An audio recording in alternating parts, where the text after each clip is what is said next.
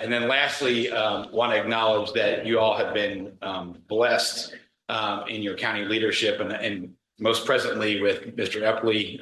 Really appreciate your leadership all the time, especially these last 6 months that have not been easy. And all of the school really appreciate you and your team and all the great work that happens in the county. So with that, I will get out of your way. Our team is ready to serve if you need anything these next 2 days, and I hope you have a lot of fun.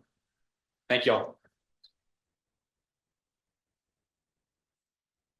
Thank you, Kevin. Again, we appreciate you being here to welcome us this morning. And again, I welcome all of you here. I do have my microphone on. Can everybody hear me okay? Okay. All right, Madam Clerk. Might be a bit much. Roll call. All commissioners are present. County manager, along with numerous staff this morning. Thank you to all our county staff for being here. Appreciate your support of these meetings and our discussions together. I remind you to silence your mobile devices this morning if you have those. Take care of that right now, if you will. And speakers, if you are speaking, please be sure to use microphones so that you can be heard throughout our time today. And again, thanks to Kevin and his team for helping us this morning. Brings us to item 2 of the agenda, approval of the agenda, and I would entertain a motion to do that. Approve the agenda set. Thank you, Commissioner Stroud. All those in favor signify by the uplifted hand. That is all of us. Thank you, sir. All right, item number 3, capital improvement plan update. We'll recognize our county manager, Mr. Brian Epley, for that update. Mr. Manager.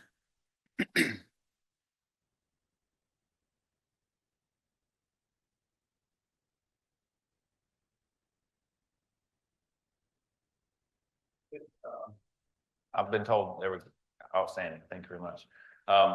So I too would like to just first say thank you to our board for being here this morning. Thanks to the School of Math and Science and Math for hosting, Caleb for the IT help, all of our staff for being here. Kicking off what I consider 2 of the most important days of our entire operating year. The goal of the next 2 days is really to give direction, allow our board of commissioners to give direction on critical policy as we work through the budget development process. We started back in really late December, early January. And I think we all know that the idea of strategic planning is a fluid process that never fully concludes. We start with diagnostics and investigation and policy development, implementation, and then you start to measure really constantly the impact of that into your operational plan. But as we began down the journey for the budget for Burke County government for 2025-2026 fiscal year, which will be in July, the next 2 days and the agenda items that we have to talk about, I think, are really the tools and the mechanisms that we have, again, to understand the board of commissioners' priorities. So we're excited about that. We've put a tremendous amount of work into preparing the information that you're going to hear over the next 2 days. As Chairman said, the first item on the agenda is a capital update. Following this presentation, you'll have some more information on public safety strategic plan, which we'll talk about as we move through this morning, as well as your water sewer asset inventory analysis. And then we'll conclude today with talking about a new policy idea that I think encompasses the priority of our board to continue to identify ways to engage with our community and have open communication and all those type of things. But tomorrow will be more about focused on economic development and some code changes that we think the board should consider and give a direction on, and then we'll conclude that with a full-blown budget pro forma. And then all of the information that you hear today, compiled with what you receive tomorrow, will lead you to the conclusion, which is where you actually give us direction. And we've done this same kind of process for the last 2 years, and it's worked really well. The board strategic plan for the current operating years over here, I know Commissioner Stroud and I were talking. He said, am I supposed to be able to read that? And no, not yet. I know that it's kind of small print, but the idea tomorrow is that board members will be able to give direction and prioritize existing goals or maybe new goals. Right, currently, the board strategic plan has 5 focus areas. Maybe there should be 4, maybe there should be 6 or 7. We know that each of those focus areas have specific goals. Largely, a lot of those may have been accomplished over the last year and need to come off. There may be new goals after you hear the information that you're going to receive today and tomorrow that you'd like to add. And then each of you in the back of your book, Madam Clerk tells me that that's where you have 11 dots. So those 11 dots will be your way of allocating what you see as the top priorities. And then we'll go finish the budget process. I would tell you today, we're probably at about 25 to 30% through. We've done some basic revenue forecasting. We've done some, we've met with about 15 or 16 of our operating departments. Our, what we call tier 3 departments, our bigger departments are yet to come. We still have education. We still have a lot of other regulatory and risk management profiles to meet with and to forecast. But we know more now than we did in January. We'll know more in April and May than we know today. But I think we know enough to give you at least an idea of the available resource allocation that may be available to us as we move forward. So keep in mind, I'm going to walk through this capital update. Following this update and direction that you may give us this morning, as well as the prioritization that you may do that you will do tomorrow. One board that's not up here today, but will be here tomorrow when you begin dotting, will be dedicated only to capital. In years past, we've had dots just for capital and dots for operational needs. This year, they're all together. So you all can really over prioritize or place a higher level of priority on capital or on the operational side. And I think that's up to the budget or up to the board. But following the direction that you give us, we'll finish drafting your capital improvement plan. 2 years ago, we drafted the first ever long-term, and we try to take a 5-year snapshot capital improvement plan for Burke County. And that's what I want to give you a brief update on where we are. And then based on the direction that you give us today and tomorrow, we'll update that plan formally for this year's budget and provide that to the board over the next 30 days. So that's kind of where we're going. Again. There we go. So just briefly, some housekeeping. The idea of this capital improvement plan, again, we're on year 3, and every year we reset it and recalibrate it, trying to forecast over the next 5 years. What things do we know? We know that capital planning is fluid. Priorities change, revenue projections change, cost estimates change for funding new projects. So the idea is that we're trying to put in a formalized way, what are the priorities of the board from a capital project perspective? What are infrastructure needs we have? What are equipment needs we have? Let's forecast revenues, try to pair those together, and then also associate a timeline to that so that we can be very programmed in our resource allocation. I think that it's important to say when we're putting those priorities together, there's 3 fundamental components of what I would call comprehensive master planning. You have to understand the space you may need. When you're talking about building stock, square footage is expensive, and space is not only critical to buildings, but it's contextually, that's also capacity for other types of equipment and capital needs. We need to understand the structural integrity. What is the current condition?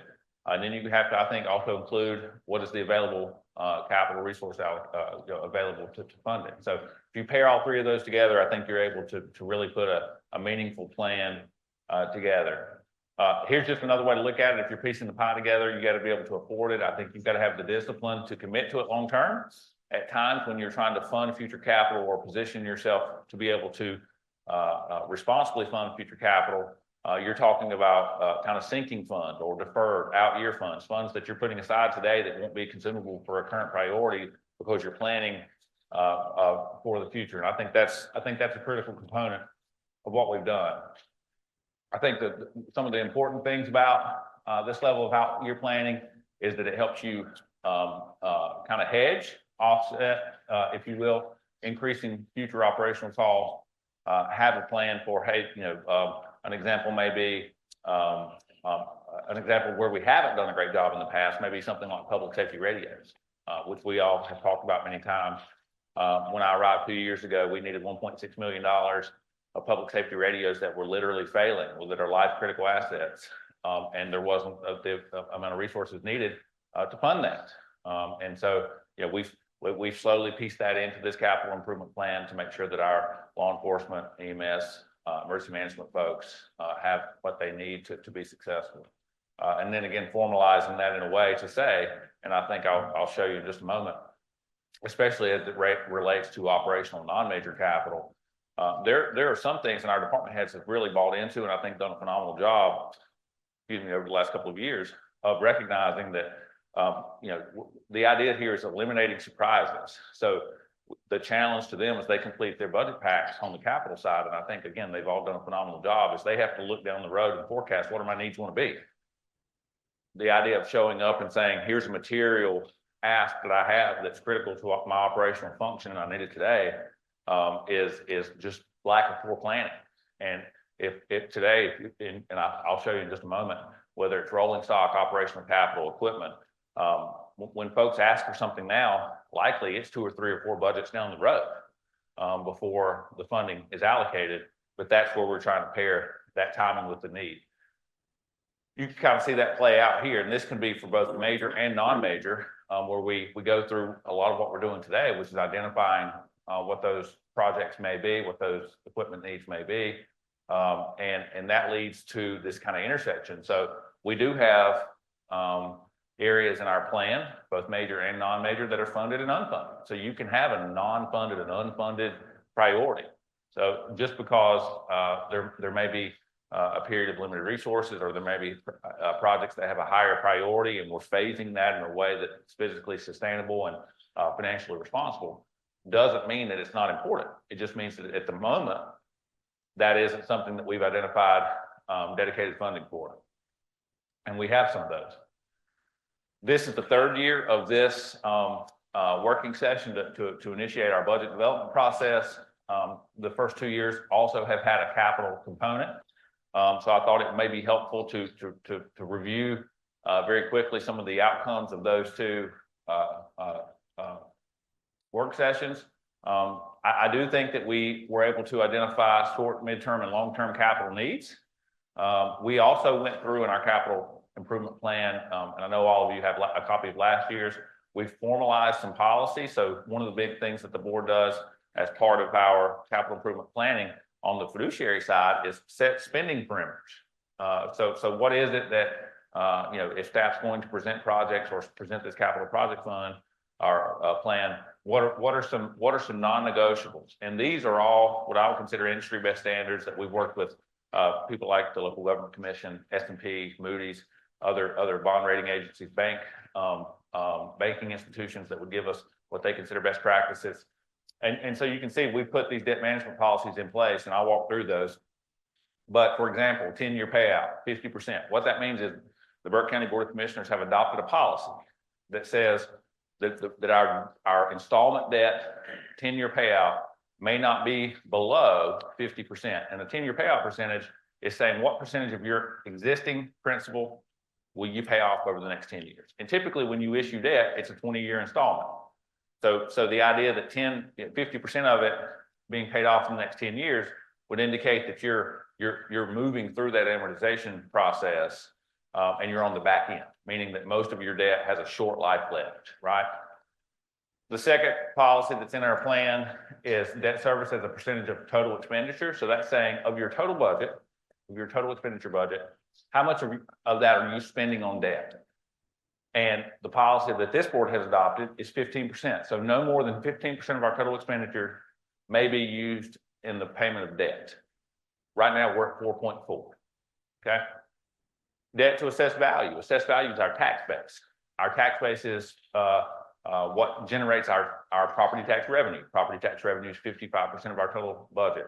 So this is our tax base is one indication of our ability to generate revenue, called that revenue capacity. And we have a policy that says that our total amount of principal outstanding debt may not exceed 2.5% of our assessed property value. Our assessed property value is about $11 billion right now. and our total outstanding debt is about 0.3%. We also have a minimum fund balance percentage. We've talked about that many times. And as we've gone through the plan the first couple of years, I'm moving on to number 3 here. I do think that we have identified and prioritized funding sources starting with non-local dollars. We've leveraged, I believe, federal and state grants in a very substantial way. And then the budget or the board directed us to put that all of that into a formal plan that identifies short, mid, and long-term projects, identifies timelines, identifies funding strategies, as well as these key spending policies. So quickly about our specific plan, and we've talked about this idea of it being fluid. I put this in here to say the plan has both major and non-major. Major would be projects that are going to cover multiple fiscal years or be what I would consider a material funding allocation. So buildings, some of the buildings we have going on, the courthouse, animal services, our EMS base, those are what I would consider material and major projects. There's non-major, which will be things like we need a roof. There's a roof being that's in process for the Morganton Senior Center. That's a capital allocation that's in our plan. That's a non-major component. We also have rolling stock, and the idea of capital planning again is that it's fluid. Priorities change, so we may set aside a certain allocation for a future project, and then something we didn't anticipate or that couldn't be anticipated identifies itself, and we have to reallocate those resources, and really that happens real time. I mentioned funding sources several times. We have a formalized policy that talks about how we fund capital projects. We first always look for grant funds, and the vast majority of the major capital that's been funded over the last 2 years and that's in our plan today comes from federal and state grants, the vast majority. We did establish 2 years ago, again, with the idea of removing the volatility from capital funding. One of the things that I noticed about our budget and about our financial statements when I first came is that there was total volatility in our capital spending. So 1 year it was down, 1 year it was up, 1 year it was down, then it's here, and we seem to be in a very reactive mode. So to offset that and to kind of flatline it so that we could do a better job of forecasting needs and pairing that with revenue was to create a capital reserve. So we have a capital reserve fund where we're saying, what are these needs going to be over the next 5 years? What does that break down to annually? And what's a reasonable and responsible amount to set aside every year so that you're able to keep up with this deferred maintenance idea? We do about 1.1 cent. That equates to about $1.2 million. And you'll see that here in a moment. But that's how much we're allocating for this out year capital so that we don't have knee-jerk kind of surprises. The third priority or third stem in our funding ladder would be pay as you go. So if something is being funded not through a grant, that's not in our existing capital reserve, pay as you go basically means cash on hand. What is your working capital capacity? And we try to fund priorities through that. And then lastly, and something that I think the county's been very responsible in managing is debt proceeds. Meaning if there's a priority of the Board of Commissioners that's not funded through one of the first 3 avenues, debt proceeds, and there's a variety of different types of debt that local governments can issue. There's general obligation debt, which is backed by the full taxing authority. There's limited obligation, there's general installment, there's bonds that can be issued. So there's lots of different options under that, but all of those would be encompassed under the idea of issuing debt. Currently, this is the footnote from our audit about what our debt portfolio looks like, broken down between governmental activities and business type activities. As a reminder, business type would be water, sewer, and solid waste. I draw your attention to the top of the screen for governmental activities. And what you'll see is there's 7 or 8 lines there that add up to about $83.9 million, but only $34 million of that is actually real debt, right? That's the county borrowing money to do something. Everything else up there is a non-cash accrued type of long-term payable.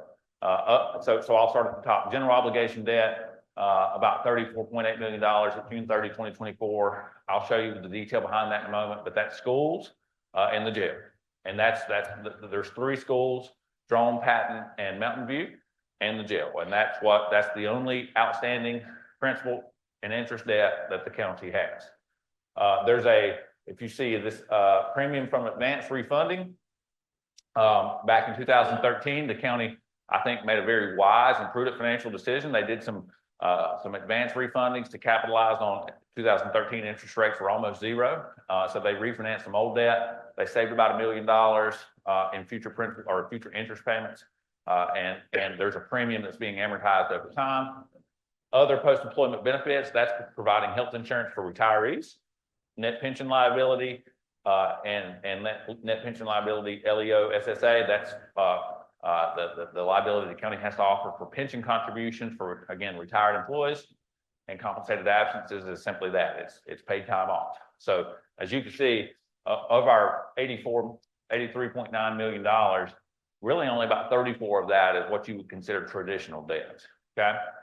Same at the bottom, of the 8.6, only 979,000 is what you would consider traditional debt. Here's the policies that we talked about. This is the actual language that's in your capital improvement plan. This is the language that the Board of Commissioners has formally approved. All of this is subject to your review and modification each year. But again, I would consider the ratios and the analytics that we have recommended and approved to be industry best standards as it relates to 10-year payout, debt service percentage, and assessed value. This is what adds up. This is the principal portion that adds up to our total debt outstanding. You can see we owe about $13.7 million on the jail due to be paid off in 2037. Patton Drawn and Mountain View, you can see Patton and Drawn will be paid off next year. And that'll create about $4 million or so, $4.5 million of annual cash flow. Now, I'd point out the school debt is paid for from a totally different pot of money. The North Carolina lottery proceeds and a specialized sales tax pays full debt service for the school. So there's no local money per se that is paying for, no local property tax money that is paying school debt. Right now, as I mentioned, our percentage of general fund is at 4.4%. Your policy says we have to be lower than 15%. And you can also see, this is the pointer, yeah, here, this is when the Patton and Drawn debt service concludes. So we'll be, even though and that won't really impact county affordability, again, because it's funded from a different source of money, but it will reduce that debt service expenditure. Here's just showing, again, remember we're at 4.4% of our, gotta remember that's at 4.4% of our total general fund expenditures being allocated to debt service. This is just how S&P, for example, rates that. They say anything lower than 8% is as strong as you can get. So when they're doing your bond rating component, or which is essentially the accountant's credit score, they look at these type of ratios and they would say anything lower than 8% is as good as you can do. This is our 10-year payout over time. So you can see as Patton and Drawn are paid off, as the other debt instruments reduce, we get closer to having 100%. We arrive at 100% of our at 100% 10-year payout at 2030. Currently, we're at 78.5. Your policy says we need to be above 50. Here's how we compare across the state and across the nation at 78.5%. And you can see we're incredibly strong. S&P says anything higher than 65 from a scoring perspective is as well as you can do. All right, some of our non-major capital that's in the plan for consideration that will also be encompassed in the budget for next year, meaning these are projects that will be flowing through our capital reserve fund that's funded through that 1.1 cents. There's HVAC replacements at Foothills. There's a tremendous amount of rooftop units, about 20. Most of them have already been replaced. Additional units are being evaluated, and we're including funding for at the time that they're ready to go. That building also needs a roof. It's a total cost of about $1.2 million. That was put on our list really last year as a need, and we've been monitoring that roof real time since then. When we were replacing rooftop units, that was a good time to evaluate the roof. And so this will be year 2 of 3, and it'll be planned for full replacement the year after that. Our courthouse, as you all know, we toured that building last Thursday, and I'm grateful for that time. We'll talk about that project specifically. That's about a $3 million allocation to add a courtroom, move the district attorney downstairs utilizing that bottom floor space. But there's also going to be some roof investment that needs to happen there, as well as some wiring components. That's in our capital improvement plan. So at the state level, the Office of Administrative Courts has a completely separate fiber network and information technology network that judicial officers and the clerk of court and the district attorney and all of those state officials have to use.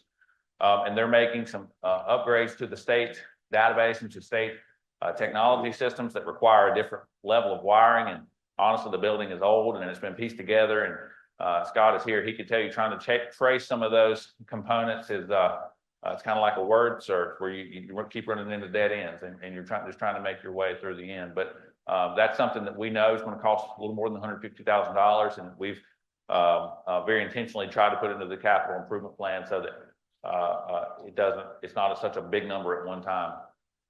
I mentioned senior center roof. That's something that was in the plan. When I look at rolling stock, currently we have about 256 vehicles in our fleet. That's a little bit higher than it needs to be. There's some that are pending surplus, so that number will decline just a little bit. Average mileage is 105,000 across those 256 vehicles.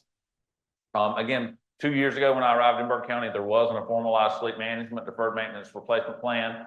And so some years you would replace 14, some years you would replace 3, and there was really no consistency or predictability, which made long-term forecasting very, very challenging. Now in January of each year, we have a ledger that's managed through the budget office that all department heads, and they've done an incredibly good job, and I'm so appreciative of it. They give us the mileage. We're able to measure on every vehicle. What's the mileage this year? What was it last year in January? How much is that vehicle being utilized? What's the condition? We're able to look at maintenance and repair records and try to, again, flatline that rolling stock investment so that to remove volatility each year. The two biggest components are about 57% of our rolling stock is in public safety. EMS and the Sheriff's Department obviously I think I was told, Chief Robinson told me we drove 40,000 miles last month. Where are you at? Is that right? 40,000 miles last month on 9 ambulances. A lot of miles. Here you can see the point of our fleet management plan. This was our first budget together, and moving forward, our investment rolling stock, we're going to try to keep it as close, kind of in the same threshold. And here's operational non-major capital. So you can see the idea is that we can predict each year in a very strategic way what the total spend plan is going to look like, so that we can avoid surprises and be consistent. Inside of your capital improvement plan, here's what governmental functions out year non-major looks like. And you can kind of walk down what the project is, what we estimate the project cost to be, what's been funded in 23, 24, 24, 25, and then what we think will happen the next 5 years. And what's most important is that we keep this number consistent and measurable. So for example, if a department head identifies something that's critical, or if the Board of Commissioners give direction for something that's going to be an out year, we're probably already starting that project in 27, 28, because 25, 26, and 26, 27 are at capacity based on what's being funded into that capital reserve. These projects that would flow through that capital reserve fund. Same for water sewer, and same for solid waste. So these are things like roll-off trucks. We have a compactor that's a Caterpillar compactor that we use literally just to create compaction of our C&D landfill. That's 40 years old, got several thousand hours on it. It's one of one. If you order it today, it takes 8 months to get it. It costs about $1.2 million to replace. We have one scale. If that scale goes down, we have no backup plan. We're going to be calling the DMV and trying to get roll-on scales.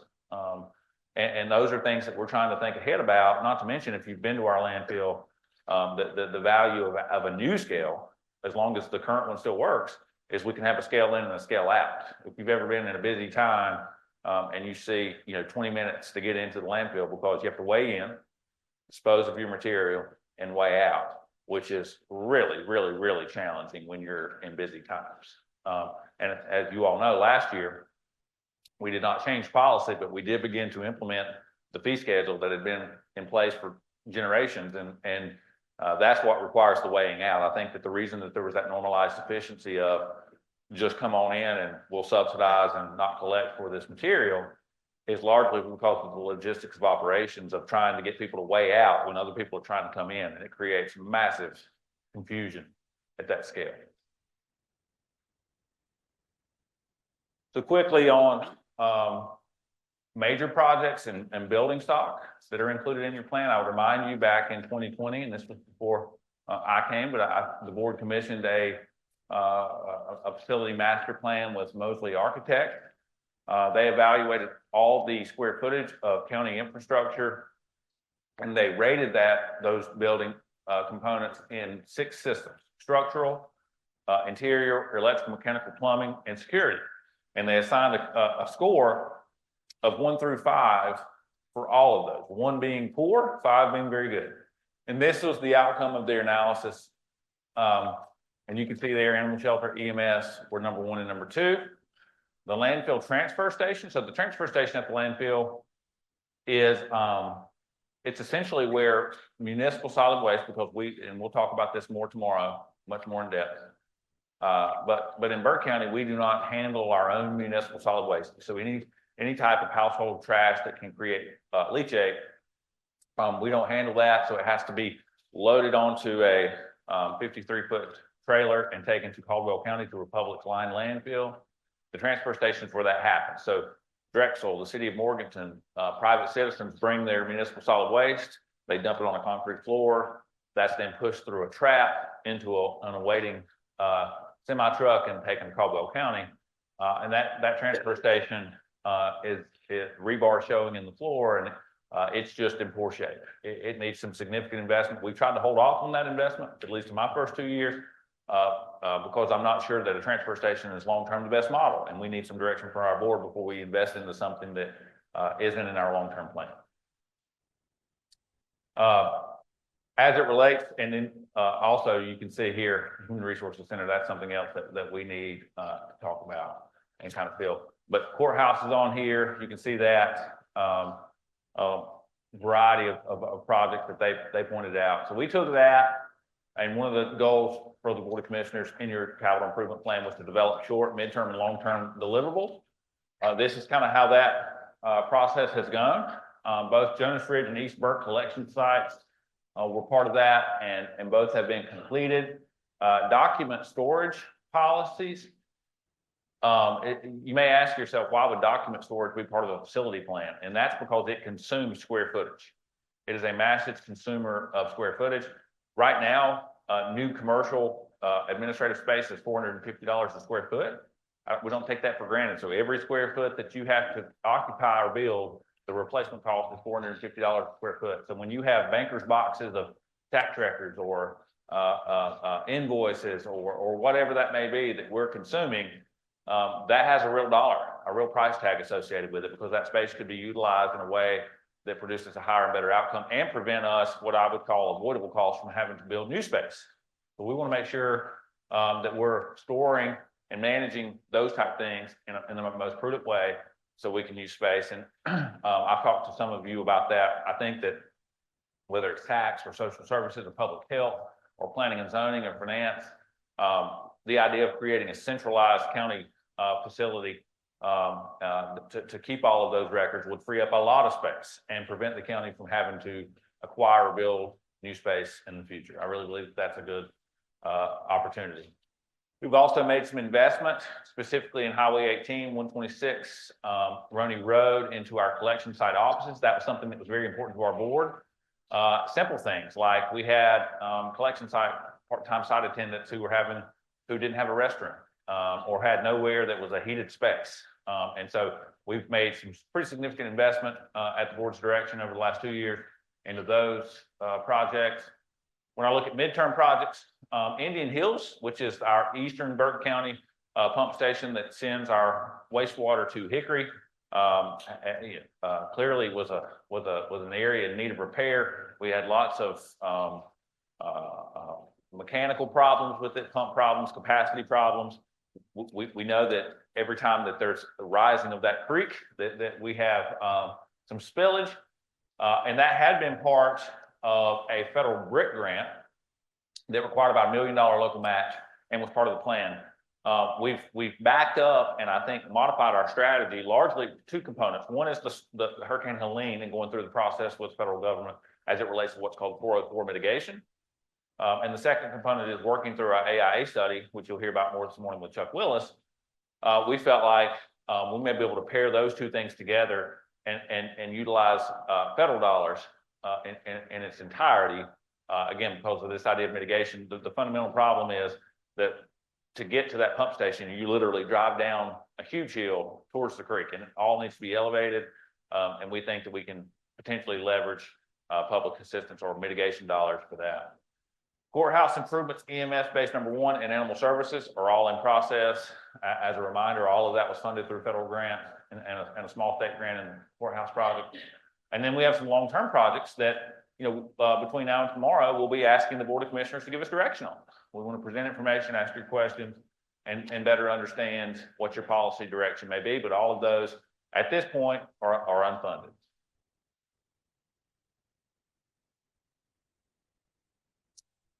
So one big unfunded project that I know that we've talked about, this will be the 3rd consecutive year that we've talked about this project, is the building at Parker Road that houses our public health and public safety folks. We toured that building last Thursday too. I appreciate Corey and Danny allowing us to walk through and put eyes on what we see. It's one thing to read it on paper. It's another thing to marry the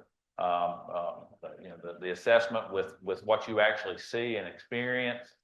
But that's the county's largest operational building. And there's about 249 employees that work in those two departments. Currently, the building also houses the Burke County Public School Administrative Team. They occupy about 14,000 square feet.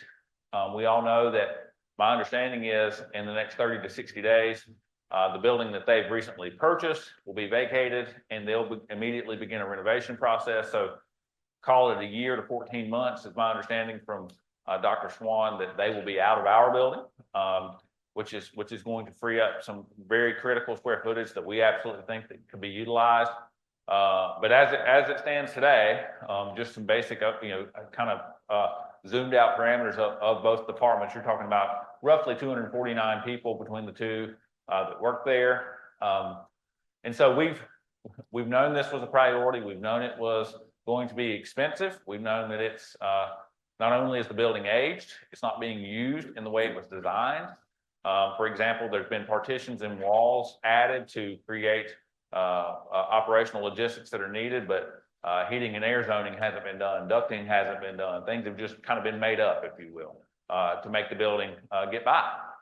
So the first thing that we said is how much space do we need? We talked about space being $450 a square foot. So you don't want to overbuild it or underbuild it because that's expensive. We know that there's roughly 20 employees that work in the Department of Social Services, Adult Protective Services that are in the building there on Avery Street, across from the County Administrative Building. I think that's 201 Avery. There's about another 29 folks that work in Economic Services that work from home because we do not have space to put them. And then there's other folks in that building that are operating out of broom closets that are in spaces that weren't designed for people. So the first thing that we did over the last 12 months was we contracted with a firm called Chin Planning to say, what is over the next 20 to 30 years, how much space should we plan for? And remember, the building's about 62,000 square feet today. So they did staff planning, they did surveys, they looked at historical, primarily this building serves people who are on public insurance and Medicaid. So they looked at those federal policies and state policies and the percentage of growth of participants. And that firm concluded that we needed about 90,000 square feet. Again, today we have 62,000 square feet. So that's a significant change from what we have. Of that 62,000, about 52.5 is on the first floor. We have a small portion that's on a secondary floor. And you can see just the rough layout here, how that building flows. So what we've tried to do is come up with options, and maybe there's more options. But we put a lot of thought into, and Greg Melton is here with us this morning, Mr. Chairman, with your permission in just a moment, I'll ask him to come up and not only talk about these options, but also give the board just a brief update on Animal Services, EMS, and the courthouse, which he's involved in as well. But again, maybe more options, but the options as we see them today, if the board gives direction to renovate or invest into that building in any way, option A would just be new construction. We think that's going to cost about $45 million, which is obviously an incredibly significant investment. LOBs, that means limited obligation bonds. That would be the funding mechanism likely most effective. Option B would be an adaptive reuse of that existing space. So renovating the existing space along with some additional square footage to get to that threshold that the space plan identified that would be needed over time. Option 3 would be, we have, and we toured this on Thursday too, we have about 37,000 square feet of unutilized space at Foothills Higher Education Center, which is a very adaptable building, easier to modify. And then option 4 is just a reuse of existing square footage, so that we know that, and I'll walk you through this in just a moment, but we know that the public school system will be moving out in 12 to 14 months. That'll free up 14,000 or so square feet. If we had the ability to renovate, this would be kind of what I'm referring to as a phased option. So I think it's a responsible option. I don't think that it's ignoring future space allocations, but I do believe that, and again, I don't want to put words in Mr. Melton's mouth, but I do believe that the structural integrity of that building is solid. I think some of the mechanical systems are in good shape. And if we can expand or add square footage today, I think that we could also do that in the future. So phase 1 would be renovation of the existing space. Phase 2, at the appropriate time, if additional space is needed, we would add that then. And we logistically, as we're doing the adaptive reuse project now, we would position functions, departments, people planning for a future expansion. Maybe that's 15, 20 years down the road. Maybe it's not needed. We'll see. I think there has to be some level of speculation about the amount of square footage. Here's just some rough anticipation of cost where we came up with those numbers. The 90,000 square feet at $440 a square foot. We have a high and a low range here. Same for the addition. The renovated cost is at $175. The new construction cost is at $440, with a little bit of contingency and design and engineering, where you come up with the roughly $30 million. Here's just pointing out the Foothills Higher Education Center. What's the total? The 117,000 square feet is the total building. The community college is using about 80,000 square feet of that. So that leaves the county about 37,000 that's not being used regularly. And here's a quick analytic of potentially what option 4 could look like.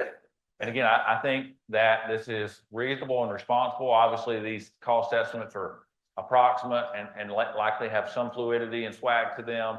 But the general idea is here that today we have 62,000 square feet. 14,000 of that's being used by the school, which leaves 48,000 for our staff. We have roughly 249 FTEs. 20 of those are in adult protective services and 29 are working from home. So really we have 200 people working in the building every day. If you divide the 48,000 by the 249, roughly right now, we've allocated about 240 square feet per FTE that's operating inside the building.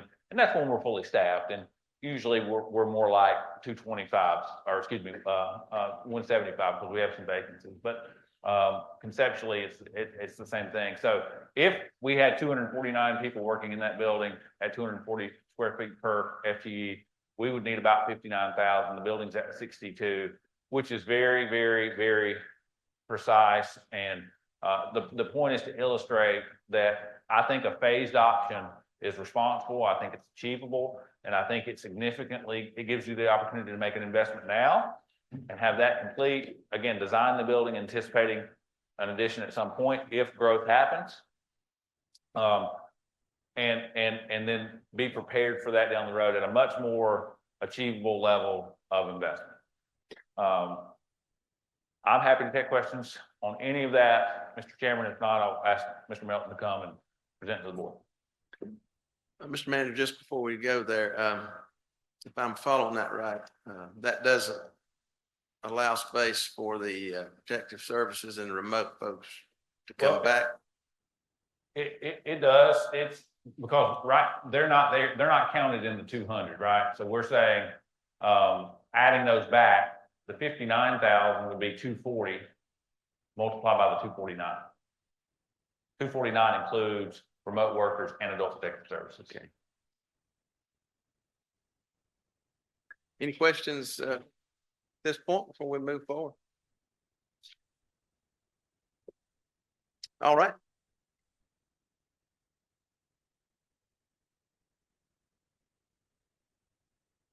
I don't know. Yep, sounds like this mic works. I honestly don't have a lot to add to that synopsis. That was, a lot of the points that we talked about on the tours that we had. And I think that, the root question is, identifying whether, this building is a good candidate for renovation. I think is, step one. And, we've been through the building several times and, there was a major HVAC upgrade in 2013, and a lot of these systems that were upgraded at that point are very appropriate for this type of building. Structurally, the structural heights, column grid, roof structure are very appropriate as well. So I do think there's a lot of things going for it that would make it a good candidate for, potential renovation like this. And I think, looking at, the long-term goals and potential expansions as well as what is there currently, is really the approach that needs to be taken, as Mr. Epley illustrated with his synopsis of this. Is, where do we potentially see department growth in the future, making sure that we set up the design as of the scaled down version of just renovating the current facility, day one, set ourselves up for those future expansions. And then I don't think that we've necessarily wasted any dollars or done anything that shouldn't be done at this point in time with just a renovation of the facility that is there. There could be possibilities for small limited expansions, as part of this phase one, just to change the appearance of the building, if those are goals that the commissioner set forward. But I do think that there are a lot of possibilities with the current building and the departments that would probably occupy that building.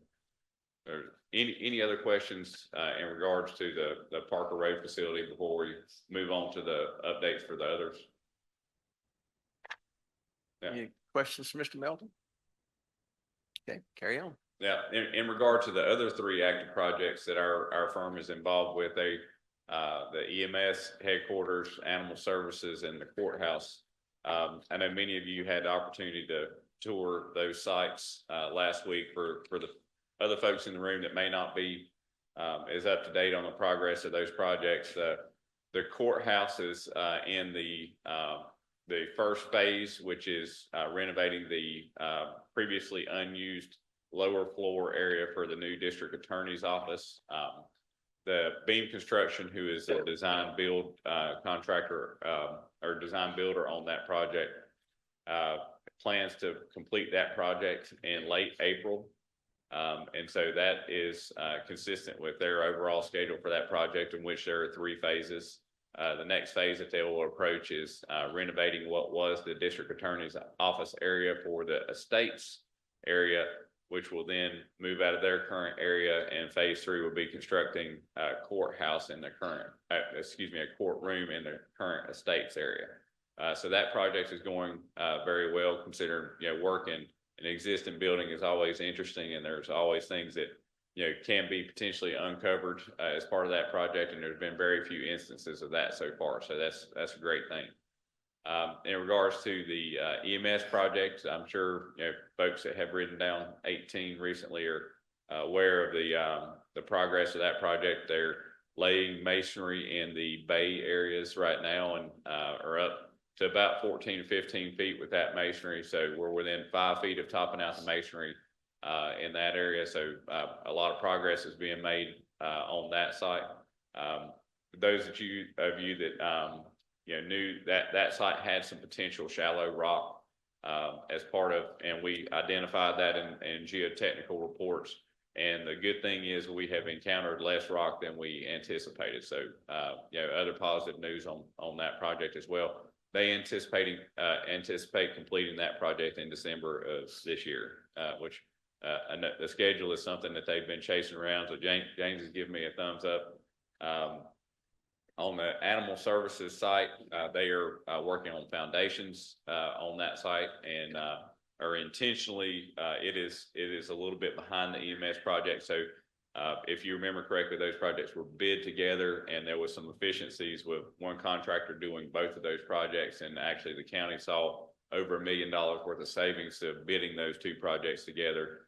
And so they are staggering the construction of those projects so that some of the crews that are working on EMS will roll into animal services for cost savings. They anticipate completion of that project in early first quarter 2026. So it is on schedule. Both of those projects found what little good weather there is in late fall, early winter for grading, and I felt like they hit some dry weather to move a lot of dirt. If you've been by either of those sites, you've seen how that grading took place. And so when we get into the freeze thaw cycles of January and February, you don't want to be grading in those times. And so most of the critical grading, I think, found a good time period to be completed. When they mobilize in the late fall. So, anybody have any questions on those projects? I think we're good, Mr. Melton. Yeah, thank you. All right, thank you very much. Well, I think at this time, got a lot of good information here. Just kind of an overview, Mr. Manager, as I look at it, being kind of the old guy here. It's mighty nice to see a number of check marks that have been many years in the making, really. And it's nice to see some of that coming to close in this next year or so. But that doesn't mean there's not plenty of challenges ahead of us. And we'll be hearing a lot more detail about those, I think, the rest of today and tomorrow. So let's take about a 10-minute break, and then we'll come back and start out with water and sewer, I believe. Yes.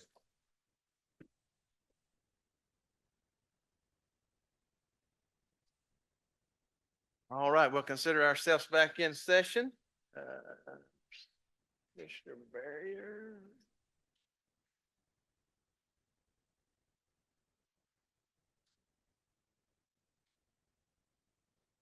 Yeah, all right, Mr. Manager.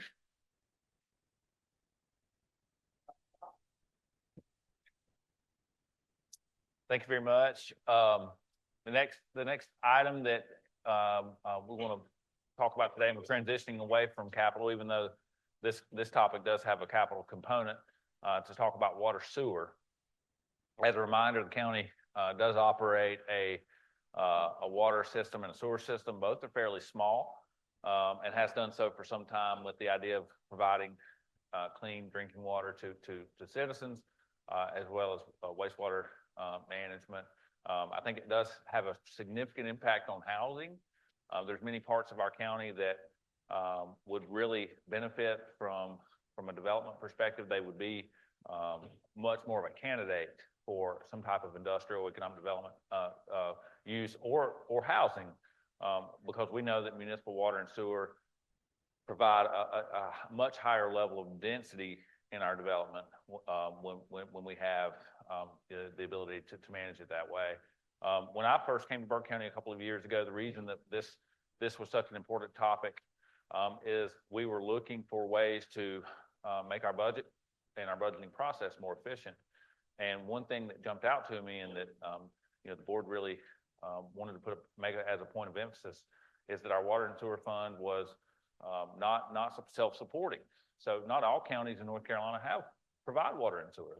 Matter of fact, it's a I wouldn't call it a rare service, but it's not also a very prominent county service. It's typically there's sanitary districts or a municipal benefit In the absence of those, counties do pick it up, and it's usually in more rural communities.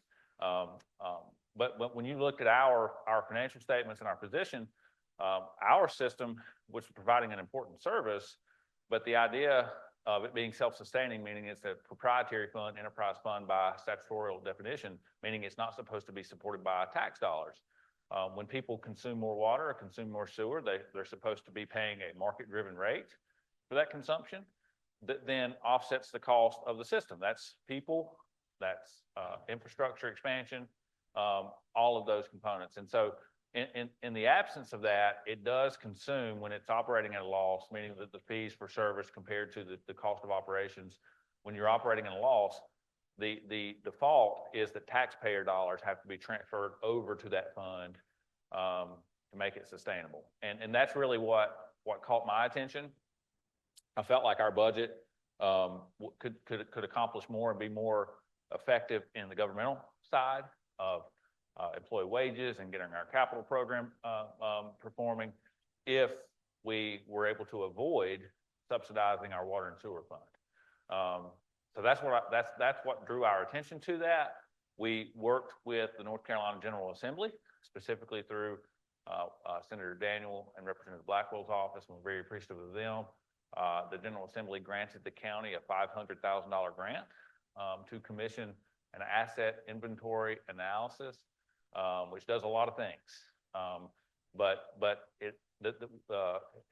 Chuck Willis and Willis Engineering are here to talk about what that study looks like. They were at our work session last year. Chuck and I were we were at the lake last year, and to talk about what it is that we're going to try to accomplish.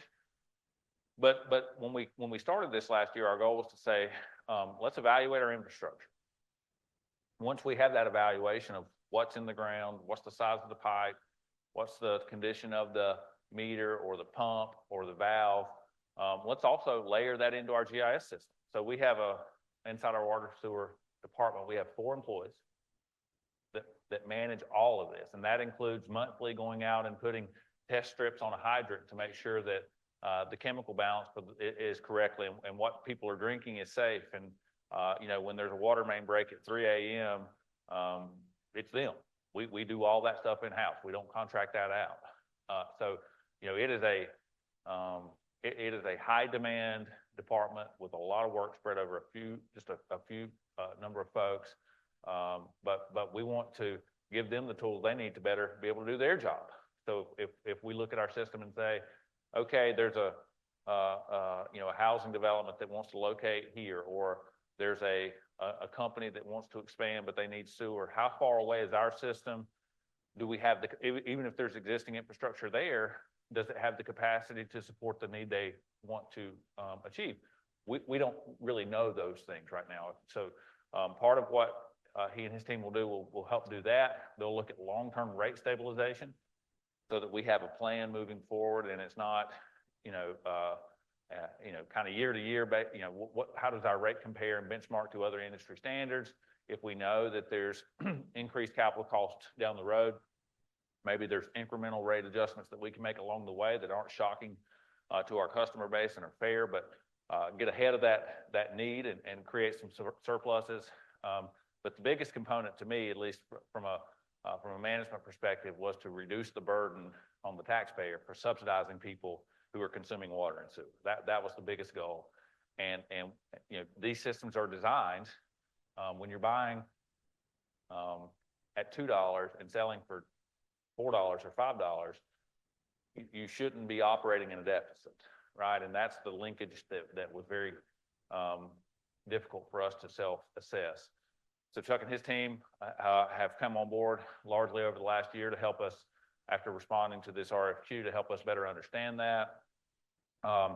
When you look at some of the data and some of the numbers about our system, on the water side, about 6,500 on the sewer side, and that number is a little bit misleading because some of those customers are municipalities that also provide customers. But what I'll draw your attention to is this far right column. And this was before we engaged with Willis Engineering and pointed them in the direction. This is one of the first things that I showed Chuck. He came to our office and said, what are we trying to accomplish here? what's the full-blown AIA and all that stuff. And I said, well, I mean, every gallon of water we sell and every gallon of wastewater we process, we're losing money. The best thing we can do is just stop. Let's just stop it all day until we figure it out. Obviously, that's not realistic. We can't do that, but we've got to make, very, very intentional changes in our system if we expect to see different results. Here's the loss year over year. I'm happy to report in 2024 was the first year of positive cash flow in a long time. Part of that was some flow monitoring with the city of Hickory. We haven't yet made infrastructure changes. So as we talk about today, some of these unaccounted for, both on water and wastewater, that's going to be, I think, the biggest change in our system, and that's going to require potentially investment by the county, but potentially also investment by some of our municipal partners. So there's folks that feed into our system, and I think we'll all see kind of where the study's taking us when we see some of the data. But I think at times the county's paying for water that may be in our sewer system that's being treated, that's not created because of failure on the county's infrastructure side. And it's those type of things that we've got to properly diagnose, understand, and remedy so that we can make a more material change. Here we're just talking about all the components that were included. I mentioned earlier that the Indian Hills Pump Station strategy had been modified largely because of Hurricane Helene and the opportunity for 404 mitigation, but also as a component of this AIA study. And I'll transition to Chuck, Mr. Chairman, in just a moment, but these stars represent flow monitors that were installed for a few months over the summer to give us some idea of the impact of rainfall. I think that helped draw our conclusion, and he'll talk more about this specific chart, but I just think it's fascinating to say you can see the spikes. And at the end of the day, 23-24 versus 24-25, both on the sewer or on the sewer side, for what we're paying to be treated. And as you all know, Burke County government does not treat our own water or our own sewer. We buy water from a variety of providers, primarily from the city of Morganton. Valdez and the city of Hickory do our treatment. So we're a purchase sewer system. And you can see last year, really first time that we begin to close that gap on what we're buying and selling or what we're paying to treat versus what we're billing. But I'm happy to answer questions from the board, but I just wanted to give a little bit of context of where this AIA study came from, why we felt it was important to commission, how it's paid for, and then I'll let Chuck and his team and tell us about what their findings have been thus far and what next steps may be. Is that fair? Good.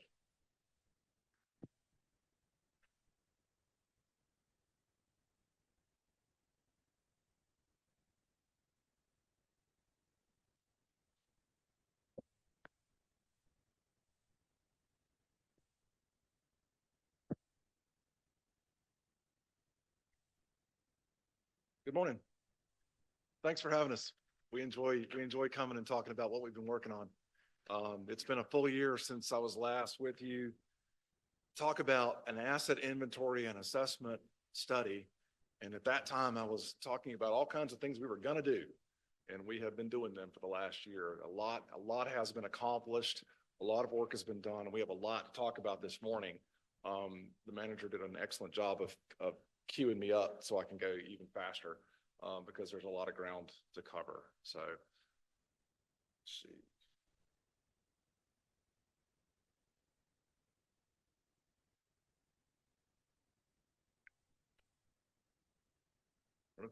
Did I do that or did you do that? There we go. Awesome. A little bit of background on the study and about us. I'd like to sort of talk a little bit about why you do these types of studies and give a little bit more context from what the manager provided. And then I'm going to share the podium today with Sydney Potter. Sydney has been with Willis Engineers for about 9 years. We were just remarking that we're all a bunch of NC State engineering graduates, so we all speak the same language. And she has done most of the heavy lifting. She has a team of folks that have worked in the field with her, and a lot of the in-field analysis and data analysis was done by Sydney. But we've been working together as a team. So we'll share with you what we've done, what's coming up and what, what the next steps are in this analysis. But a little bit of background first to tell you about Willis Engineers. We're a small consulting engineering company in Charlotte. The firm was actually started by my dad back in the 60s. I've been with the company for 35 years now. He's long retired. We have a team of 10 people, and all we do is water and wastewater for local governments. We don't design bridges and roads or do land development work or any of that kind of stuff. We are just water and wastewater folks. And we only work around the central part of North Carolina. So we know most of the municipal systems in the area. We know most of the utility directors and folks that run these systems. And that's our thing. We really enjoy the municipal and county water and sewer systems and have grown to understand them quite well. And that's our core business. As Brian mentioned, it's not the most common scenario for a county to be in the water and sewer business. We think about water and sewer mostly from a municipal standpoint, and you have a number of municipal water and sewer systems in Burke County, and we are partners with most of them. But why would a county get into the water and sewer business? And the long and short of it is there's usually no other option. It's usually a scenario where we're trying to provide service to an industrial development or a residential development that lies outside the municipal boundaries and isn't candidate to be annexed, or some other outstanding factor. We'll have one example that we'll look at here in the county extended sewer service to a school, which was well outside anyone's municipal boundaries. So usually a county gets involved in municipal or water and wastewater business out of need. And that's important. And we're going to look at a couple of examples why that's important, because it oftentimes means that a county water and wastewater system is kind of spread out. It's not like a town that has a core development and the infrastructure is nice and compact. We have these long arms that reach out through the county to provide water service or to reach out and collect sewer service. And it makes those systems a little bit unusual compared to their municipal counterparts. So those will become important factors as we look at the systems. As the manager mentioned, also, you have a tremendous benefit from the legislature, in the granting of a $500,000 state grant in the annual budget. That was huge. The North Carolina Division of Environmental Quality has placed a priority on water and wastewater planning for several years. They've thought that was a good program for them to invest money in because there were so many systems that weren't putting any money into planning. And the first step in the planning process is knowing what you have. So they saw fit to grant a couple $100,000 here and there for all of these systems to do what they call asset inventory and assessment plans. And what they're really asking these systems to do is get a handle on what they got. What kind of pipelines and systems do you own? What kind of condition are they in? Because that's the first step towards capital planning. And then capital planning is a step towards financial planning. And that's really where the whole process is headed. So you are well ahead of the game by having a larger grant than most municipal systems receive during the normal or regular funding system. So let's talk about a couple of definitions, because this can get confusing when we start throwing around terminology. The term asset inventory and assessment is exactly what it sounds like. It's an inventory of the things you own and an assessment of what kind of condition they're in. And when the state was making grants to these various systems, they really wanted them to begin with this step. Thus, we have the term asset inventory and assessment. You're also familiar with the term capital improvement plan. You just finished talking about countywide capital improvements. We use this terminology as well as in the water and wastewater world when we're talking about things that need to get fixed or added or replaced. And we try to have a long-term plan for those replacements and organize them in a capital improvement plan, CIP. If you take that process one step further, which is what we're going to do, we're going to also include long-term financial plans. And when you combine the asset inventory and assessment process with a capital improvement plan and a financial plan, you get to what we refer to as an asset management plan. And that's really what we're doing. Because you were granted so much money, we're able to go far beyond what the state normally funds in an asset inventory and assessment and actually develop what we call an asset management plan. So that's our goal. That's where we're headed with this process. And last year, I shared with you a framework for how we go about doing this. It's basically five steps in a process. And we're about finishing up the number 3 step in that process. So we're 60–70% finished with the framework. The majority of the actual work has been done. So the actual expenditure of time and energy is well beyond 60%. But as we work our way around the wheel, this is where we are. So today we're going to talk about those current assets, what you own, what kind of condition they're in. We're going to talk about whether those assets can provide adequate service to your customers and how much additional capacity is available for new customers. And Sydney's going to go into some detail on that. And then we're going to talk about what makes certain assets more critical than others. Where should we focus our energies and our money to make sure we get the most bang for the buck as we roll forward. Continuing on the process later, we'll talk about this at the end of our discussion today. We're going to talk a little bit more about long-term planning, long-term financial planning, and how that's going to play out over the next few months. So let's talk about the water and sewer systems, some maps and statistics, because it's fairly complicated, and we need to have at least a little bit of understanding of how complicated it actually is.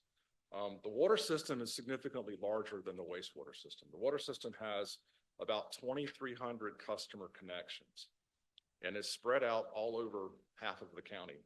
We'll look at a map in a minute. It includes about 100 miles of pipelines, 1,000 valves controlling those pipelines, 386 fire hydrants, and probably most importantly, 5 storage tanks and 8 booster pump stations. So that's a lot of physical assets, particularly to be maintained by 4 people. So that's an important part of the program. Here's a map showing the general location of everything, and the water system is actually broken up into 3 individual systems. 2 of them are very small. The little red system up there near Rutherford College, very, very small little system up there, we refer to as the Omara system. It only has a few customers on it, and that includes Omara. Another small system in the northeast over near Roadhus, we refer to as the Airport Roadhus system. It's only about 5 miles long, and again, is a fairly small system. The majority of your customers are in the larger system that's shown here in blue that we refer to as the Burke South system. That's 94 miles of your 100+ miles of distribution system. So that's where most of the customers are. And you recall I said counties often provide water and sewer service when it's outside municipal boundaries and can't be reached. Here's a prime example. You see the colored shaded areas are the various towns and cities. Morganton, Valdez, Rutherford College, Colony Springs, they all have their own municipal water and sewer systems. So Burke County is providing customers outside those municipal boundaries with access to water and in some cases sewer. So those systems, if we take a look at some statistics about them, the Omara system, as I said, is fairly small. It only has 23 customers.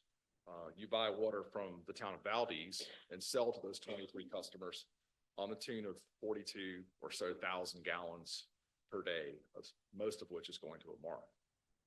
The Airport Roadhus system is a little bit more complex. You're buying water from Longview in 2 different locations and selling water to about 198 customers of your own, and then reselling water to Roadhus, who then has its own distribution system and sales system. But the majority of the water is here in the Burke South system. You're buying water from Morganton in 2 different places, Valdez and Eichard Water, and you're using that water to service about 2,000 customer connections that are Burke County customers. And that's most of the water that's being handled in your water system, 437,000 gallons per day on average. So the data set that we're looking at is the entire last fiscal year. So we've boiled everything down. These are average flows that we're looking at. As I said, the sewer system is a good bit smaller, only 185 customer connections, served by 19 miles of pipelines. There's 429 manholes, 4 pump stations that are serviced by 12 miles of force main.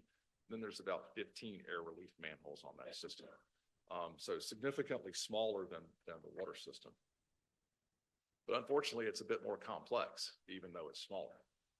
There are two basic systems, one on the west side that goes to Valdez, and one on the east side where we collect wastewater and transmit it to Hickory.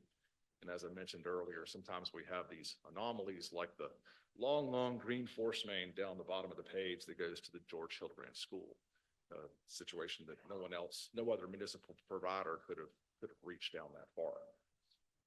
So if we look at the numbers for the sewer systems, we'll see that we receive wastewater from Rutherford College and Connolly Springs, and add to it some wastewater from a few Burke County customers, and then pump that wastewater to the town of Valdez for treatment and disposal. On the east side, we have the Indian Hills sewer section where we collect water from Hildebrand and Roadhis, and then add to it 131 Burke County customers, and transmit that wastewater to Hickory for disposal.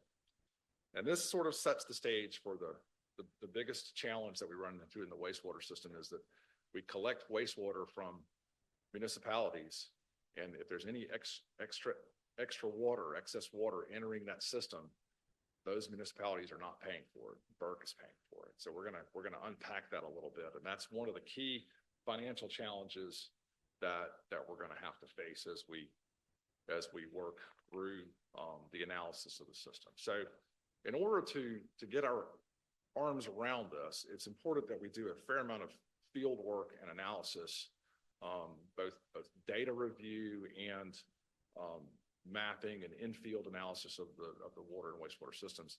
And that's where the heavy lifting on the field work comes in. And that's the work that Sid's been doing. So I guess turn it over to Sydney and let her talk you through the work that's been done, and then I'll take back over again in a minute.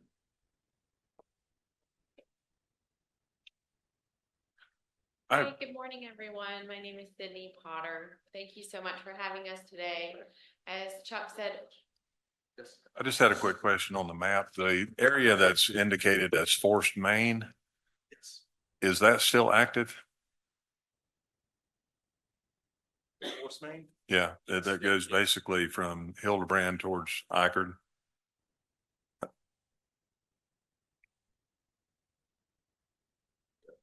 yeah, are you talking about where the line is, the green dot. arrow?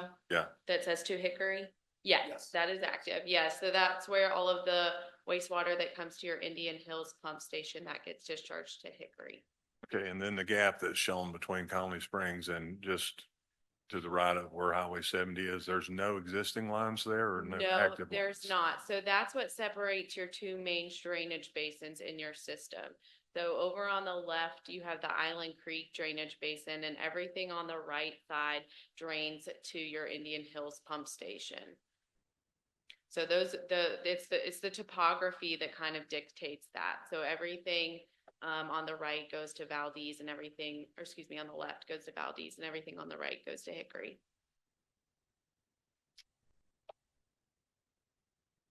Okay, I think I know where you're at. Okay. Okay, so thank you so much for having us today. As Chuck mentioned, we love when we get the opportunity to share what we've been working on. And that's exactly what I get to do, is just to kind of talk you guys through some of the work that we've been doing this past year, which has mostly been some GIS mapping and field investigations, hydraulic modeling of your system, and analysis of your critical assets. So as we go through those items, I'm going to reshare that asset management framework that Chuck shared with you earlier. And I'm specifically going to be going through the first 3 steps in that framework. And I do this so that you can see how the work that we've been doing really ties back into that framework. So the first step is defining the current state of your assets. And in this step, our goal is to answer 3 main questions about your assets. And that is, what do you own? Where is it located? And what condition is it in? And in order to answer those questions, we've used a combination of mapping tools and field investigations. So for the mapping component, we use a tool called GIS, And GIS stands for Geographic Information Systems. And this is a tool that allows us to place an object, any object, where it exists in the world. And we can define that object with descriptive attributes that are specific to the object that we're describing. So for example, a water line is going to have descriptive attributes such as size, pipe material, age, condition, length, etc. Obviously, a hydrant or a manhole, those are of course going to have their own set of attributes. So when we first started this project, the GIS files that you had for your system were very basic. For the water system specifically, the only mapping that we had was for your water lines. And although we knew there was a water line on this road, we didn't have any descriptive attributes for that water line. So we didn't know the size or the material or when it was installed. So in order to bridge this gap, we started with collecting as much data as we could. And for the most part, this included construction drawings and as-built drawings. And we were actually able to collect a large majority of the drawings for your systems, which was great and allowed us to take a big step forward in filling in those gaps and answering those questions. So of course, after we did this, there were still some question marks and some things that needed to be verified. And we were able to take another step forward by using Google Earth and a lot of field recon to confirm some of those things and answer some of those question marks. So today we do still have some question marks, some things that need to be verified by staff, but we have enough information that we've developed what we refer to as field maintenance map books. And these map books are intended to be used in the field by staff for operation and maintenance of your systems. So on the screen, you can see just an example of one of the pages from your water system map book. And you can see that we're mapping all of your assets in the system. And I actually brought with us a couple copies of those map books. So Chuck's going to pass those around. So please feel free to take a look through them. I'm also showing on the screen just an example of an attribute table, and this is for your water lines. So you can see that we've been able to fill in those descriptive attributes for your water lines, size, pipe material, all of those attributes that are critical to your water lines. So in addition to the map books, since it is the year 2025 and we do live in the age of all things digital, you're also able to use software in order to access these GIS files in electronic devices, such as a tablet or even your cell phone. So it's probably hard to see on the screen from where you're sitting, but I'm showing a map of your sewer system on the tablet. And the cool thing about this is that it's super user friendly, and I'm able to zoom in on any of the assets in this map. And right now I just clicked on a sewer line and it shows me all of the attributes associated with that sewer line. So it's super user friendly and is very helpful in the field for the operation and maintenance staff. So in addition to the mapping, we also conducted some field investigations. And the graphic on the screen is not only really listing out what field investigations we conducted, but it also does a good job of illustrating why we conduct those investigations in the order that we do. And it's because we're starting with a much broader range of inspections. And as we move forward, we're narrowing down our efforts and our searches and honing in on those areas of your system that likely have defects or maybe require just a little bit more investigating. So our first step was to conduct inspections at each of your major facilities for your systems. So for your wastewater system, this included all of your pump stations. And for your water system, this was all of your booster pump stations. And we did a thorough inspection at these facilities and to verify the condition of all of the components. So we were specifically looking at your pumps and other mechanical equipment, your electrical gear, the structures at the site, and as well as just the site in general and the safety features at the site. And we were identifying the condition of all of those components and just the condition of each facility in general. In addition, we also conducted drawdown testing at each of your wastewater pump stations. And what this does is it just allows us to confirm the capacity at each of these facilities. So from there, we conducted flow monitoring in your wastewater collection system. And the goal of this flow monitoring is to characterize the flow in your collection system and to identify places in your system that are likely subject to high levels of I&I, or infiltration and inflow. And we installed 11 meters throughout your system at key locations. And these meters get installed in a manhole, like you can see in the picture on the screen. And they use a combination of the meter itself and level monitors and rain gauges to measure the flow through the system at each of those locations. And this allows us to analyze the flow in your system, not just on an average daily flow basis, but also during rain events. So as you can imagine, when a heavy rain event occurs in a sewer system like this, we do anticipate to see some spike in flow. But in some cases, that spike in flow is much larger than what we would anticipate. And in those areas, we look at the collection system tributary to that area, and we identify it as being likely subject to high levels of I&I, or again, infiltration and inflow. And this guides us to our next step in the process, which is smoke testing. And those areas that we identified as likely being subject to high I&I, we flagged those areas and smoke tested them. And this ended up being about 50,000 linear feet of sewer line that we smoke tested earlier this year. And what is smoke testing? So when we smoke test, we take an apparatus and we place it on top of a manhole, and it blows smoke into your sewer system. And when we're blowing this harmless, odorless smoke into the system, where it surfaces are where there are defects in the system. So on the screen, I'm showing a couple of different examples of the defects that we found. And the picture on the right is just a broken clean out cap. We see a lot of these. We did see a lot of these in your system, as we expected to. It's a very typical defect that we see in sewer systems like this.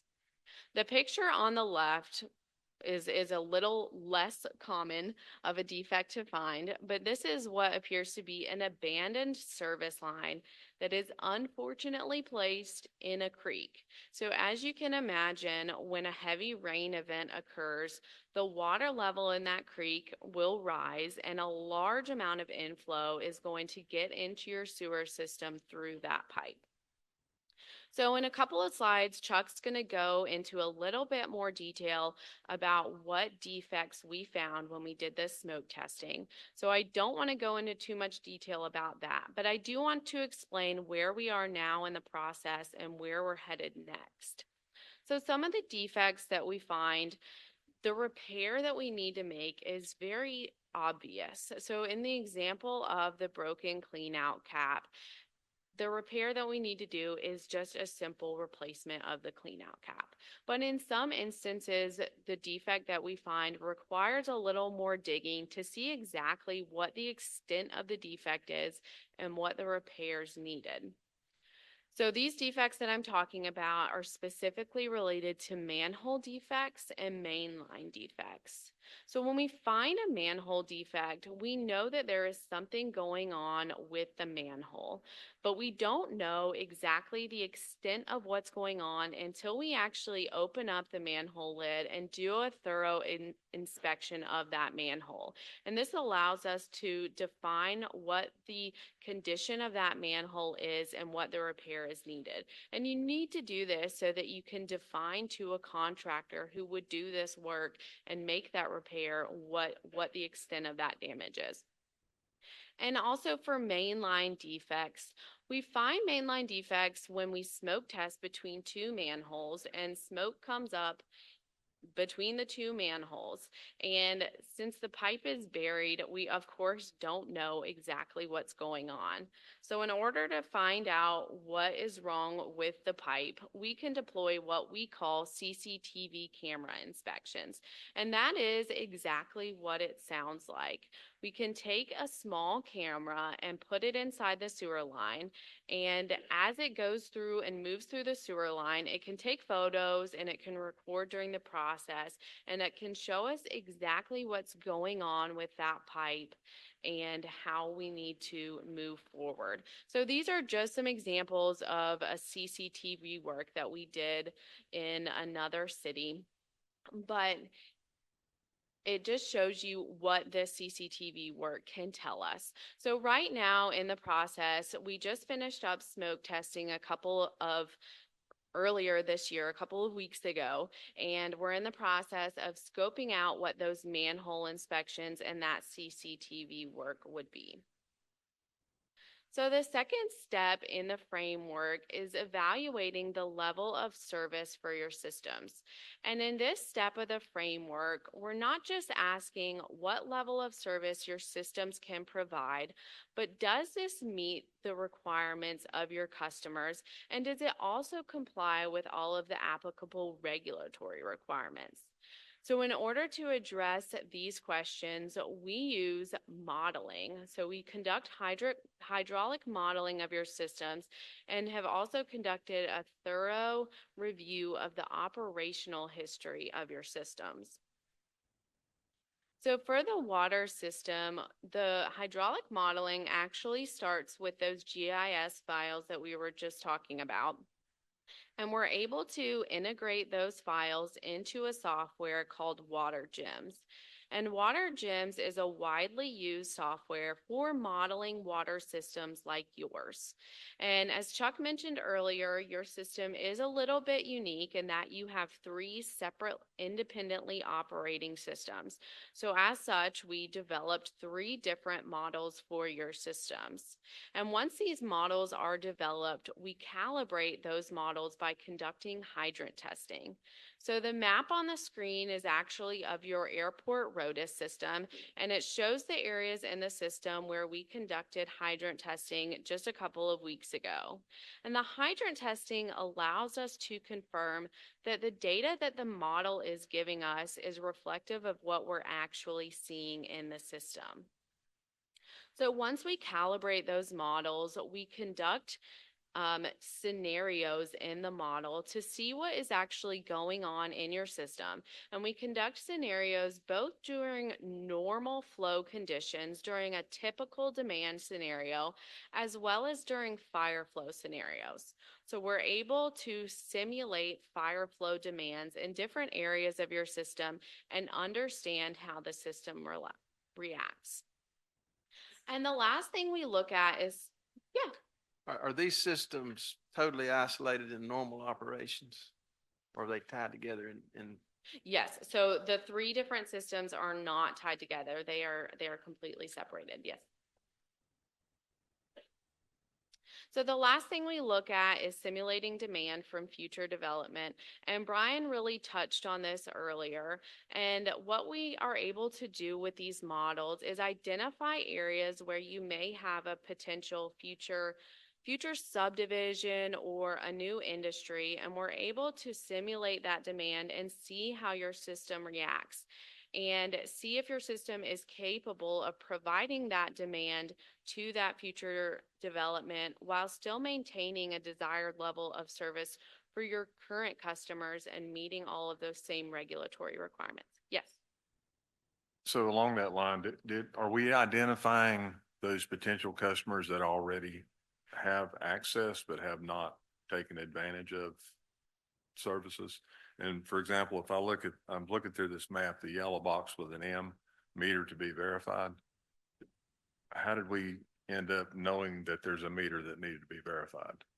Yeah, so a lot, and some of those we have verified, but that is likely a meter that does exist, but for whatever reason, we haven't been able to verify it either on the ground or through Google Earth.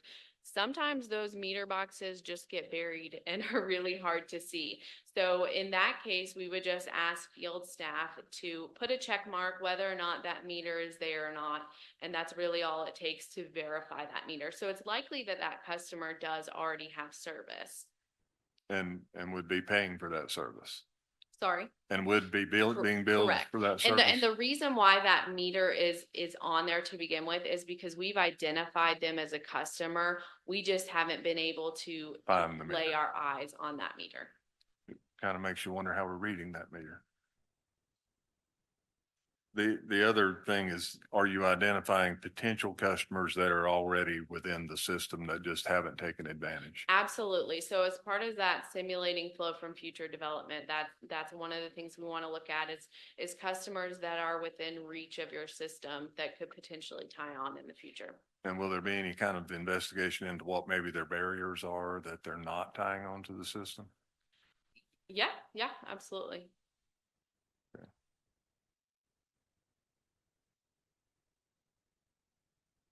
So for the sewer collection model, we set up this model with Microsoft Excel-based worksheets. And this model is set up according to drainage basins, according to location. And as Chuck showed you earlier, your system is comprised of two main drainage basins, the Island Creek Drainage Basin and the Indian Hills Basin. And in these models, we're analyzing the capacity and the flow through each of the major components of your collection system. And we're evaluating whether or not these components have the capacity to serve both your current customers as well as your future customers. And in this situation, we're similar to the water system, we're able to calibrate this model actually using the flow monitoring that we talked about earlier. So where we had those 11 meters placed in your system and measured the actual flow through the sewer in that location allows us to calibrate the model and confirm that some of the assumptions that we make are accurate. And similar to the water system, we're also going to be looking at future development. So we're able to use this model to estimate flow from future development and confirm whether or not your system has the capacity to accommodate that development. So the third step in the framework is evaluating your critical assets. And of course, we understand that in water and sewer systems, it is inevitable that assets are going to fail. But we do this evaluation to analyze what happens when your asset fails and how likely is that asset to fail. So there are a number of questions that we ask when we evaluate your critical assets, and that is, how can this asset fail? Is it likely to happen? What is going to happen if this asset fails, and how costly is that? For an example, a water line break. If you have a water line that breaks and only leaves a few of your customers without service for a short period of time, it's likely not as critical as an asset that if it were to break, the large majority of your customers would be without service for an extended period of time. So we want to evaluate which of your assets are the most critical so that we can help you to make informed decisions about your system and for capital planning of the future. So with that, I'm going to pass it back to Chuck, and he's going to talk a little bit more detail about what we found so far. Just want to real quickly clarify one point. I realize what I said could be misconstrued as we are not reading meters. I just want to verify we're just early in the process and these meters have not been physically You're, checked off of yeah, this your map. question is a great question because it illustrates some of the frustration that we as the analysts and the staff have in not knowing the history of everything. And the scenario of not being able to find a water meter illustrates that. It's a radio read system. They can drive by and they can see it out there on the radio reader, but they can't find it on the ground. And so we have to go ferret those things out and figure out where all those assets are. And what's the process of that? How do you find that meter? These guys have to go out there and physically find it. They have it. Yeah. Ah, okay.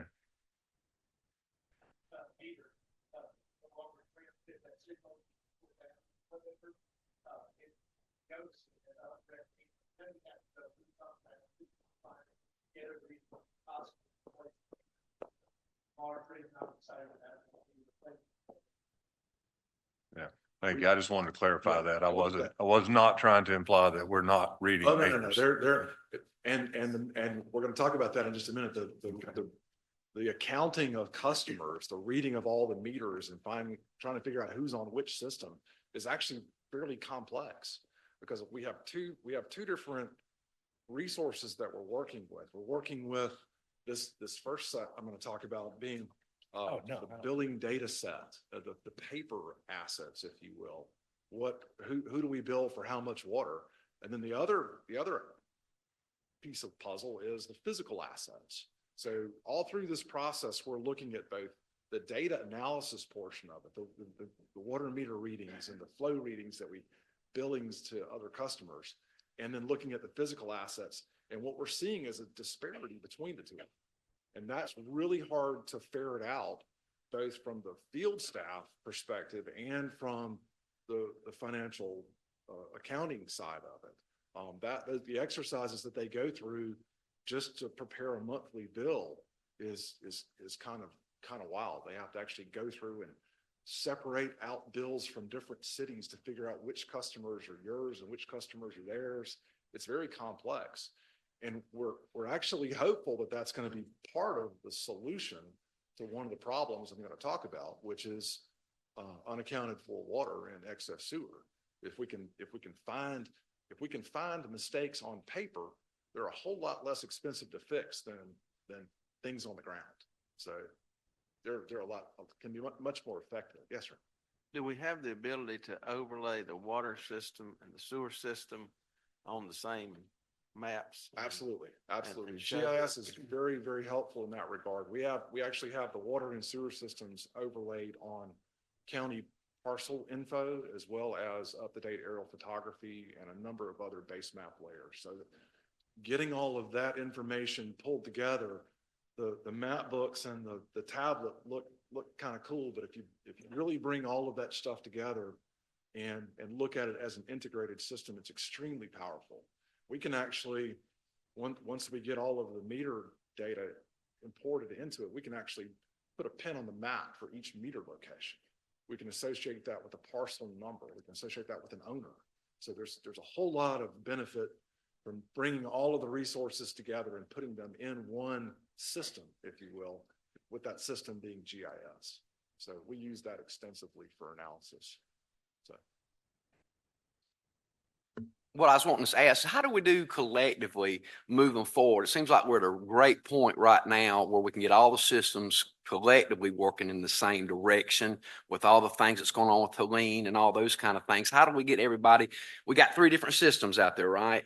And they're not working together. How do we collect? Is all the equipment the same? Is the components the same? How can we make it where it unifies our whole system moving forward down to Hickory and everywhere else? Collectively, I guess you're going to go over those kind of things. That is the absolute key question right Okay. there. How do we get all of that stuff working together? How do we interlocally, how do we work together? And that's one of the challenges that the manager and I have been talking about, was that you have all of these purchase and sale arrangements, if you will, with local governments. most of which don't have any written agreement, or they had a written agreement way, way back when that's never been refreshed. So they need to be refreshed, and there needs to be the cooperation between the local governments and the county. We need to have a meeting of the minds on that. And there's some tough questions that he's gonna have to work on as we talk to these towns that we are underbilling, basically. And we have to ask those tough questions and have those difficult conversations of going forward. So the interlocal agreement component of it, the disparity of rates, I think people will look at why do we buy water from somebody at this price over here and we buy it at a different price over here? Those are complicated questions. You ask about whether or not the systems were connected to one another. They're not. And so some customers were buying water at a higher rate than for other customers. Those disparities need to get worked out as best we can so that everyone's paying a fair price for water and sewer service, and that no particular customer or group of customer is bearing the burden for leaky sewer systems or leaky water systems and the like. And as the manager alluded to, the supplemental income from ad valorem tax base is inappropriate. We are, as an enterprise fund, supposed to operate as an enterprise fund without making those types of fund transfers. So that's ultimately the financial goal, is to get where everybody's on an equal level playing field and paying the right amount for water and sewer service. But obviously we want to do that as economically as possible. So. And I would assume you're just talking about outside the municipalities, but we don't have any control over their rates. We're talking about those customers like, you know, selling wastewater basically to Valdez or providing service to those other. So is there a circumstance where we're the third buyer? Like, for example, does Icord buy water from Hickory and then we turn around and buy water from Icord? I think there are a couple of cases of that in there. And there's several cases on the sewer side also where Connolly Springs sells wastewater service to Rutherford College, who sells it to you, and then we pump it to Valdez. So it's a very complex system in that regard, even though it's not that large. The complexities of that become very difficult, and it's hard to unravel the billing systems, but it's also really hard to unravel who's responsible for what costs when you can't tell, as we joke, you can't tell where each raindrop came from. And if they make their way into the sewer system, who's responsible for that? It's a difficult challenge, both physically and accounting wise. So let's talk about that. Let's talk about first on the water side. We have the little Omara system that we've been looking at that buys water from Valdez, 42,000 gallons per day, and basically sells it to 23 Burke County customers. That's a pretty tight little system. There isn't a whole lot of water that's lost in that system. The amount that you buy was equal to the amount that you sell. That's a good thing. If we look at the airport roadless system, not quite so good, but not terrible. In that system, we buy water from Longview and sell it to Roadless, as well as roughly 200 customers that are Burke County customers. But about 17% of the water that you buy from Longview is lost someplace or unaccounted for. Let's talk about that term a little bit. Unaccounted for. You have a question? Yeah, that kind of leads back to my question. I know Longview doesn't process water. They don't treat water. They buy water and then sell it to Burke County. And you guys are getting a handle on all those steps along the way? To some extent, but we don't really have much control past the purchase agreement between Burke County and Longview. And then Longview has the agreement between them and Hickory, just like Icord Water has an agreement between them and Valdez and them and Hickory. Right. And then anything coming off of that Icord line back into the unincorporated area, we're the third party customer for possibly two other entities. Good. That is correct. Yes, it becomes quite complex in that regard. The accounting part of it is difficult. The environmental compliance, drinking water compliance part of it is even more difficult, because each entity that sells water has an obligation to provide water that meets standards, and then they pass it on down to that same obligation, but with very little ability to affect the quality of the water.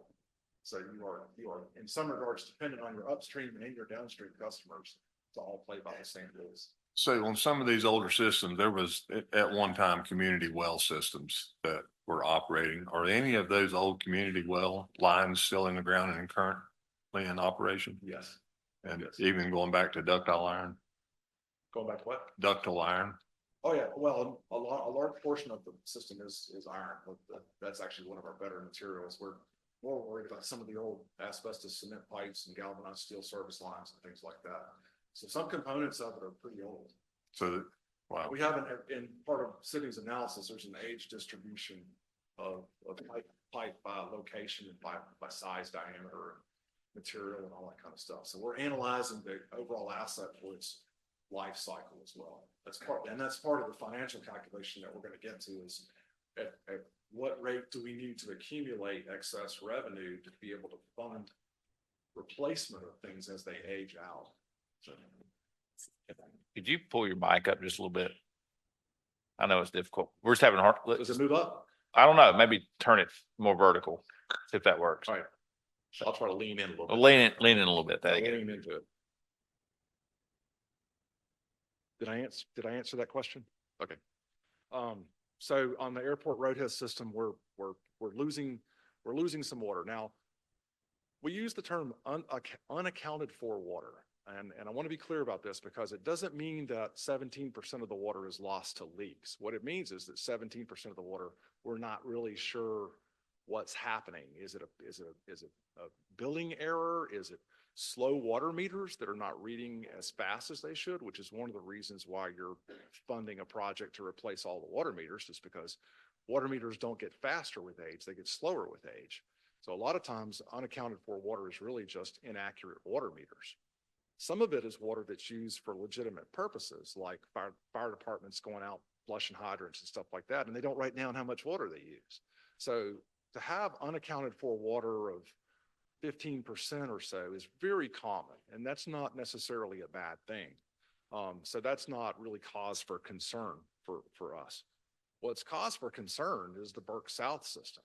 And in this system, you're buying water from Morganton, Valdez, Eichert, and selling it to your own customers, 2,000 of your own customers.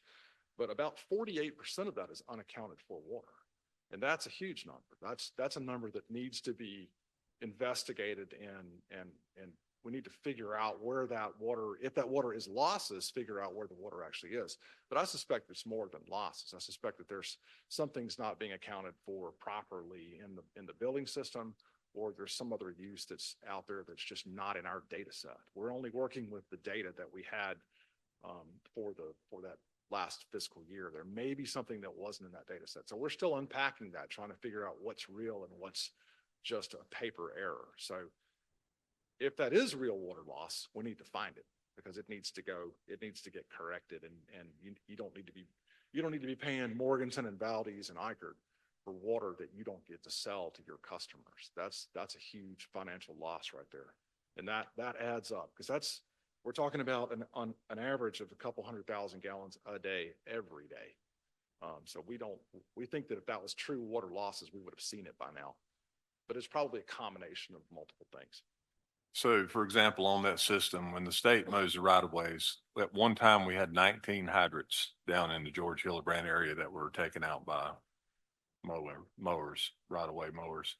Typically they break off at the flange and you don't have any leakage, but I have seen, there's often seepage, and also have seen folks who may or may not have removed the cap and put a cap on fitted with a spigot that were watering gardens at times.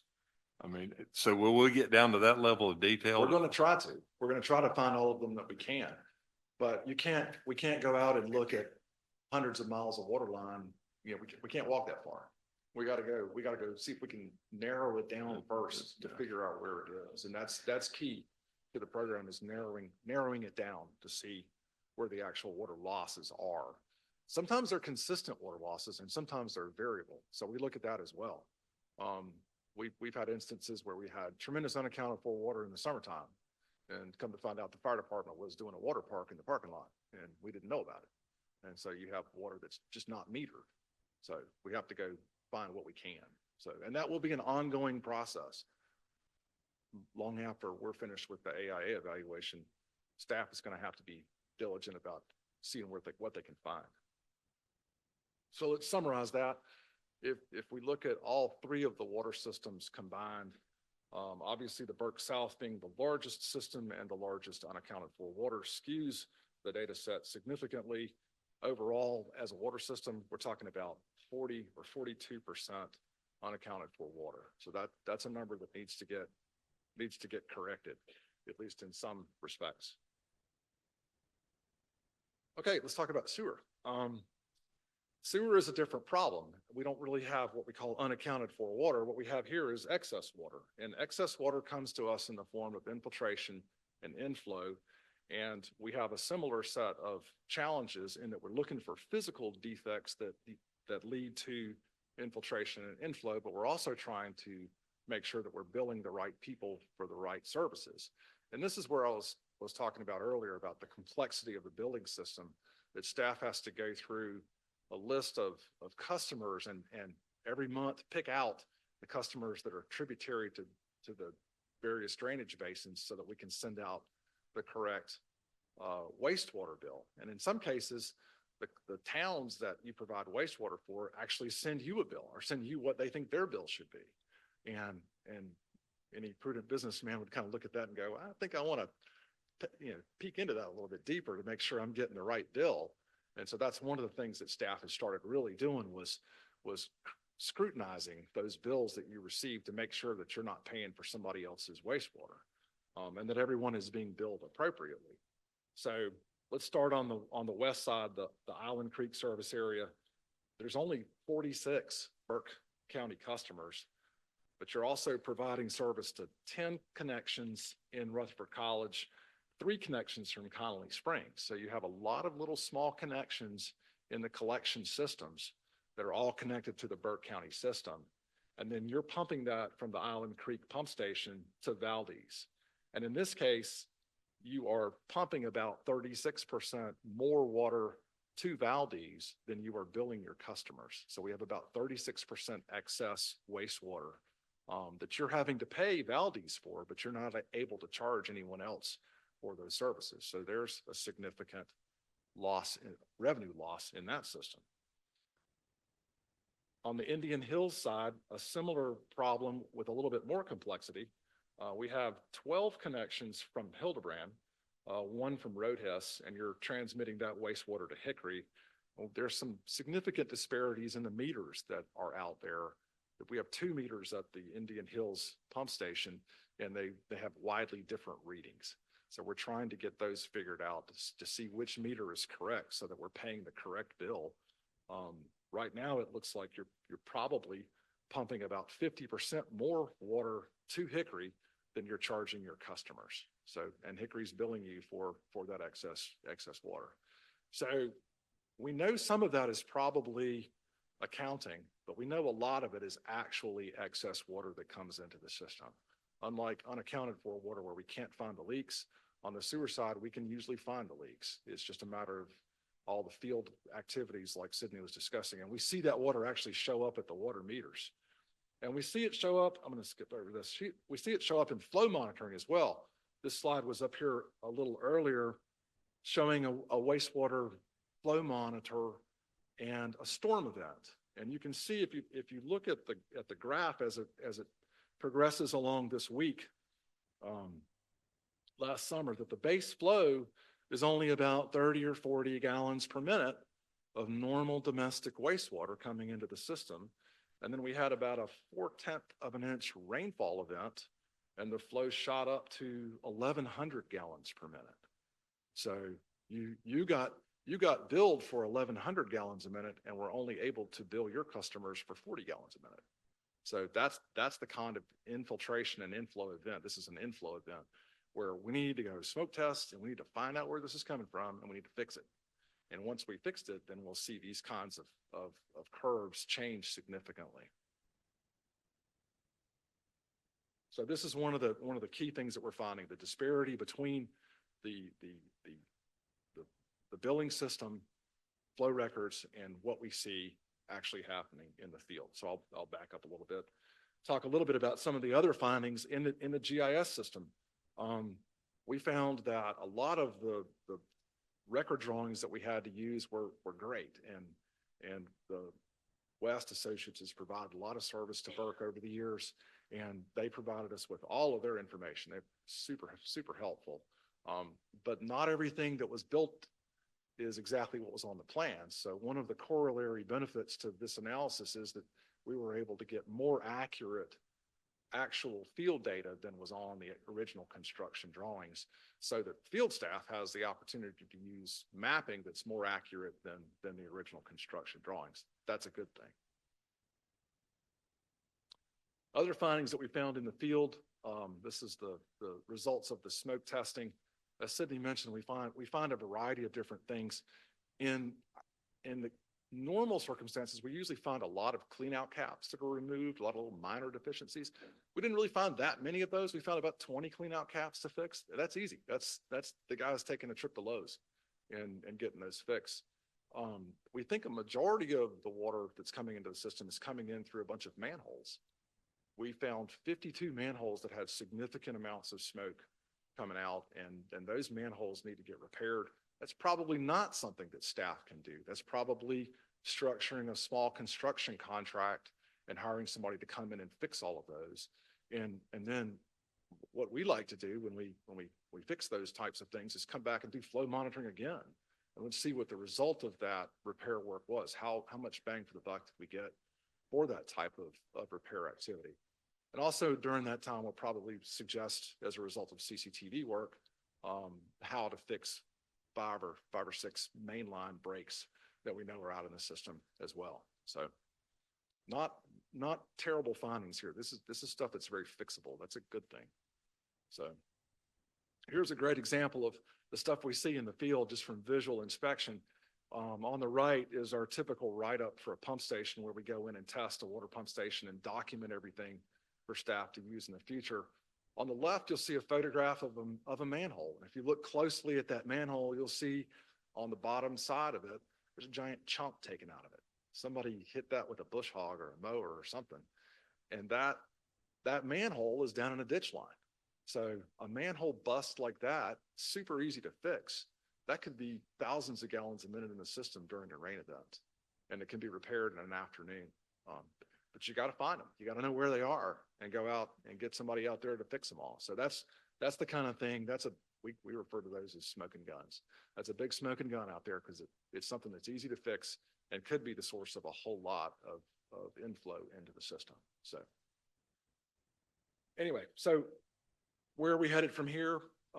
Obviously, we've talked a lot about unaccounted for water and excess sewer coming in. We need to continue that. We need to figure out what's going on with some of the meters that don't line up. We need to continue to dig into the accounting of the systems to see if we can account for any of this unaccounted for water or excess sewer by further evaluations of billing work. We still have some work to do in the field, not a whole lot. The manhole inspections and the CCTV work go pretty fast, and we'll accomplish that over the next couple of months, and have sort of completed the process of the field analysis over the next few months, which kind of leads us to the conclusion of our AMP, our asset management plan process. Those last two steps 4 and step 5, which I'll talk about in a second. But also during this time, we need to start those conversations with the municipal customers and start talking about refreshed interlocal agreements. We need to talk about how we share costs for excesses, because it's not fair for the few hundred Burke County sewer customers to pay for all of the excess wastewater that comes in, when we know that a lot of it's coming in from the upstream customers. We know from flow monitoring that we have leaky sewer systems in Hildebrand and Conley Springs and other places, and they need to be to help with the cost of that. Burke County can't foot the bill for excess wastewater treatment for everybody. We need to find a way to share that cost, and that's going to be a tough conversation for county management to have with local government management, to see if we can come up with a way to do that. I would love to be able to just go out there and put in a whole bunch of sewer meters, but they don't work that way. We can do water meters that read down very low flows, but a sewer meter isn't made the same way. There's a limitation as to how small you can get with a sewer meter before it just becomes a nightmare for maintenance. So we can do some metering, we can set up some metering stations, but we can't meter each individual sewer customer's house the way we can with a water connection. So that becomes a challenge as we go through this. So we're going to continue on with our analysis, our minimum life cycle costing analysis. We want to play through the analysis of the age of all of these assets. When are we going to need to start replacing things? When do we need to get in and replace, 100-year-old or 50-year-old pipelines that are failing? And come up with a way to do that. Yes. Can I go back to the last one you were talking about there? Do we know for sure from our own data that we have this unaccounted for water? Or are we taking Hickory's word for it? Are we sure that we're at fault, or has Hickory maybe got a bad accounting of it? The unaccounted for water from the water system is stuff that we're actually measuring. So that's Burke County meters. Would that include the sewage and all that too? Two different ends, and they're measured two different ways.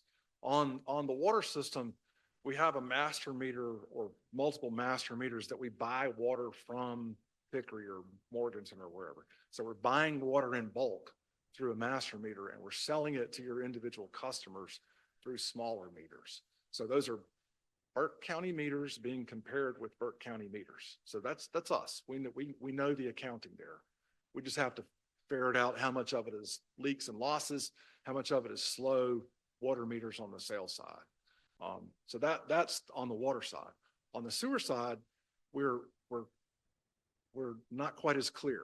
We have a sewer meter that we use to measure the amount of sewage that we pump to Valdez or to Hickory for their treatment.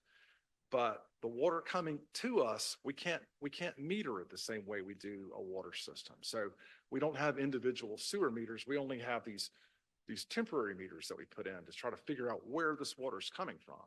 And that's the part that's the really hard part, because we know that part of it is coming from Roadhis or whoever, is coming from some other customer, but part of it's coming from us. And so we have to find ways to share that cost. And in reality, what we want to do is we want to tighten up our own system. We want to get rid of our I-9, but we want to incentivize our upstream customers to do likewise. We don't want them to just discharge all of their rainwater to us to pay for it. So it's a complicated analysis. Commissioner, the one way that I try to think about it, obviously, we don't treat our own wastewater. So the vast majority is going to Hickory. The other percentage is going to Valdez for treatment. They bill us based on whatever they receive from us. Think about a meter that goes into their wastewater treatment facility, and they say, okay, Burke County, your pipe leads here. You sent us this much this month. Here's your bill. And then, so that's our cost. That's fixed, and that's pretty seamless. One billing customer, not a lot of complications. This many gallons, this price. On our cost recoupment, on the revenue side for us, Connolly Springs, Rutherford College, Hildebrand, they send us, this is how much we bill our customers. And the discrepancy is we sent 10 gallons to the city of Hickory, or we sent 10 gallons to Hickory and they billed us for that. And then the other municipal folks say, well, we billed our customers $1, $3, and $2, and that adds up to $6. So we only billed $6. We paid 10. The other 4 is the loss leader that we may own a small portion of, but if you looked at the sewer customers, some of our systems have 30, 40 customers, and the other 1,000 are on the municipal side. And currently, historically, it's been taxpayers that are subsidizing that. Last year, again, we were able to generate some positive cash flow, so I think it's fair to say county water and sewer customers were subsidizing that. But the right strategy moving forward is to evaluate why are we only billing 6 and 10's going there? What's creating that? And then, to the extent that we can't fully reconcile it, to share that cost with other folks. It's certainly not all county users or county taxpayers. Does it make sense to meter what's coming into our system in a larger way from the municipals? Is that metering practical? In some cases it is, but in a lot of cases it's not. A lot of these, I think we had on a slide a minute ago, the number of number of municipal connections. And in some of those cases, we have 8 or 10 sewer lines that join the Burke system that may only have a handful of customers on. So the flow is very small. And in those cases, it's not practical to put a meter on it. It would just be a maintenance nightmare. If they're very inaccurate. So you don't want to use that as a billing meter. On larger connections, yes, you could do that. And we actually are planning that as a recommendation for future work. And there's a few locations where they've actually planned on that before and had put in facilities for sewer meters. So increased sewer metering is definitely good. But unfortunately, we can't get every single connection because some of them are just too small. Okay. So we're going to continue on with the life cycle analysis, cost analysis, and then ultimately we're going to roll all of those financial components together, including capital improvement and O&M work, and work with our rate analysts to develop a good rate model that leads to long-term financial health. And if we do have to move upward in rates, let's do it in a logical, stabilized fashion where we can have some long-term rate stability. And as an elected body, that's a powerful tool for you because you're not going to be doing rate planning every year, but you've got a long-term roadmap, and then you can make decisions annually on how to stay with that long-term roadmap. So we like to develop financial plans that have 5 and 10-year horizons on them so that we're not trying to reinvent the wheel every budget cycle. So that's a good thing. So unfortunately, we're not there yet. We will be there for your next budget cycle, but we're not going to be there fully for this budget cycle, just because of the quantity of work that's necessary to get to that point. So, and at the end of our process for the asset management plan, our deliverables to you are going to be those mapping resources, which we've already talked about. All of these efforts that we've undertaken get collected together in an asset management plan report. That's the written document that you can use to refer to, but it's also a written document that the funding agencies, in this case, the legislature, is going to want to see that you have a product. They didn't just give you $500,000. So that's the product that documents everything that's taken place for their satisfaction, and then also rate analysis for you to use moving forward. So that's where the project wraps up at that deliverable stage. So I think that's all I have. Do we have any feel at this point, will there be any of that $500,000 left to direct to any of the problems in this study? I think we're going to mostly exhaust the money, but I think the money is also earmarked for asset management work. They're typically resistant to rolling over that now. With the direct appropriation, they may entertain that, but that money was in the budget bill as an AIA project. So kind of a gray area, but as far as taking money and making it into a full-blown construction contract, probably not. I do think in tomorrow's prioritization process, there will be a capital item associated with out-year planning to implement AIA recommendations. So yes, sir. Any other questions at this time for Chet or his group? I'd just like to say thank you. I remember the presentation at our budget meeting last year, and I think this is probably a lot more detailed than what we had learned that day, and it's, I think, exceeded expectations. So thank you to you and your staff. Thank you to our staff for staying on top of it. And your staff has been tremendous. They have been fantastic in helping us ferret out information and mapping and field work and all kinds of stuff. So they've helped us tremendously. So. Any other questions for Chuck or Sydney? Well, thank you for the opportunity. Thank you very much. All right, let's take about a 5-minute break, and then we will go into public safety.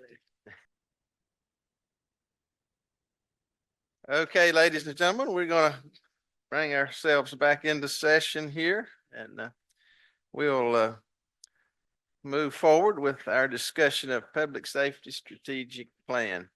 Mr. Manager, you want to tee that up for us?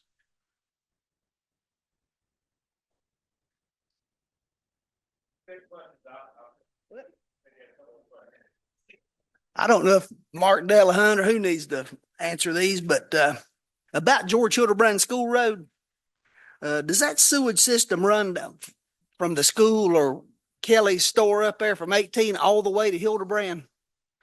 And it's got sewage too?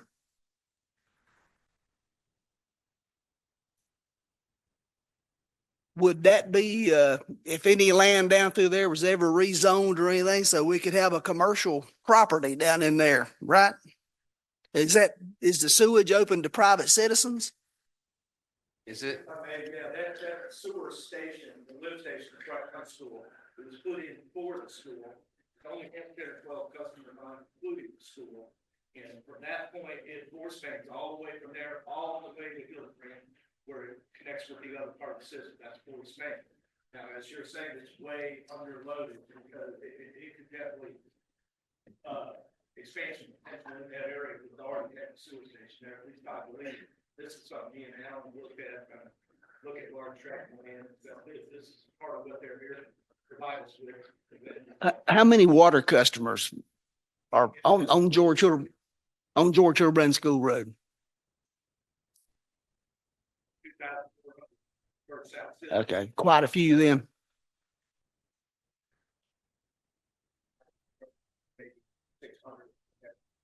Are roads branching off of that like Old Laurel Road or anything? Do they have water too?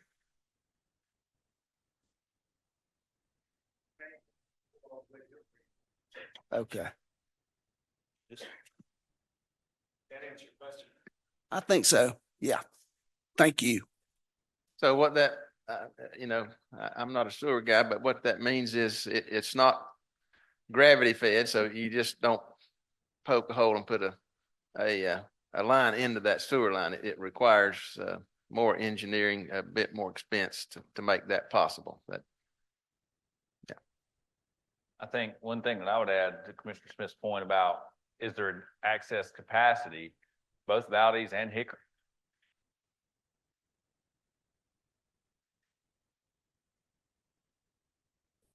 On the AI study, tell us if there's a house development or industrial development or commercial use that's located in that area. We could model the flow to make sure that we have the right size pipe and all of those things, which I think is a value add. So the short answer to your question is yes. There's infrastructure there and it can be used better. And I hate to stay in the sewer this morning. Hope y'all forgive me for that. But how do we know now, if the unaccounted for water, how do we know that Hickory and Valdez or whoever are maintaining the calibrating their gauges and all that? I mean, that's what I meant a while ago. We're taking their word that they're keeping their equipment up. Is that a good business practice? Or do they need to show us that they're doing that? We are responsible for the calibration of the 2 sewer meters. We do that annually. I think he's asking so there's meters at Hickory that they use to bill us for what they treat on our behalf. Sewer, yes. Sewer, that's correct. So the question is, who owns that meter? Who reads it? Who Hickory clearly, or the town of Valdez, who is billing the county for what they're receiving, they're reading the meter, sending us a bill. I think that's the question is, are there internal control quality assurance features in place to ensure what we're being billed, similar to what we're looking in our own system, is accurate?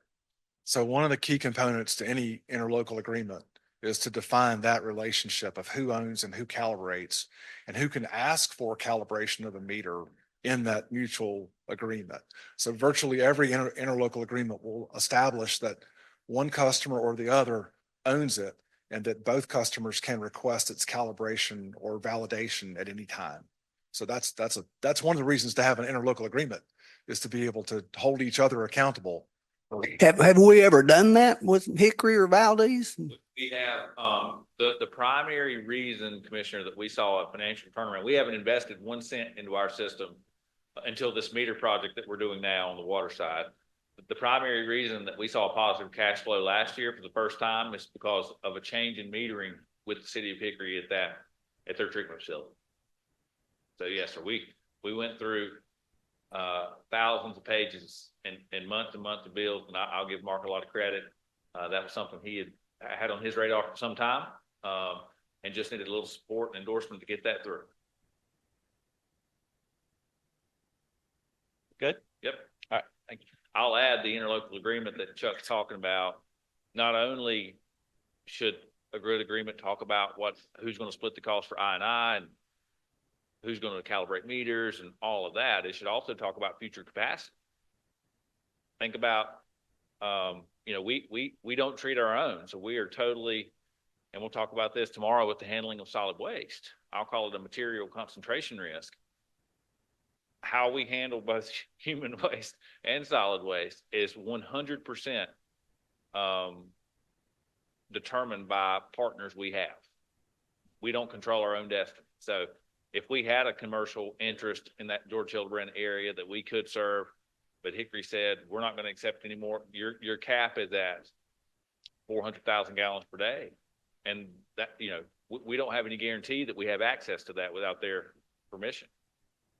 Because, their permit on their wastewater treatment facility has a certain limit that they don't want to have to build a new one. They want to, it facilitates, we're not their only customer. It facilitates their growth too.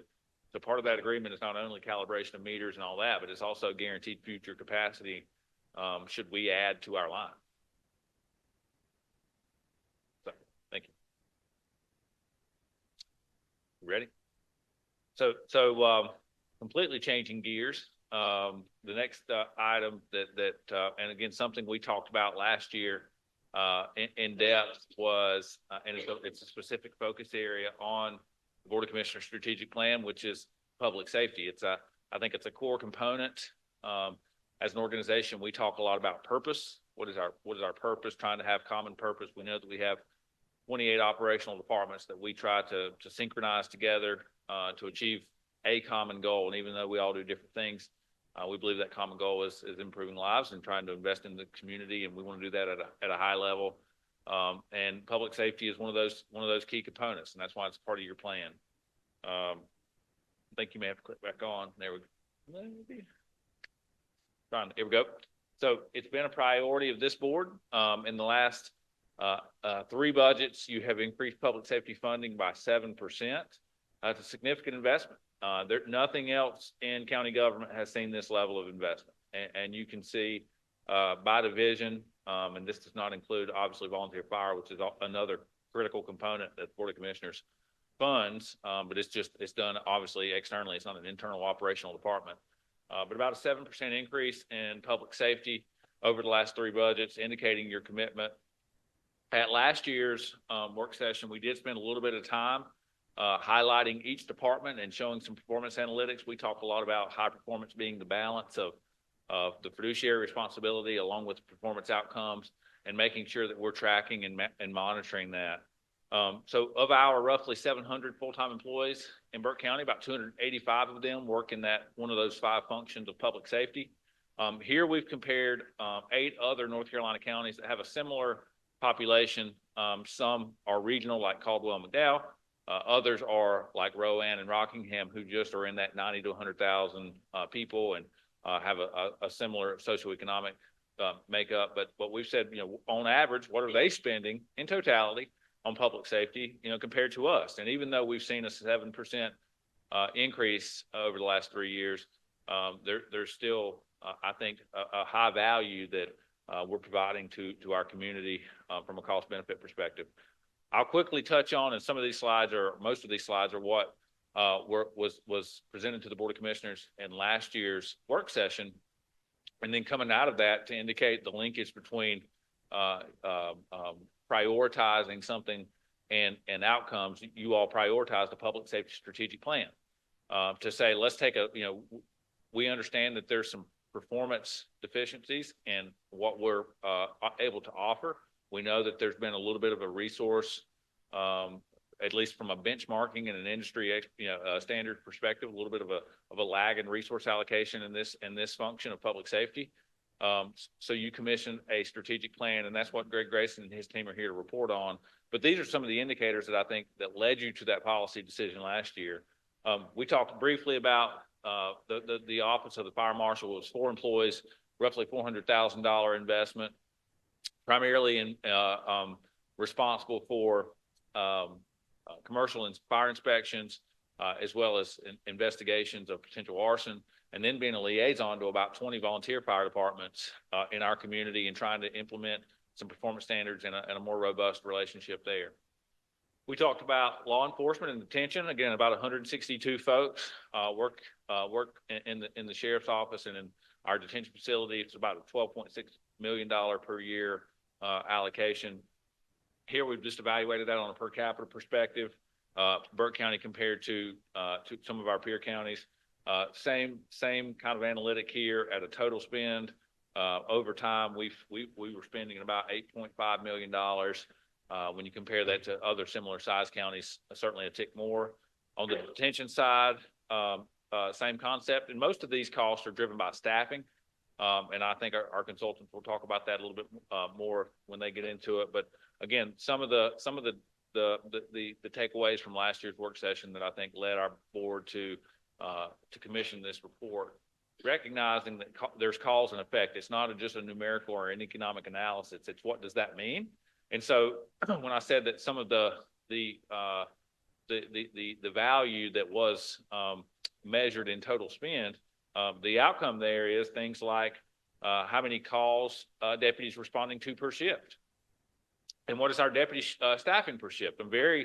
I think we've made progress here. I think in 2023, our deputies per shift that you can see there on your right, which is now at 6, was at 5. So we've increased a full deputy per shift, and the sheriff's here, and I certainly salute him for those good decisions. That requires adding 4 additional FTEs because there's 4 shifts. So to put 1 additional deputy per shift requires additional 4 FTEs, which comes with 4 vehicles, which comes with 4 firearms, which comes with 4 uniforms.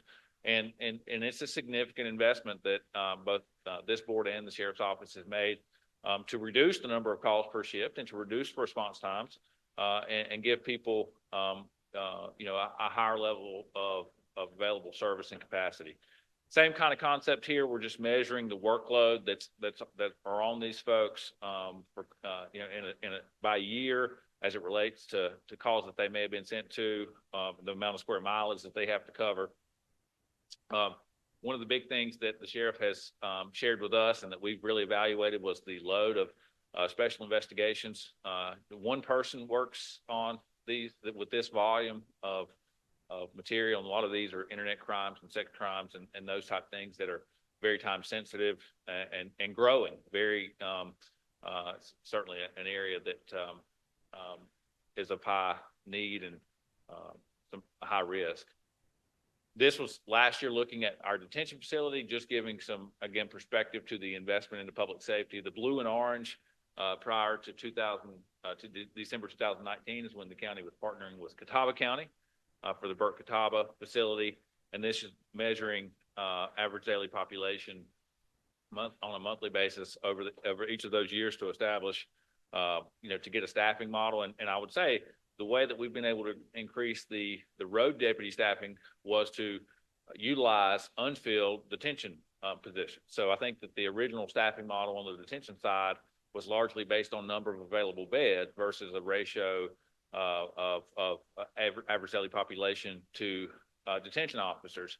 So meaning from a budget perspective, we've been able to reallocate 4 unfilled detention officers to the roadside to better improve our staffing ratios on the patrol side, because our at least when you compare inmates to officers, kind of that 1-to-6 ratio is what we were targeting, and that's about where we are today. So good example of reengineering, a good example of paying attention to the data. 911, I'll move forward to 911, and again, you're gonna hear a lot of this, from these folks too, but, what were kind of the diagnostics that led us to this point? It's about a $2.4 million budget. We have 38 positions there. And of our public safety functions, this was one of the only, functions that was funded at a more competitive level. And again, primarily driven by people. And I think the people were driven by call volume. And you can see that kind of here, when you look at, the number of calls per telecommunicator and the total number of calls. We kind of stand out there. I'm glad to say this year that's tracking down. A lot of those calls, and what was unique to Burke County, was administrative calls. And Heather and Chris are here, and we've been able to identify that and begin to manage that down, which has allowed us to even reallocate a position that from night staff. So again, we're trying to think that way of highest and best use of resources across all of county government. Our EMS budget's about 7.9 million. We have 81 positions. You can see here we have really 6 or 7 bases, one up in Jonas Ridge, the other 6 scattered about. They'll talk about that geographic impact. Maybe our bases don't always align with our call volume, but regardless, when you look at the number of bases that they have to cover on a square mile analytic, our folks are moving a lot. I mentioned earlier that Chief said last month we covered 40,000 miles and 9 ambulances. So that gives you some context. The team's hustling around. I think that there's a variety of factors that drives this, but we knew that in Burke County, our average emergency response time was well outside of the industry average, well outside of what we considered acceptable and satisfactory. A lot of contributing factors to that. Certainly base location was a component, staffing was a component, but I think there's some, just like on the water sewer side, unaccounted for, there's some other administrative type things that we can do to also improve that. And improving it matters a lot, because there's a direct correlation between emergency response time and positive outcomes for our patients. And this idea of common purpose and improving lives, patient outcome, patient care is the most important data, performance metric as it relates to EMS. This chart on your right, I think, shows the dynamic between a cardiac arrest, response time versus positive outcome of the patient. And you can see from a Burke County perspective, we have the highest response time and the lowest positive outcome for cardiac arrest. And so we want to change that. We believe that there's some good strategies in place to do so. Those are the things that led this board last year to prioritizing a strategic plan, which I'm very proud of where we're at with that. Chief Greg Grayson, who I've known for some time, has put together what I think is a very dynamic team. I'm super appreciative, Mr. Chairman, we have a commissioned public safety leadership team in Burke County. The sheriff, Heather, Chief Robinson, really the leaders across all 5 functions of our public safety departments sit on that team, and they've helped work with these folks hand in glove. So unless you have questions for me, I'll hand it over to him now, but yes, sir. The EMS response time, then that doesn't include first responders at the local volunteer fire departments. Is that correct? They have their own, and so for fire example, there's rural, urban, and each of those population densities drive an appropriate response time that was measured, and they'll talk about that in part of their report. So no, that was just ambulances from one of our 7 bases. And it's measuring the time someone calls 911 to the time that we arrive on scene, but not impacted by volunteer fire or first responders. Other questions? Good, Chief? Good. And he's going to pull our slides up. Thank you so very much for the opportunity to be with you today. Thank you for allowing us to work with your staff. They've been excellent to work with. Your manager has been very, very involved in this effort. Your department director has been very involved. So we appreciate the opportunity to come talk with you about that today and share some feedback and information that we've had an opportunity to work with over the last several months. With me today, I have 2 of our team members. You'll get to hear from each of them. First, I'll introduce Chief Scott Burnett. Chief Burnett will be talking today about the EMS piece, and I'll fill you in on some of those as we approach it. Also, Sheriff Welch is with us today. Sheriff Welch is retired sheriff from Caswell County, very well known across the state, very well respected. He'll be speaking on the sheriff's department component today as well. So I appreciate both of them being with us. We have a number of team members that obviously are not here, but we'll talk about them today and some of the expertise that they have brought to the table. So I am with NC Fire Chief Consulting. We'll talk a little bit about our group. I'm retired fire chief from Greensboro, but been in North Carolina my whole life. And so as we work through these pieces, we most often work with fire delivery systems. We've worked with over 20 counties in North Carolina in that type of dynamic. But we also sometimes branch into looking at some of the EMS components because we respond together, as you said, and first responders and the way that works. We sometimes will breach into the 911 area as well. Your manager is being very, very progressive with this, and not many counties look at some of these dynamics the way you are. Your manager wanted to look at all the public safety areas because they're intertwined. So he's asked us to look at obviously some of the fire pieces, but also look at 911, EMS, emergency management, fire marshal's office, and sheriff's office. So many aspects are tied together, and I think it's an excellent way. You're being very innovative. Not many counties have stepped out there and looked at that. So there's some things that jump out to us that we hope you as the decision makers and policymakers can take away from our discussion today and realize there are common threads in all of the public safety areas. So again, congratulations to you on asking for this information and being very proactive for your residents here in the county. We do work through a number of municipalities and counties throughout North Carolina, just some of them that we have here. Our work is very much about continuous improvement. That means we capture what you're doing today. We compare that with industry standards where we can, but we capture what you're doing today. We make recommendations and observations to improve and allow those recommendations to come into place. And then look again, how have we improved? All right, we've achieved this. What's next? What's the next step? So collectively, what we're doing is each of the functional areas will have a very similarly constructed strategic plan with those. And so as you look at those, they're able to take that as a baseline and move forward within each of those areas, but they're all tied together. So it's all about what are we doing today? How can we make improvements and then make those and then reevaluate moving forward?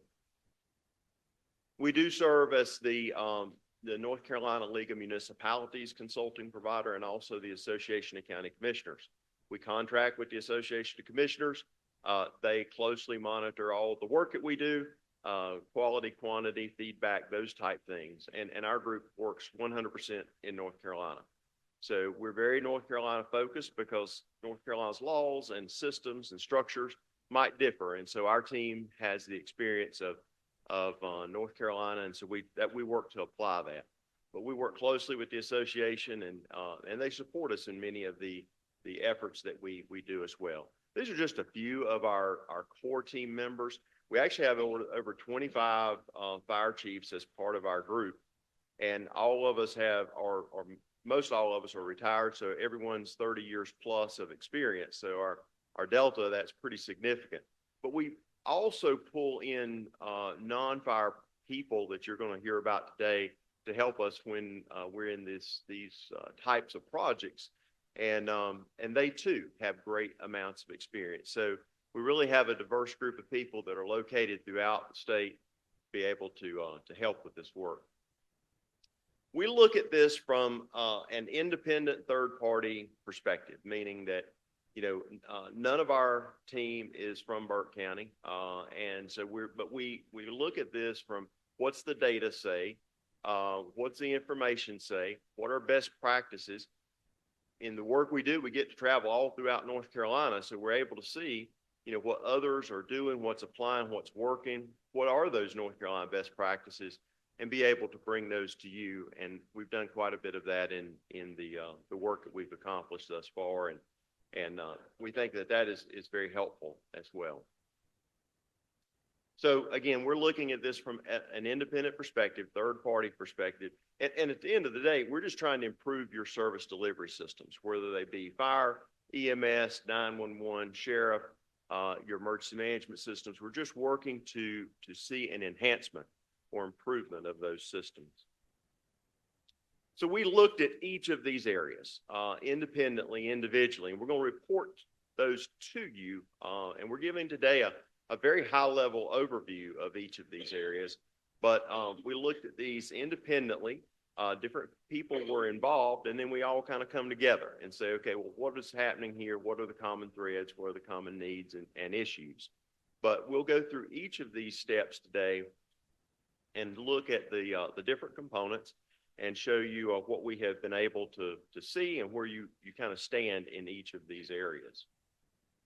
We're going to start today with emergency management. And the reason for that is, then we're going to move to 911. There's a method behind why we're talking about them in these ways, because the emergency management function and following that 911 really impact all the other service levels and all the other service areas. So consider, emergency management and 911 in many ways are really umbrella approaches. Their service levels impact fire, they impact EMS, they impact the law enforcement perspective. So you really, when you look at those and you start with the highest level, that's really going to be the emergency management and then 911 area. When we look at emergency management, there's two key documents that we review to provide feedback and opportunities for improvement. We really focused our effort with emergency management on those documents. When you have crisis and emergencies like you experienced last fall, Hart County was very involved in the Helene situation. When you have those events occur, it's not just that the state and federal requirements require you to have these documents. They're guidance for your agencies. So we looked at two core pieces. One's the Emergency Operations Plan. You might call that the EOP. And another one is the Continuity of Operations Plan. It's often referred to as the COOP. Well, they pretty much are what they say, meaning that what's the plan? Who's responsible for what? When you have a situation like you did last fall, who's responsible for each component of the operation?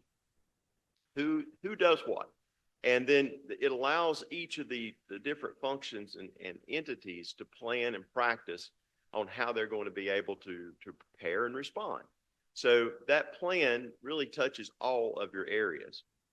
We developed a crosswalk document for both of these plans. And the lead on that, her name is Kelly Drayton.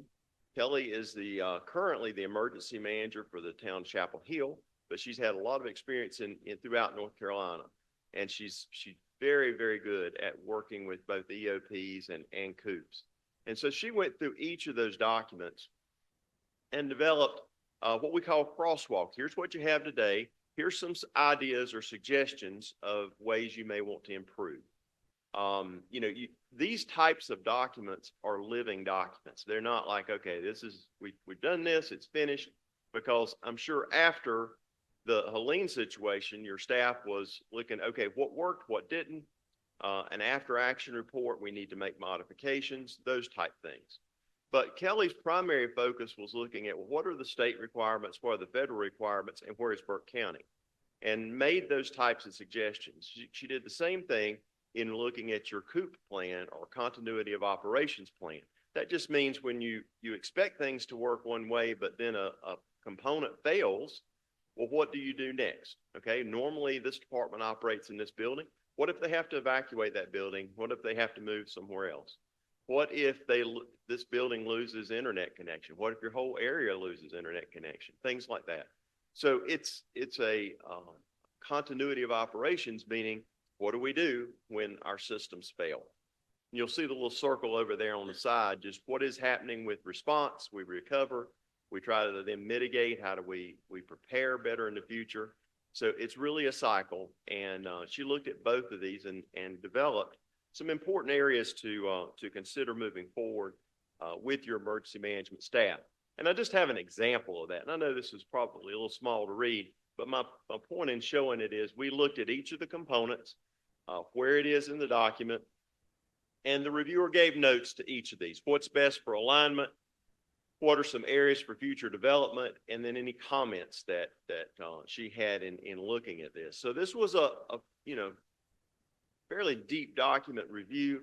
Your overall documents obviously are in really good shape, but there's some obvious, every organization has opportunities for improvement.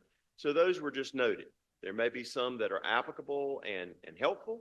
There may be some that, you're not ready to move forward or don't need to. And then I gave an example just from the EOP down there, the Emergency Operations Plan. But I think just making sure that that you recognize these are living documents. They're important to your overall system and service delivery systems, and that keeping them current, keeping them consistent with state and federal guidelines, obviously important for operations, and they're necessary in order for you to get the reimbursement funding as well from both state and federal levels. So that makes them important to keep those certainly viable. The next area we want to talk about is 911, and helping with the 911 piece. The county 911 director for Chatham County and the county director for Guilford County both came to Burke County and worked with your staff on site. Both of those other two directors are very involved at the state level, and actually the Guilford director is the president of the national organization this year. So very involved, very knowledgeable, very well experienced. I had the chance of being with them and observing all those pieces. We also had a person with us, third person on the team, that came on site, has a lot of experience with the CAD system, or the computer aided dispatch system. And he also has a lot of experience in service delivery, both from the fire side as well as the EMS side. So he brought a lot of practical experience to the table as well. He's a core member of our team, but he also works with a company that goes all over the country looking at 911 systems. So we have opportunity to engage him with that. We came and looked at your current operation, had lots and lots of questions for your 911 staff. They were excellent to help provide that information, and very, very willing. Sometimes when we come into counties, we get, maybe just the minimum amount of information, but sometimes we're very warmly welcomed, and that's what happened here in Burke County. So to Ms. Joyner and her staff, they were like, yes, help us with this. Show us what we can do better. Let's do it. And so we appreciate that approach. And we had a chance to debrief with her and her key staff afterwards about things we saw, ideas and suggestions. And I know she's already implemented some of those that were offered forward. But we did want to be a little bit more inclusive. We were able to spend time individually with the key staff, but we did want to hear from all the communicators. Our folks sat with them some in the center, but we wanted to hear from everyone. So we wanted to be inclusive, and we did a survey of the staff and hear their feedback.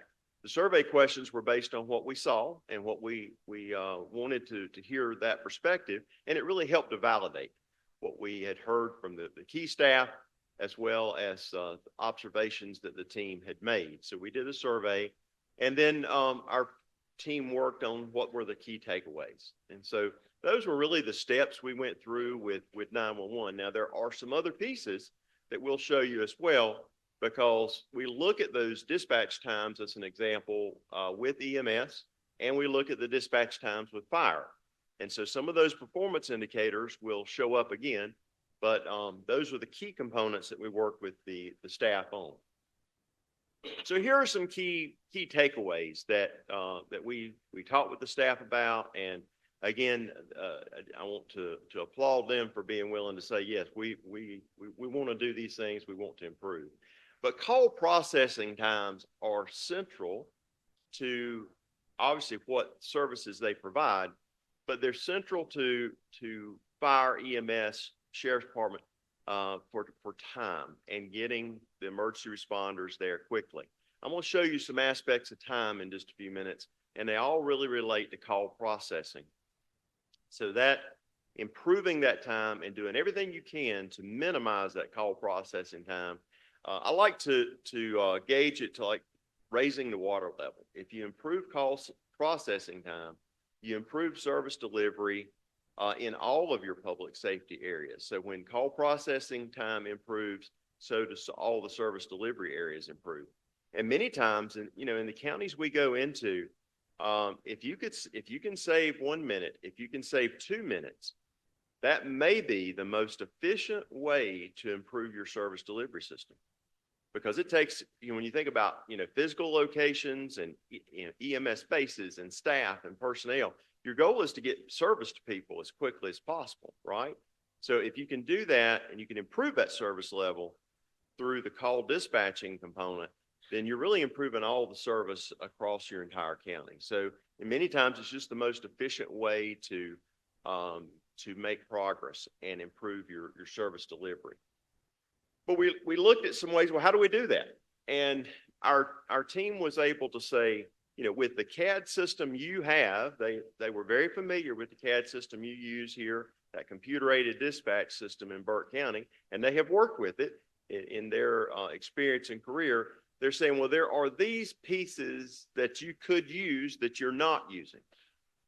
There are some capabilities within your CAD system that you're not using or not fully using. And so we highlighted those. And so those are really a low to no cost change. Those are some things that the software could do that will help improve those times. And so we were able to point some of those out. The other piece is upgrading your dispatch consoles. I think they're on track for that to happen. There's a funding stream through the state to help that to happen. But we recognize some of that technology is needed. So let me give an example of that. If a communicator has to work on one terminal in capturing data, but they have to turn and go to another terminal to dispatch a fire department, that movement, while it's minimal, they focus is here, and okay, I have to go over here and focus to this operation, and then come back over here as an example. It may sound minimal, but it's time. And again, we're after looking at how can that dispatch time improve. And so using the CAD system you have and being able to, it says here, integrating the toning together, so the telecommunicator really just has to make fewer moves, takes fewer steps, and less time. So that improves that service delivery on the other end. It has been incredible, the changes that your 911 department has made in recent years. So at the time Ms. Joyner came, she showed and demonstrated to us the number of vacancies that you had, and the change that has happened with that is tremendous. In fact, our team's like, how could you have even operated with that situation? And so you have many new people in your organization. And so you want to retain those people. You want to retain the people that you have. You're going to hear that a lot today. Retaining the people you have and recruiting new people. That's a theme. I'll give you a heads up. That's a theme that goes through your public safety areas. But Ms. Joyner and her leadership team have made tremendous progress filling vacant positions in 911. But the outcome of that is you have a lot of new people, and you have new people who are still learning, and they're still learning the system. They're still getting experience. And so that's a portion of the areas that she's working with and trying to build and develop. And that really carries over to the bottom boxes, talking about strengthening. So strengthening the training and quality assurance. And that's really reflective. You've got some very seasoned people as well, but that's reflective of an overall younger, newer workforce, and in being in telecommunications and emergency communications. So that's a piece that's necessary, and that's going to take some time. The group, the assessors were very pleased with the direction the group is going. There are some areas for improvement. Those were duly noted. And as I said earlier, really embraced by Ms. Joyner and her team. One of the needs that you have is a backup center. Okay, so we hope we hope you don't have to move to a backup center, but you know that, the situation can happen, that you need to do that. So there's a great plan in place about, working with the community college to be able to have a backup center for Burke County. Now, there's some guidance, and Ms. Joyner would know all the technical details of this, but having that backup center might be even able to be used as a dual operation to train telecommunicators through the community college and help prepare them to be people she can recruit and then retain. And so that type of partnership was really, really creative. And one of our team members had some experience with that. We looked at all the colleges across North Carolina that are delivering those type programs. We provided that list and saying, these are, so some folks that are working with this type of system. None of them that we know of have a backup center situation. And so that's a unique way to, and an innovative way to really move forward with that. But we think having a backup center, excellent in the longer term plan and a needed component. And the last box on here is about relationships. It's critical that your 911 staff have good relationships with EMS, with the sheriff, with your fire marshal, emergency management, and also your fire service. And that's a large group. That's many groups, diverse groups. And I could go to any other of the 99 counties in North Carolina, and I could ask fire chiefs in almost every group, what are the areas of concerns? And I do a lot of that. And almost every time, part of that equation is communications. So the more that your providers can understand the life of a 911 telecommunicator, the more that the two understand each other, the more that the two work together, then the better the service delivery is as well. And so building those relationships, we've suggested that you consider having some, for lack of a better term, focus groups, some folks that represent the fire service that, for example, that can help give input, key folks in the other county departments that are able to do that. And Ms. Joyner and her team are going out and being involved in all these groups. But frankly, there's a lot of people, for example, in the county fire group. You can narrow that down. We think that would be a way that you could be more effective. So of all the different pieces we saw, these were really the 6 key areas. Work on your call processing, better utilize the systems you have, try to look for those small efficiencies, really work on retaining the people you have. Your organization's gone through a lot in the last few years, so keep the people you have, work diligently with the training aspect of that, the need for the backup center, and work on building relationships. So in a very high level summary, those are some of those certain key points. But I want to talk a little bit about the time element. And I thought the right time to do that was really with 911. So this chart here is showing several different eras. You'll see the blue one at the top. We're going to talk about that quite a bit. And then we're going to talk about the red one though. So when somebody dials 911, they need help. Something has gone wrong. It's probably potentially the worst day of their entire life. They come in their house, they're in their house, they smell smoke as an example. Okay. And something's wrong. Something's on fire, but I don't know where it is. Something's in a wall. Something's happened. Or, somebody's spouse has collapsed right in front of them and they're non-responsive. It's a bad day. So we call that person having that situation Miss Smith. So from the response time perspective for Miss Smith is, okay, I dial 911. How long does it take to that response agency arrives? If I need EMS, if I need fire, I need the sheriff. How long does that take?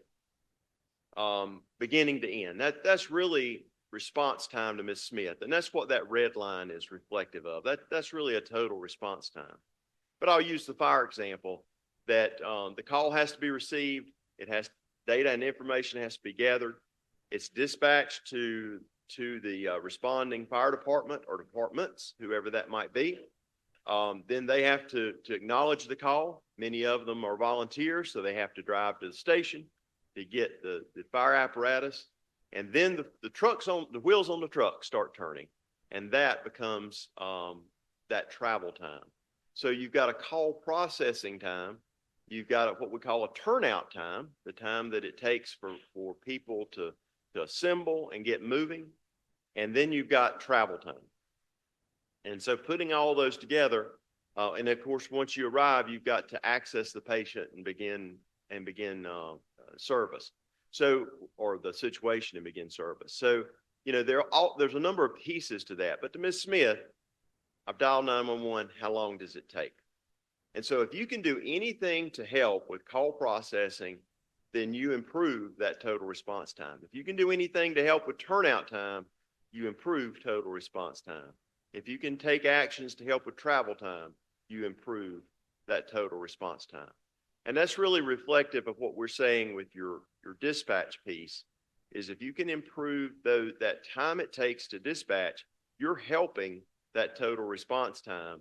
And what to Mrs. Smith is the real response time, right? The real response times to the resident needing help, who's calling for help. So let's look at a little bit further. The manager showed you a chart a few minutes ago, and this is very typical about this cardiac survival situation. So if somebody's having a heart attack, you know, we're fortunate right that in here today, we've got Chief Robinson, we've got Chief Burnett, but if someone had a heart attack right here immediately, and you had trained people, you had access to a defibrillator, the chance of them surviving is really, really high. I mean, 90+% that they're going to survive that situation because there's been an intervention. But this data basically shows, and this is empirical data, is saying that, okay, after, if someone can reach that patient immediately and begin assisting them, then their chance of survival is really high. Well, what happens about a minute later, you know, that chance diminishes. And then another minute, it diminishes more and more and more. So with every passing minute, the chance of surviving that type situation diminishes. And so you'll see that red line at the top. You got the same situation there. You have to detect something's happening, report it, dispatch, turnout. The word here is respond, meaning travel. You've got all those pieces that have to happen. So the sooner that your system's activated, the quicker that the call is dispatched, the faster the turnout time, the faster the travel time. It just, at the end of the day, means save lives in these situations.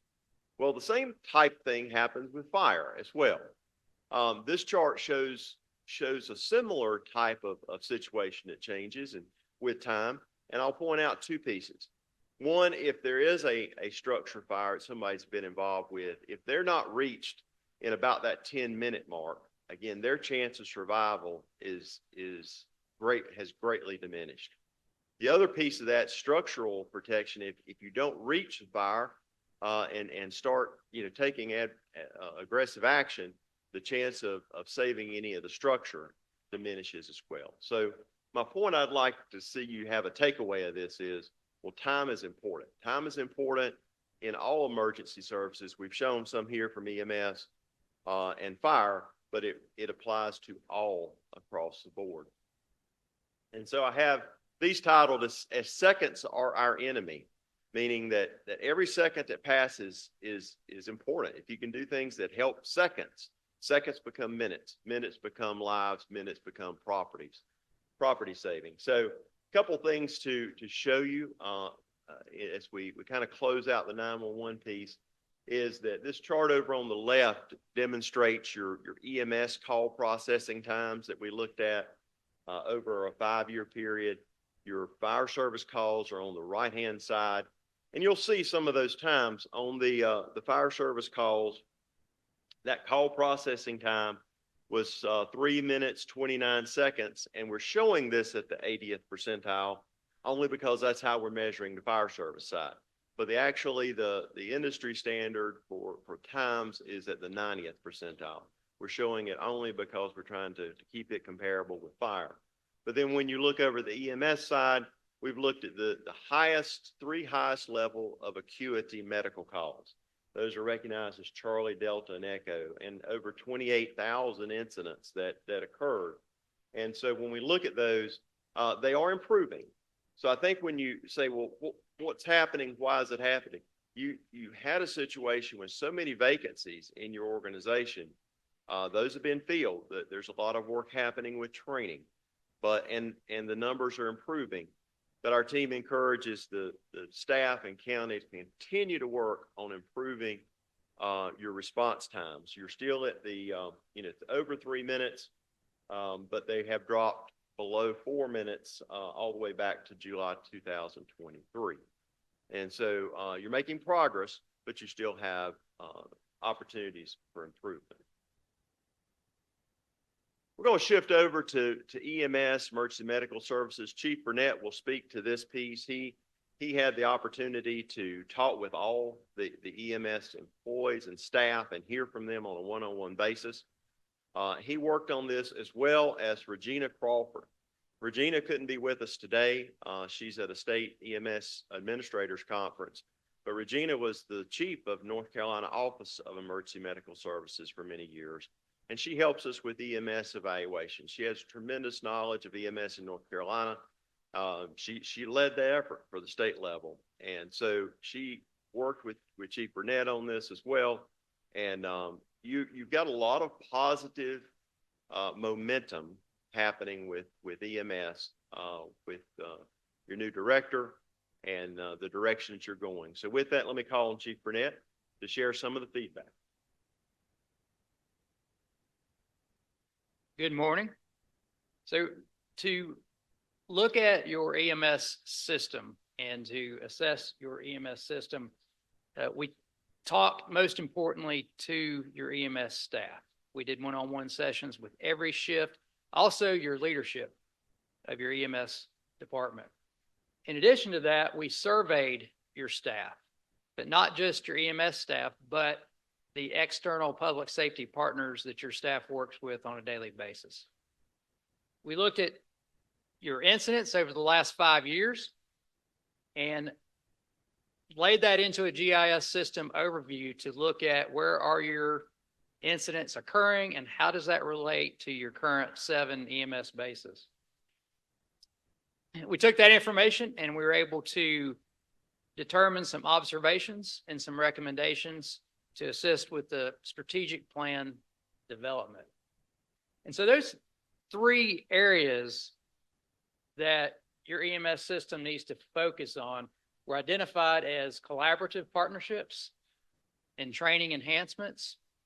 And again, retention and recruitment at EMS also is a very important key focus area for Burke County, retention and recruitment of your EMS personnel. And also implementing the department strategic plan, which includes planning for future EMS-based locations. So the collaborative partnerships and training enhancements piece, training personnel, that builds relationship, that builds trust, that helps with recruitment and retention, it helps with performance. In addition to training the personnel, also providing leadership training within EMS, as well as the other public safety partners, including the volunteer providers, the rescue squad, the volunteer fire departments, providing that leadership training to them as well will significantly help build those relationships and also help with recruitment into the EMS system. Continue and expand your technical training within EMS and with response partners. Burke County certainly has unique risks in Burke County, and your EMS department's ability to handle those risks from that technical perspective is pretty significant. The rescue in the gorge this weekend is a good example of just that. And so continuing that and expanding that is an important focus area for training enhancements. And then also designating a training coordinator for EMS and forming a training committee so that there's more inclusion and more buy-in from not only your EMS employees, but your other public safety partners. Retention and recruitment. So clearly competitive compensation is a central key issue for your EMS personnel and retaining the strong, proud team members that y'all have here at Burke County EMS. In 2025, recruitment and retention of EMS personnel is extremely competitive. Extremely competitive in 2025 to recruit and retain EMS personnel. And competitive compensation is an essential key part of recruiting and retaining your EMS personnel. Also, reaching out to your partner agencies on volunteer recruitment. That will help your recruitment pipeline, and also it will help form partnerships. It will also bring more visibility to Burke EMS in that very competitive market. You're going to get out of your recruitment efforts what you put into it. And so having that focused effort is going to be extremely important for that recruitment and retention in today's very competitive market for EMS professionals. Your folks, when we talked to them, competitive pay was their top priority. 85% placed that as their top priority, competitive pay, to make sure that you recruit and you retain the EMS professionals that you have. Looking at where your bases are located, the manager spoke about this earlier. You have 7 EMS bases, and as you can see, for the most part, they are clustered in one area throughout your county. There's many areas in the county that don't have that EMS base, and so that provides an opportunity as you continue to invest capital money into your EMS system to relocate EMS bases to allow for that better coverage to reduce those overall response times. So your strategic plan, 8 areas need to be included in that strategic plan. And those areas that we've identified are internal engagement, current program service delivery, external engagement, strategic partnerships, the quality of life of your employees, succession planning, your infrastructure needs, and also health and wellness of your employees. Related to your infrastructure, your facilities. So the base 1, which is scheduled to be completed this year, will be a significant improvement for your EMS delivery, for your EMS personnel. You do have a number of EMS bases that are very tight and have outgrown their current space needs. This is one example, base 6. You see how tight that EMS unit is. That is a good example of the tight quarters that your employees are working in currently. Base 7 is a new base built in 2015. And so that's a good example of being able to increase the space and the places that your folks are working 24 hours at a time. So base 1, that's the one that here's current, and it will be a significant improvement when that base is completed this year. You can see base 5. The tight quarters being shared with the Jonas Ridge Fire Department there. Your folks working in a very high stress, busy system, 24 hours at a time. Their EMS base that's their safe place. That's where they can come back to and diffuse. That is very important. That is a workable, comfortable place for your folks in a very busy system to operate in. So looking at your future EMS-based needs, that's going to be an important part of planning for Burke County EMS going forward. As you can see, the graph on the left, that is your call volume, and it is increasing. As Burke County grows, so does the need and demand for your EMS system. And so it continues to grow every year.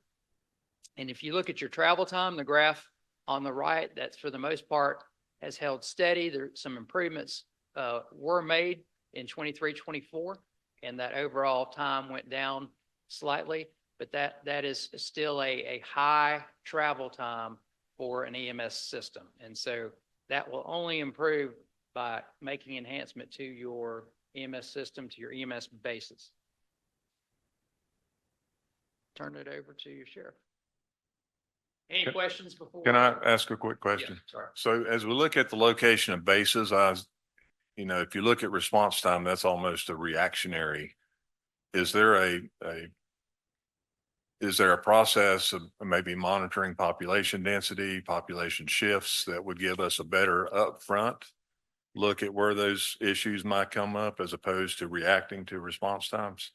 Yes, sir, absolutely. And so modeling can occur where, based on the regression analysis of those previous call histories and looking where your growth and development is, modeling can absolutely be done to find out where is the best place for an EMS base in the future, not just right now.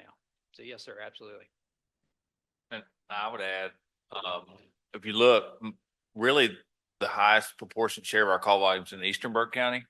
And we don't really, our bases are central and western Burke County. So patient care, and I'm certainly not the professional, Chief Robinson, and I can speak to it, but we've mobilized QRV in the eastern part to add some additional response capacity and some additional call it horsepower, if you will, to the eastern part. But I mean, over time, that seems to be where our population growth is as well. Certainly that's where the call volume is, but we don't have dedicated resources there. And that QRV is staying pretty busy, isn't it? Yeah. So an example is, and he shared it with me, something that would have taken us 15, 16 minutes, day 2 or 3 of him mobilizing that unit was on site with a pretty severe case in a matter of seconds, not only recently. And, that's the real challenge is if they're leaving from Morganton, but have to go there. You just simply, travel time that he showed at 16 minutes, that includes non-emergency, non-lights and sirens too. Our emergency response time is more like 11 minutes. But if you pair that with what Chief Grayson showed of cardiac arrest and 10 to 15% decreasing kind of a law of diminishing returns with positive outcome, that's kind of the challenge. So to answer your question, I think that eastern side of Burke County is in need of investment, and we already know that without doing much analysis, just because that's where the call volume is growing. Thank you. That's where I live. Actually, I live south of that last EMS station that you see on the map.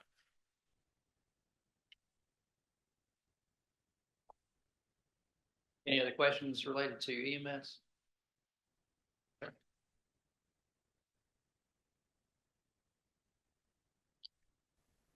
And so one guidance in all of these areas is where population is where your incidents will typically occur. So much of your county is rural. There's areas that are suburban, but where your population is as you plan. Help answer your question, Commissioner Burns, as well, is you look at what is the desired travel time, what do you desire to have? That has to cross with where the incidents are occurring, looking at the population and those aspects. So through the GIS modeling, if you look at that, I think your director is very, very on target with that. He clearly understands it. We're very impressed with his interaction. I think he's already on it, so to speak. And so this isn't new information. And I think when you start seeing those improvements in that last year, you'll continue to see that. But keep in mind that whole aspect of time. Again, time is so critical in all the components. We're going to move forward to the sheriff's office. And I had the chance to be with our subject matter experts on this day as well. I'm going to call on Sheriff Welch to cover this with you. Sheriff Welch spent 16 plus years as sheriff in Caswell County. Lots of years working across all the counties in North Carolina and working with other sheriffs, very well known, very well respected. We also had a major, retired major from Iredell County that helped. Major Carver helped with this work as well. And we had tremendous cooperation from the sheriff and his staff. And I'll ask Sheriff Welch to come forward and give an overview.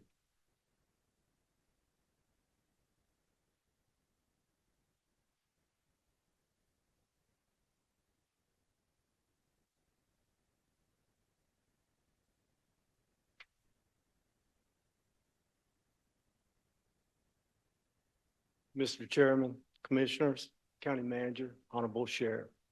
Good morning. It's a privilege to be here this morning with you. Before I get started, I just wanted to give a little bit of my background. As the chief said, I had the honor of serving the citizens of Castle County as sheriff for 15 years. I'm a veteran. I served in the 82nd Airborne Division. I actually got my start in law enforcement 40 years ago as a military policeman with the 82nd Military Police Company. A little bit of, thank you. A little bit about my education. I had the opportunity to graduate with an associate degree in law enforcement technology from Alamance Community College. I then went on to UNC Charlotte, where I got a bachelor's degree in criminal justice.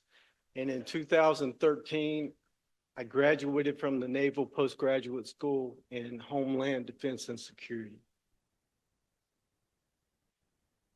It's a privilege to be here and have this opportunity to present. We've had the opportunity as our assessment team to work with the sheriff and his command staff and management team since January. We've had the opportunity to meet with his command staff, to look at performance, to look at operations, to look at facilities, and basically talk about the needs, the future needs of the sheriff's office.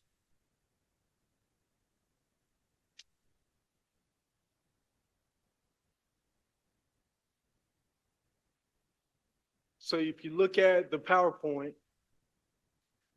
they're divided into 3 areas, focus areas: personnel, facilities, retention and recruitment of staff. I wanted to start with personnel. When we're talking with the staff, it's commendable to talk about the Burke County Sheriff's Office under the leadership of the sheriff in their community-oriented policing service. It is a comprehensive community policing service. And what I mean by that, it focuses on community mobilization, community partnerships, and it follows a team-oriented policing service. So what does that mean?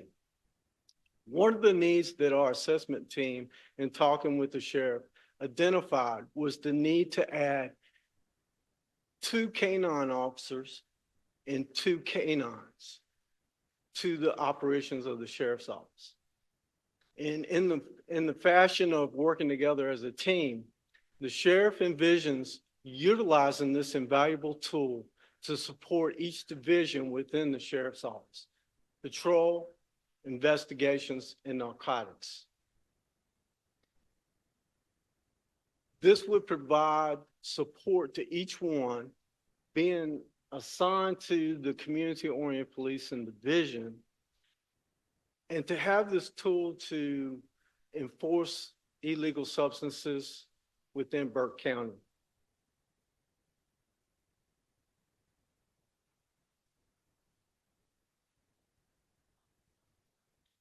One of the focuses would be looking at drug-related crimes, including property crimes. It was our assessment team's recommendation that a canine, specifically trained and certified canines, be added to the Burke County Sheriff's Office operation.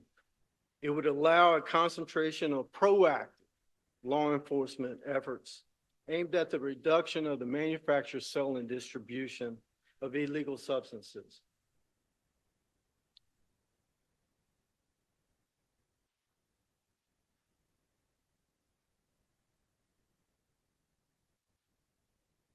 So I just wanted to take the moment to point out, when you're looking at canines, you want to make sure that you are looking at canines that come from a reputable trainer that has the certifications, specifically for drug detection or any other certification that you're looking to utilize them in that capacity. The next one under personnel is adding an investigator for internet, sexual deviance, predator crimes. child exploitation, internet crimes, and child victimization. County Manager Epley covered that briefly earlier in his presentation, that the need exists. The sheriff has recognized since the pandemic, there has been an increase in these cases. What the sheriff envisions is adding one specialized trained investigator to assist the current staff, and also envisions this to be a partnership with the Morganton Department of Public Safety. And the sheriff also wants to make sure that all state and federal resources are utilized. State and federal resources can provide specific technology, educational resources, and other needs that local law enforcement might have to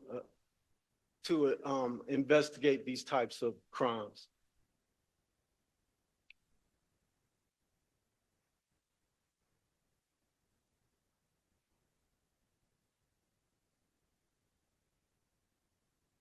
Next, prepare for long-term court security personnel needs.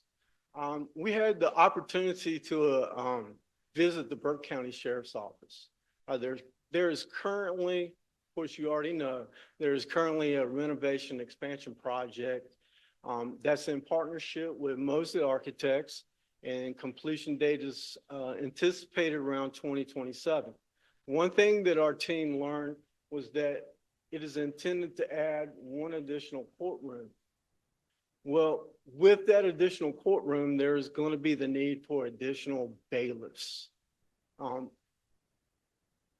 constitutional requirements to provide security for that additional courtroom is going to require that. In talking with the sheriff and his team, other counties utilize part-time law enforcement officers that have been retired from the system to work along with full-time law enforcement to provide security.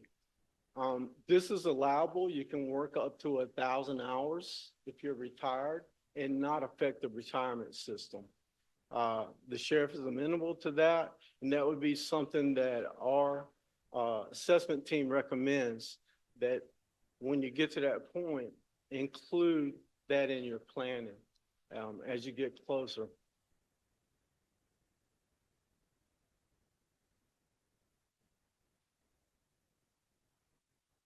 So we want to recommend that you include the consideration for additional sworn deputies, bailiffs, as part of the planning needs for the additional courtroom. Next, strengthen patrol staffing. It's recommended by our assessment team that additional patrol staff be added when conditions allow. And this would increase the levels of service across all the patrol shifts. And there's already been work done in partnership to look at that, as the county manager pointed out earlier in his presentation. Currently, the Burke County Sheriff's Office practices 3 patrol zones: east, west, and central. And as it was talked about earlier, the CAD, the computer aided dispatch system, and also eye-based reporting system allows for incidents, criminal events in those patrol areas to be tracked, to be measured, to look at performance, and then actually be examined or analyzed for the future. As patrol shifts are added to over time, there is that potential to use infrastructure that's already in place to expand on those patrol zones, and then actually have that incorporated into the CAD system for smaller, geographically defined patrol zones. So not just would you benefit in faster response times, there are also benefits as you plan for the future to look at annual fuel cost savings. greater coverage in the county, more visibility, improved fleet management, with your emergency response vehicles, to improve officer safety, to improve case management, to utilize crime mapping, to study the crime, to be able to put your resources where the crime patterns are showing. This implementation promotes and directly impacts the law enforcement services for Burke County's citizens.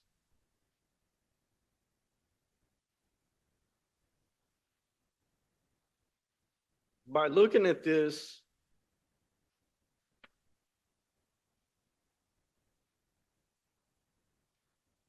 before we move to the next one, we want to look at this slide. So we've already talked about recommendation to addressing staffing needs over several years. So we talked about patrol deputies to help reduce response times, courthouse security needs with the expansion, investigator for sexual predator crimes, and implementing a canine unit.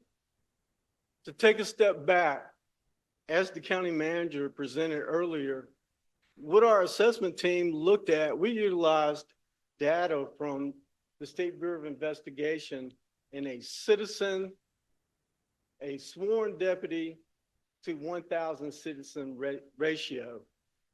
And if you look to the left, you'll see that box to where it's comparable to surrounding counties.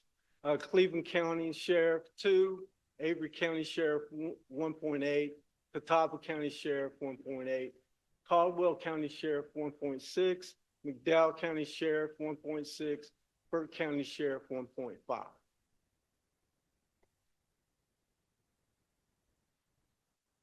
Our assessment team recommends adding 4 new positions each year to the sheriff's office for the next 4 fiscal years. And that would bring Burke County Sheriff's Office officer to citizen ratio to 1.7. That's taken into consideration if there's not an increase in the population with the county. Can I ask a quick question? Yes. So Yes. if you're looking at it at a per capita basis, you know, apples are apples and oranges are oranges, but I see there's the possibility of some significant variables in that, in certainly geographic location, crime stats. Is that factored into the recommendation at all? Well, that, absolutely. Thanks for pointing that out, Commissioner.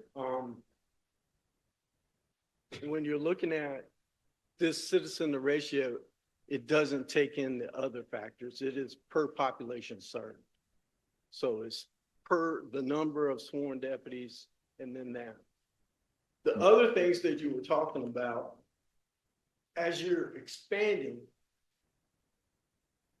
it allows you to address the geographical areas by defining smaller patrol zones. It's going to have those positives. The ability to have more presence, the ability to say again, More deterrence. right? Deterrence, omnipresence, visibility, and one thing talking from experience, when we had the gas crisis, when I was sheriff, when we went to the smaller patrol zones, we were able to measure the fuel cost and the savings at the end of the fiscal year because we implemented smaller patrol zones.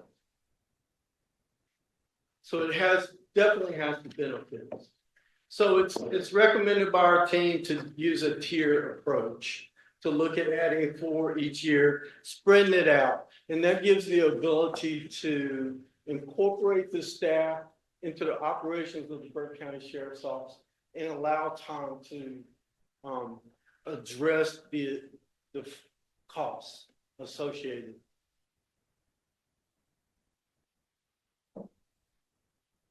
So are there established goals on a matrix or a rubric, if you will, that we would accomplish if we add 4 this year? We know what the expectations of that 4 would be, or what the result of adding those 4 would be. I mean, is it measurable? I guess is my question. It would be measurable, once you identify those matrix, the costs associated with the benefits. In this presentation, the recommendation is to, add that to address that need and to bring Burke County up to 1.7, more comparable with surrounding areas. Thank you for that question. And also crime stats. I mean, you can utilize crime stats for that also. I was just gonna add one of the data points that we've checked is number of calls in a 12-hour shift, right? So if you have a broader base, right now our folks work 12-hour shifts and on average they're running 11 calls in 12 hours, which, you know, you're finishing one, running to another. It doesn't always, I think I've heard the sheriff talk about officer security or, you know, safety when you're responding without backup. Response times probably aren't similar to EMS, or most of our other public safety functions aren't as swift as what we'd like because of patrol zones being so large. So if you look at square mileage per officer, average response time, number of calls per shift over time, and done the appropriate way. And I'm not convinced that it requires additional FTE. I think that we can have continued reallocation of existing FTE to the patrol division to try to offset those. But those would be the measurable data statistics that I think can make a pretty immediate impact. I'd like to add something.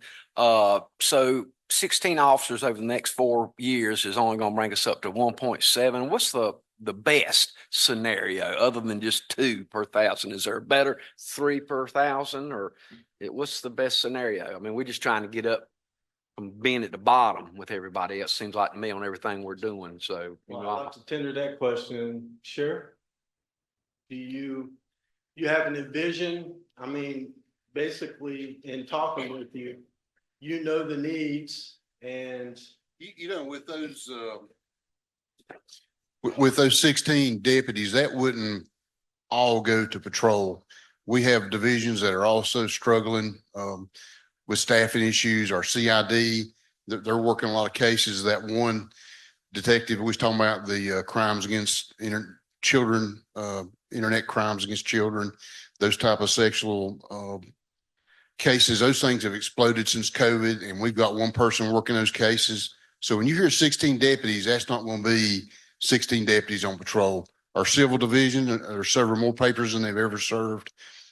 So there's a lot of farming out of those positions. It wouldn't be just patrol deputies. However, like the sheriff was talking about, if you can cut those patrol zones in half, and I'll give you an example since we've talked about George Hildebrand area.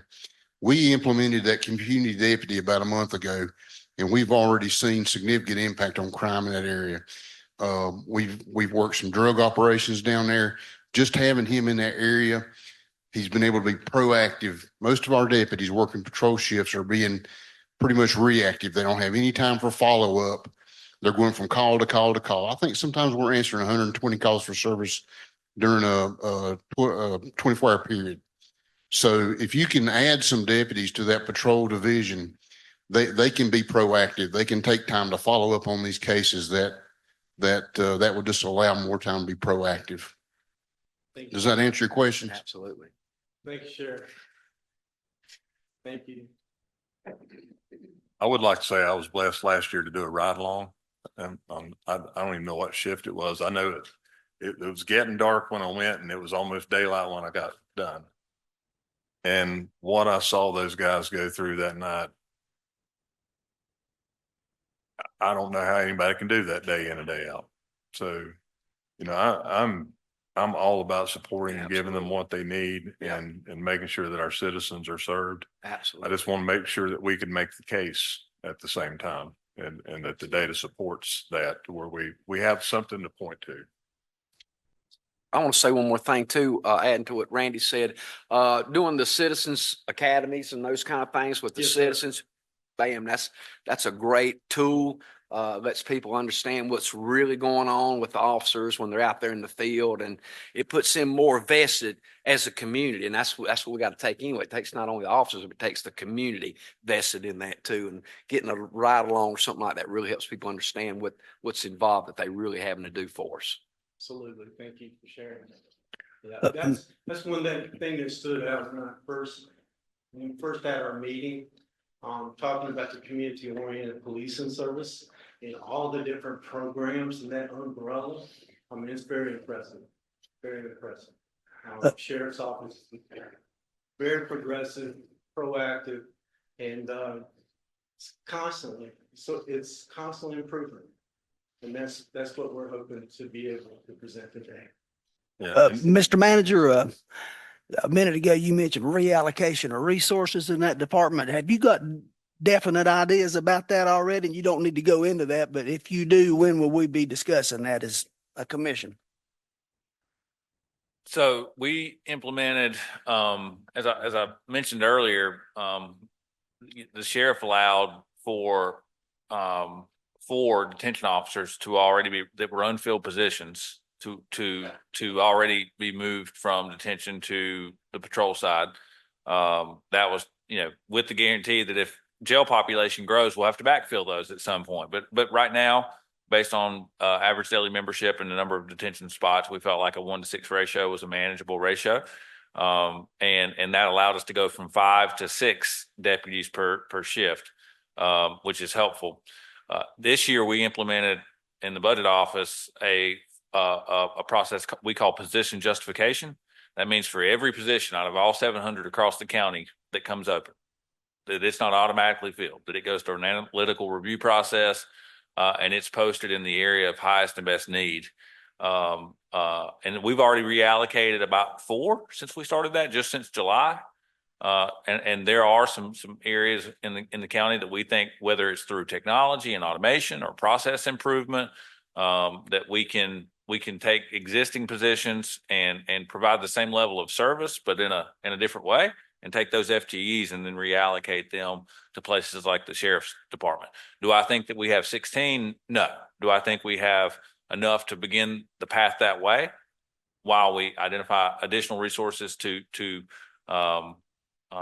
then attribute? I do. I think that there's existing resources that can be reallocated, including positions, to areas of higher need.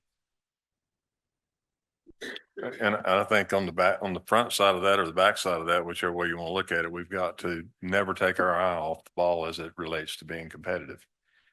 It does us no good to create positions if we can't fill positions or we can't keep deputies. I'll just add a big part of tomorrow's work session agenda is talking about economic development. Okay. And that this idea of high performance, right? There's high performance in everything that we do. There's high performance in patrol staffing and EMS response time. There's high performance in the number of folks that we see in social services and public health, how quickly we turn around a septic on-site permit inspection. Everything that we do has a measurement of performance, and we have to balance that performance with the policy direction the board gives us for resource investment and to manage that against revenue forecast and all those type things. And so these, to me, and what I hope we can have a conversation around tomorrow is the competitiveness, the need, the demand for aggressive economic development so that base grows and we're not asking more of existing citizens and taxpayers to increase these performance areas that are so critical, whether that's public education or public safety or all the other things that we do for the citizens of Burke County. I think as long as we understand that it's incremental improvement year over year, and to me, the way that you're able to accomplish that is through economic development, and hopefully we can have that conversation tomorrow and kind of tie that together. Thank you, Mr. Manager. Thank you, Sheriff. We're going to call for a break at this point. About lunch is here, and we'll stand in recess. Let's try to make it about 30 minutes. Come back at 20 minutes till 1. Okay, Mr. Chairman, I move for the recess as stated. all right. Make Thank it you. official. All in favor? That's all of us. Thank you. Okay, ladies and gentlemen, thank you. Appreciate Sheriff time out there for us. And think we're pretty well ready to go here. Carry on. Thank you, Mr. Chairman. Before I move to facilities, I just wanted to take the opportunity to revisit what we've covered up to this point.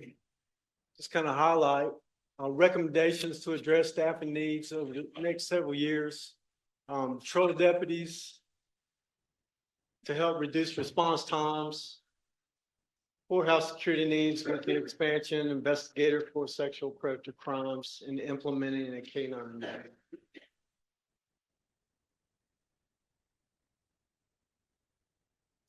So when talking about facilities, our assessment team had the opportunity to go to the old jail. And it is a great underutilized space in that area. Just appeared to our team to be a great opportunity for a capital improvement project. Are you talking old jail at the basement of the courthouse or the old jail at the sheriff's office? Sheriff's Office. Okay. Thank you. There's several possibilities to convert the space to offices, and it has the potential to be utilized for storage space, not just for the sheriff's office, but also for other departments. It has the potential to be utilized to expand or improve on the evidence room for the sheriff's office, taking into consideration conditioning upgrades. Also conference spaces, detective offices. And also when you're looking at record management, looking at the schedule that the state puts in forth as far as retention of record, it can be utilized for additional space to maintain records for the county. The great thing is the county already owns the property, so the potential exists there. Next, our assessment team went to the Burke County Sheriff's Courthouse, as I mentioned earlier, and talked about the renovation expansion project that's currently going on. We did look at the last time security assessment had been completed for the courthouse. It's worth pointing out that there is a courthouse security committee that is currently in place. It's established. It can address future security needs. This project's timeline, 2027, in partnership with Mosley Architects. Our assessment team would recommend that Burke County develop some needed enhancements to the control room.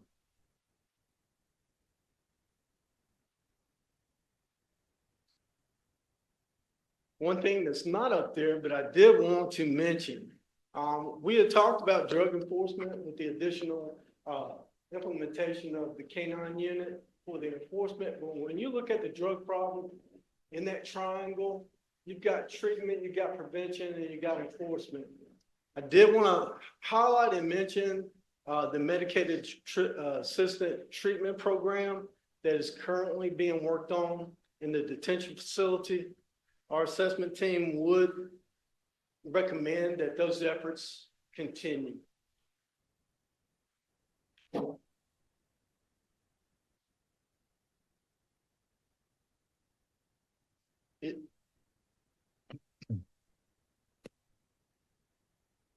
And I just wanted to add that implementing the MAT program for Burke County jail inmates is a significant accomplishment.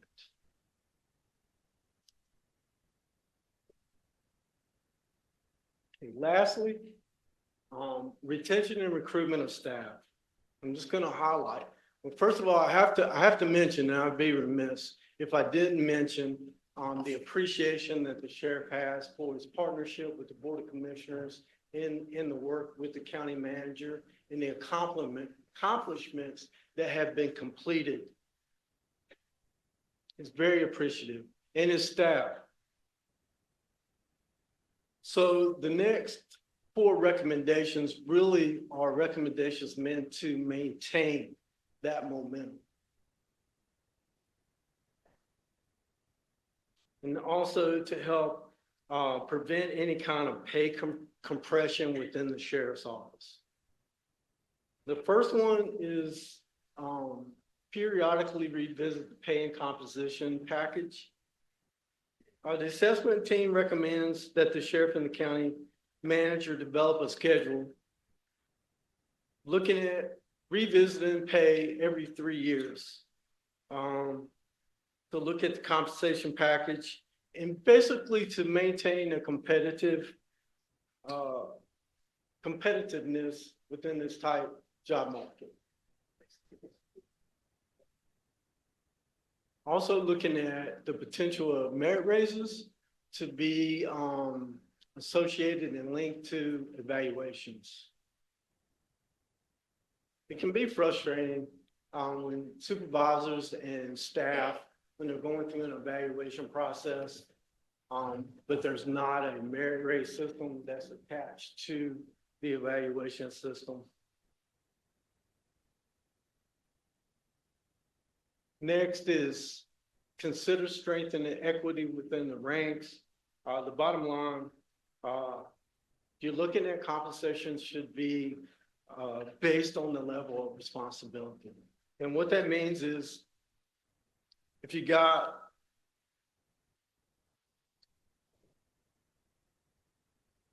at the best practice, compensating the supervisors based on their ability to lead and the division where they lead them at.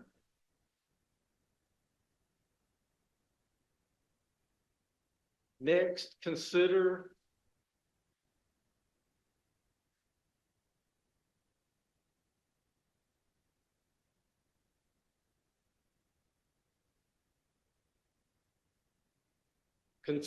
revisiting higher education recognitions.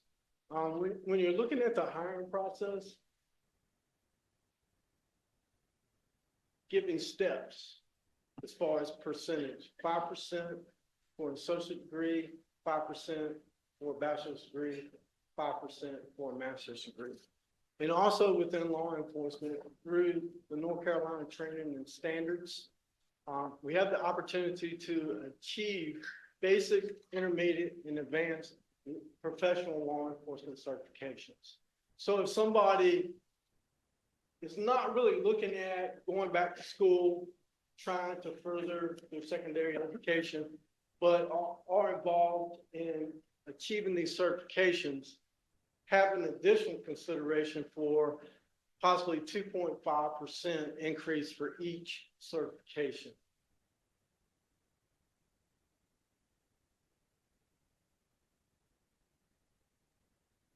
Increasing the training budget for the sheriff's office. Looking at the fiscal year 2024, 2025, our assessment team recommend to increase the training budget for the sheriff's office. And one of the considerations is this increase is really applicable to sending personnel to basic law enforcement training school.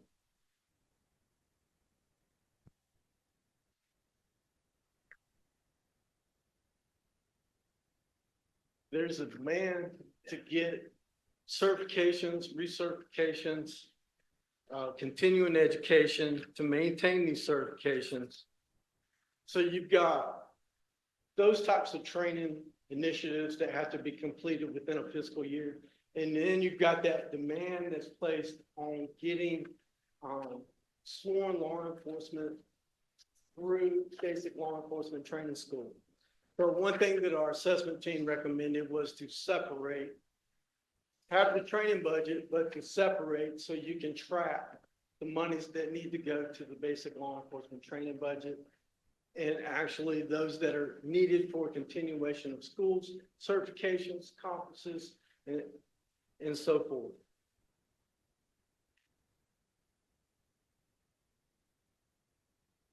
And one thing to note, it's important to note that new personnel salaries are reduced during the time that they're in basic law enforcement training school.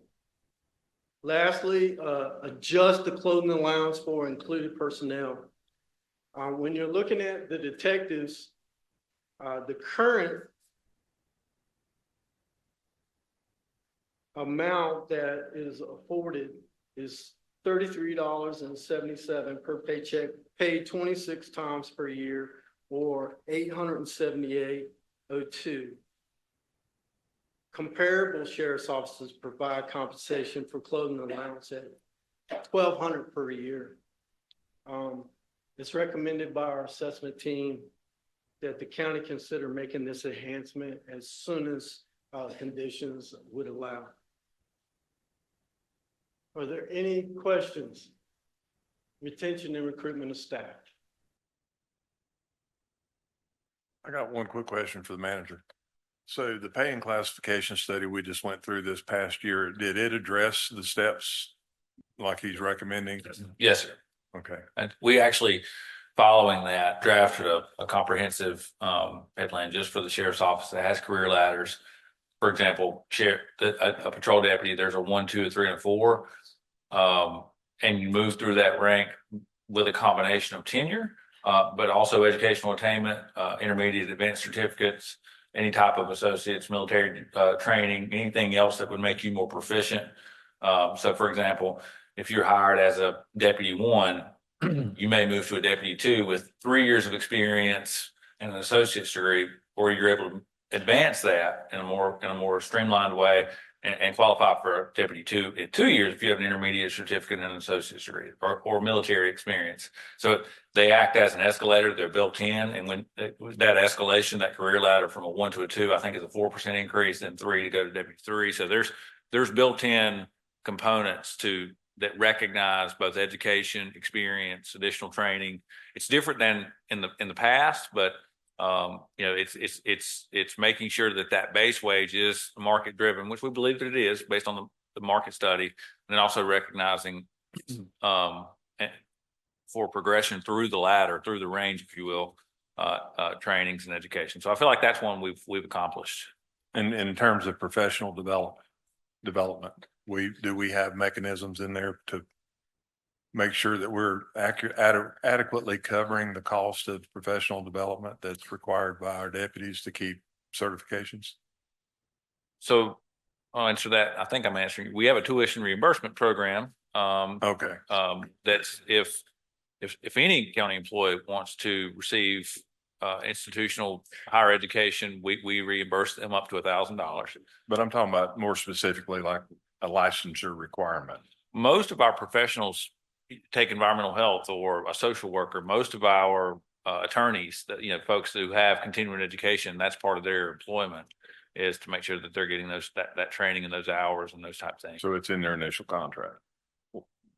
It's in their it's a condition of Job employment. description. Yes, that's right. Yes. Thank you. Excuse me.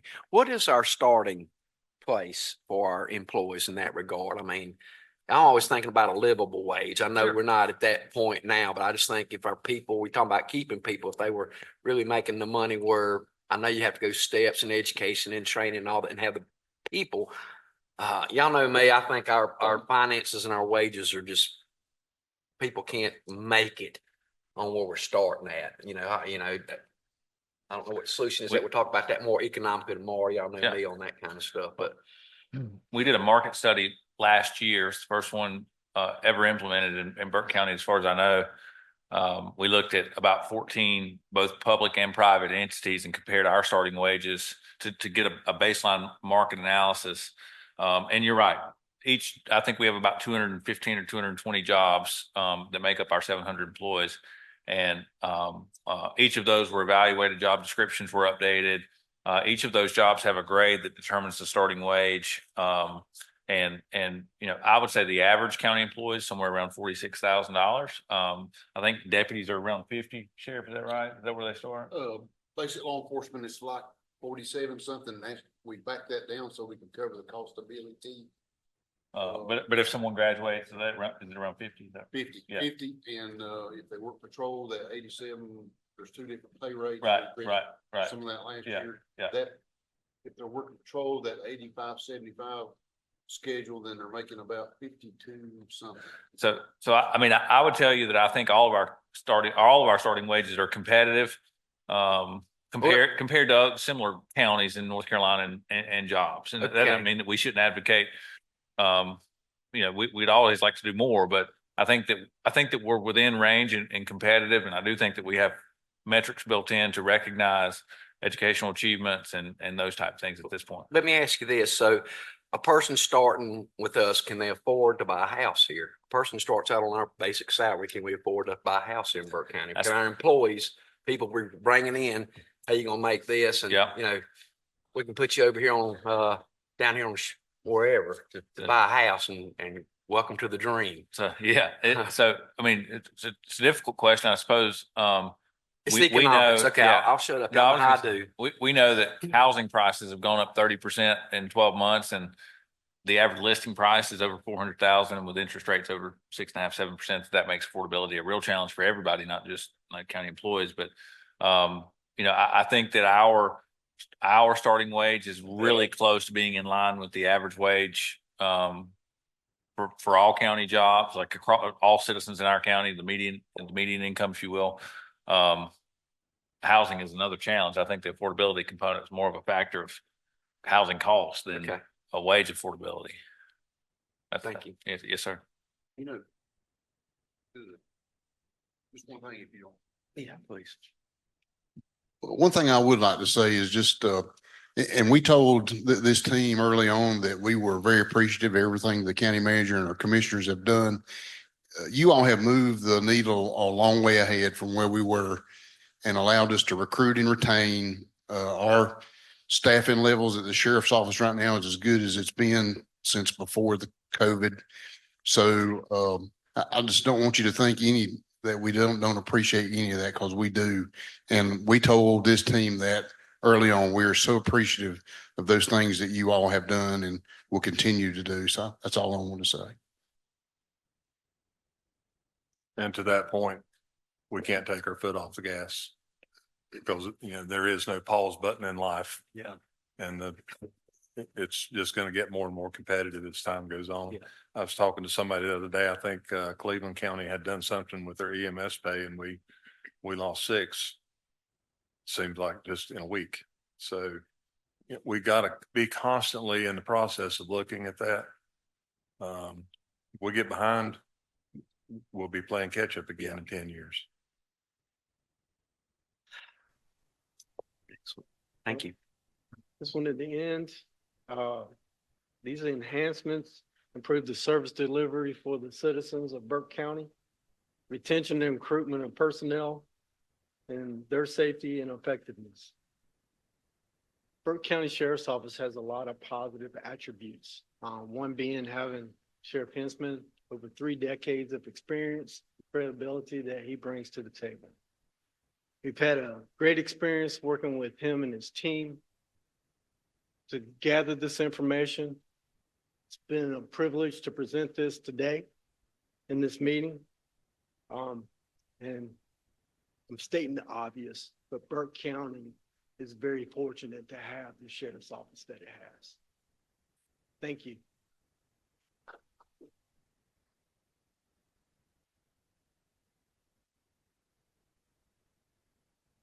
Thank you so much for the assistance with that. And it's we look at the discussion that you're having about retention and recruitment. So you heard that with 911, you heard that with EMS, you've heard that again with sheriff. So thank you for the discussion from all the personnel we talked to is very important. The next area we'll give some focus to is the fire marshal's office. In review of the fire marshal's office, Chief Frank Blackley led that work. He's retired assistant chief from Wilmington. And he teaches community risk reduction, which is a big part of this. He teaches that nationally. He teaches at National Fire Academy. Very, very knowledgeable, probably the most knowledgeable CRR person, community risk reduction in our state.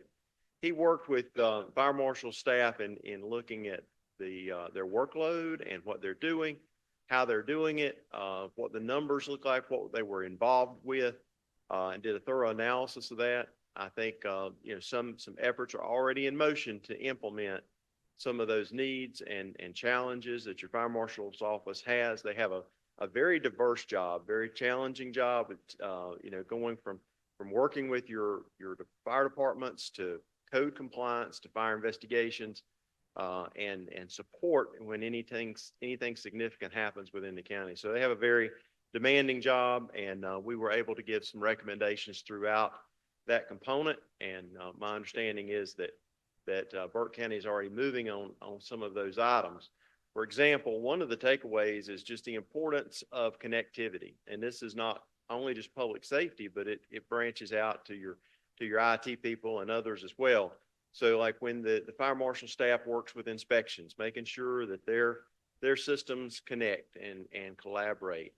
Also seeing that any work that they do can be connected back over to the CAD system, or improving some of the technology and the software systems that they use that helps integrate it into other functions within the county. And so I think they're already, working on some of the other items in this grouping as well. But appreciation to the fire marshal staff for the dedicated work that they are doing. So we're going to switch over to fire services, and let me talk with you a little bit about what that world looks like today. So there are lots of dynamics changing in fire services today. We specifically for this work looked at the incident dispatches. We did some basic GIS analysis. We had some stakeholder feedback, not only the fire chiefs, but the firefighters in the county as well through a survey. And we've done some physical analysis as well. So looking at the departments that provided us financial information, we have looked at that data.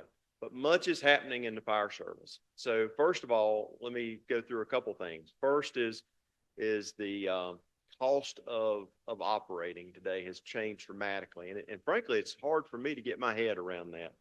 If you look at the cost of a fire engine, ladder engine, any type of fire apparatus in 2025 versus 2020, it has literally doubled in that time period. It's really hard to imagine that, but it has.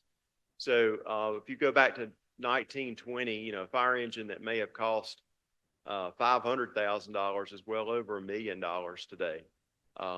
Ladder trucks throughout our state that we see well in excess of $2 million. I was in Belmont last week, $2.5 million ladder truck for them, and it's not exorbitant by no means. It's cost is tremendous. To go along with that, when fire apparatus is ordered, it's taken 2 to 3 years to even get the equipment. So the cost has doubled, so has the delivery time doubled. It's not the message I want to send to you is that cost obviously has gone up for capital. The other piece though is the necessary equipment to operate day in and day out. And these are not the things that are nice to have. These are the have to haves. That may be air packs, self-contained breathing apparatus that are necessary for going into structure fires, protective clothing that firefighters have to wear, radios that they use. Every piece of essential equipment has gone up significantly, maybe not completely doubled, but it's gone up significantly. So the capital pieces to operate have changed, but much more so is changes in personnel. And we're going to talk a little bit about volunteerism and what that looks like here for Burke County. But changes in volunteerism is not a Burke County thing. It's not a North Carolina thing. It's a national challenge. You're very fortunate in Burke County. You'll see that when we get to the numbers, your loss of volunteers is much less than other places that I have a chance to work with. So that's a positive, but it is having an impact. So having people is important. The fire service pieces very important with time, like we showed you earlier, but it's also part of that fire service is a lot of hard work. It takes a lot of people to come together to provide the necessary services, and it's a lot of hard work at the same time. And then the third piece, which I just mentioned, is the cost factors that are happening. So you have changes in personnel, availability of volunteers, and then cost of what's happening as you look at the personnel and the operations. So one of the recommendations our group has is focus on a few areas. One is retention and recruitment. Surprise, you hadn't heard that today, but and we call it retention and recruitment intentionally because you want to retain the people you have, you want to retain the volunteers you have, and then you want to work on recruitment. And so we give some information in the feedback about some ideas and suggestions about that. Listening to your fire chiefs and your firefighters, the funding needs are of high importance because they are facing a lot of additional costs and challenges. So are every county. We're working with a number of counties right now, and every county has the very same baseline of how do we fund this? How do we pay for this? Because the costs are going up so significantly. And then looking at the staffing needs and options, what are you doing and how can it best work here for Burke County? And then we made some suggestions around reviewing your contract and having this 911 user group that we mentioned a little bit earlier, collective partnerships and collaboration. So these are just some of the focus areas. And let me share some of the data and numbers with you as well. So your demand overall for fire services is increasing. We looked at multiple years of incidents, and as you look at these across the board, you'll see that from 2019-20 through 23-24, you've had an increase in volume, in demand, in workload. That's the chart over to the left, and especially over on the east side of the county. The chart at the bottom, I know it's hard to see on here, but it's reflective of, for example, Ichord, Triple Community, some of those that are on more of the eastern. When we look at where the calls are occurring at, we call it a heat map, and you'll see that where the majority of the calls occur, that's an indicator of workload and where that is occurring. So again, that's where some of your population is as well. But that's these two, just recognizing your demand is increasing over this period of time.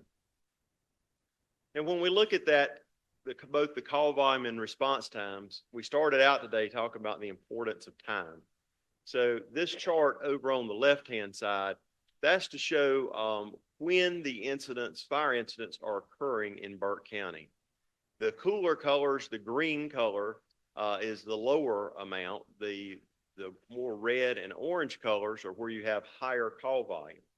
So within Burke County for your fire service, the highest 8-hour period of time is from noon to 8 p.m. And that highest 12-hour is 9 a.m. to 9 p.m. So that's kind of indicated on that. Well, that's when people are moving and working and doing and traveling and, more vehicle collisions and incidents that are occurring through that period of time.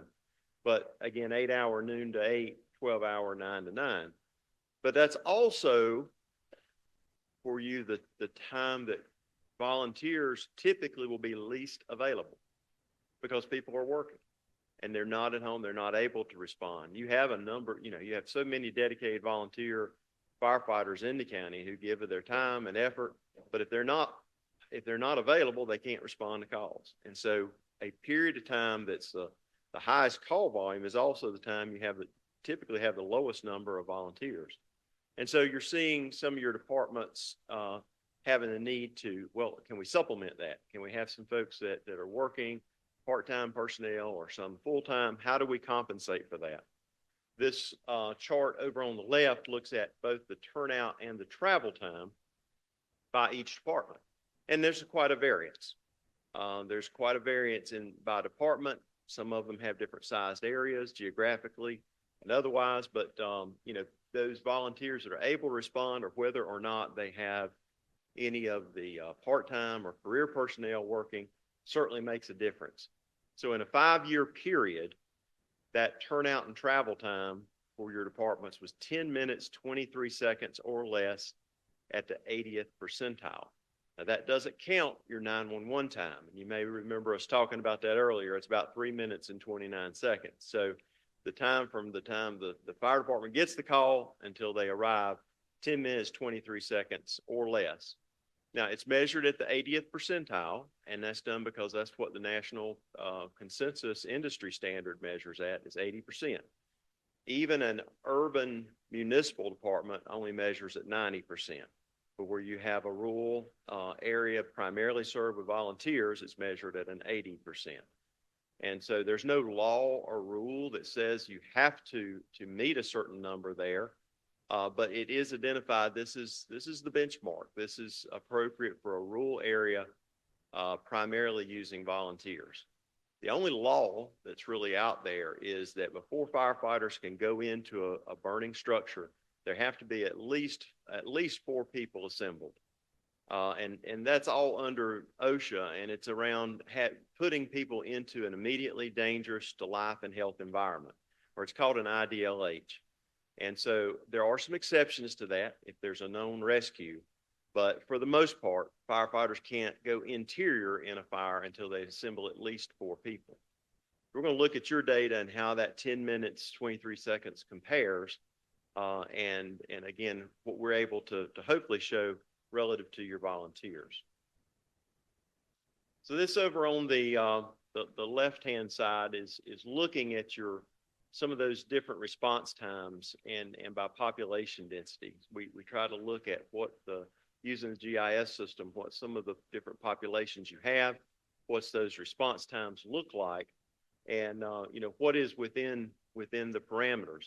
This chart over here on the right is from this national consensus standard. Again, it's not a law or a rule, but it's what you measured yourself against. How are we comparing with the industry standard? And what you'll see if you look at this chart, if you go to a rural area, is that a rural area should, from the time the fire department gets the call until they arrive, is 14 minutes or less 80% of the time. And if it's in a suburban area, which you have quite a bit of population density that equals suburban, then that is that 10-minute mark 80% of the time. So I'd say to you, based upon the 5 years of data and based on what we're seeing, that first unit arriving from the time of dispatch till they arrive in 10 minutes or less, 80% of the time, you're really close to that. That's not very far off. The piece that we don't know and we don't have a way to report to you is how many firefighters you're assembling in that period of time. If you look at the same chart for that suburban density, you have the 10 minutes to arrive, but also with 10 firefighters. And so you have a great automatic aid system in Burke County. You're running automatic aid. That means one department's going to help another for a structure fire. There's dispatched automatically, to try to assemble enough people for what we call an effective response force, or ERF, enough people to do the work. And so you're calling upon multiple departments to be able to assemble enough people. We don't have a way to measure when you're reaching 10 people in that case. And then right under that rule, you'll see 6 people. So in a rural area, getting at least 6 firefighters on the scene within 14 minutes, or suburban 10 firefighters in 10 minutes. So we don't have a way to measure that. We can look at when your first unit arrives, but we don't know how long it takes to get all the necessary people there. And a challenge that's really confronting the fire service is how do we deal with this? How do we help to get enough people when our volunteer numbers are dwindling?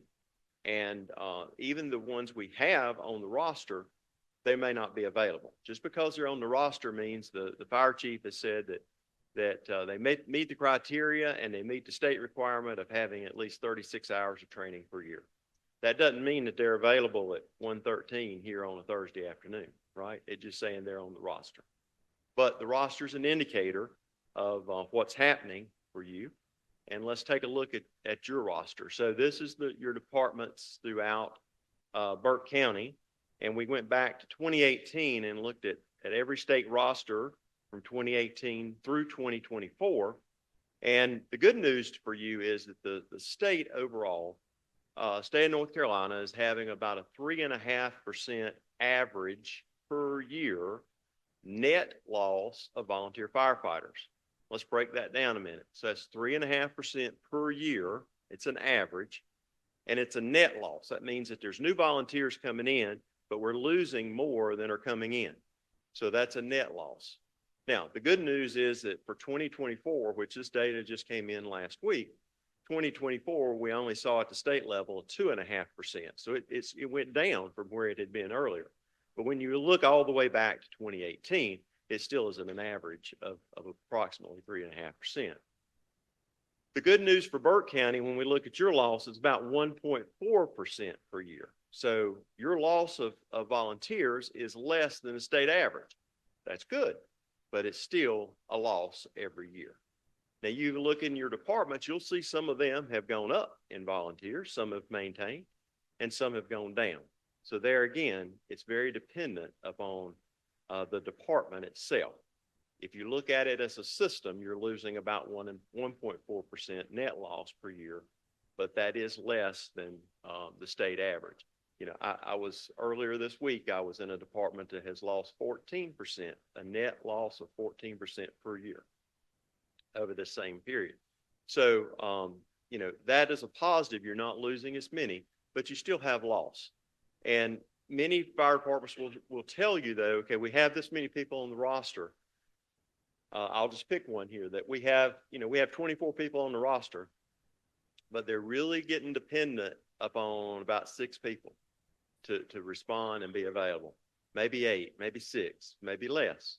They're really dependent upon them. And then that gets thinner during the weekdays. So when we talk to the fire chiefs about needs, the financial need of we need help with the cost of capital equipment. We need help with essential equipment, but we also need help supporting our volunteers. We believe in a volunteer system. We think you have a strong volunteer system, but it can use support moving ahead in trying to help, particularly during weekdays. And we outlined some models for you and examples of how to consider that, that you may want to look at down the road. We did do a financial analysis for those departments that participated. We did not receive that from everyone, so we still are trying to get some of that together. That has slowed us down in this, but the message I want to convey with that is these are the ones that did submit, and they too vary. So the number of people that a department has varies, the amount of funding they have varies. You can go all the way back here as you look at funding. It varies certainly significantly by department. It varies by the volunteers that they have with the rosters within the department. And it'll vary back here on this timetable with looking at the travel time. So as you move forward, I think recognizing some of the needs of your departments, some of the challenges that they're facing, it's important for you as policymakers and elected officials to recognize that the cost of business is significant. Let me give an example of some challenges. So fire engines that were bought 2019, 2020 may have been $500,000, $600,000. They were insured for their value at the time. Most all your fire departments use a company called VFIS that insures their apparatus. So if you're running a 2019 model truck and it's involved in a collision, then you look at, okay, well, what's it going to take to replace that? Well, 2019 fire engine is not very old, but it was maybe bought for $600,000. But now to replace that, it's going to take $1 to $1.2 million. But it's only insured for $600,000. So those are just some of the examples in some recent meetings I've been in with counties as well as fire chiefs. How do we navigate this? How do we deal with this? And again, protective gear and air packs are one piece. So there's two primary levers there, the equipment piece, but also the personnel piece. And I hope that you can walk away knowing, well, we're really doing better than the average in Burke County, but we still have a net loss, and that still should bring some attention. Yes, sir. Yes, sir. Why is Valdez just zeroed out? There's a reason for that compared to everybody else, or? you know, I don't have the answer. Your fire marshal may have an answer, or they just maybe have ended the volunteer program. I'm not sure. Part-time.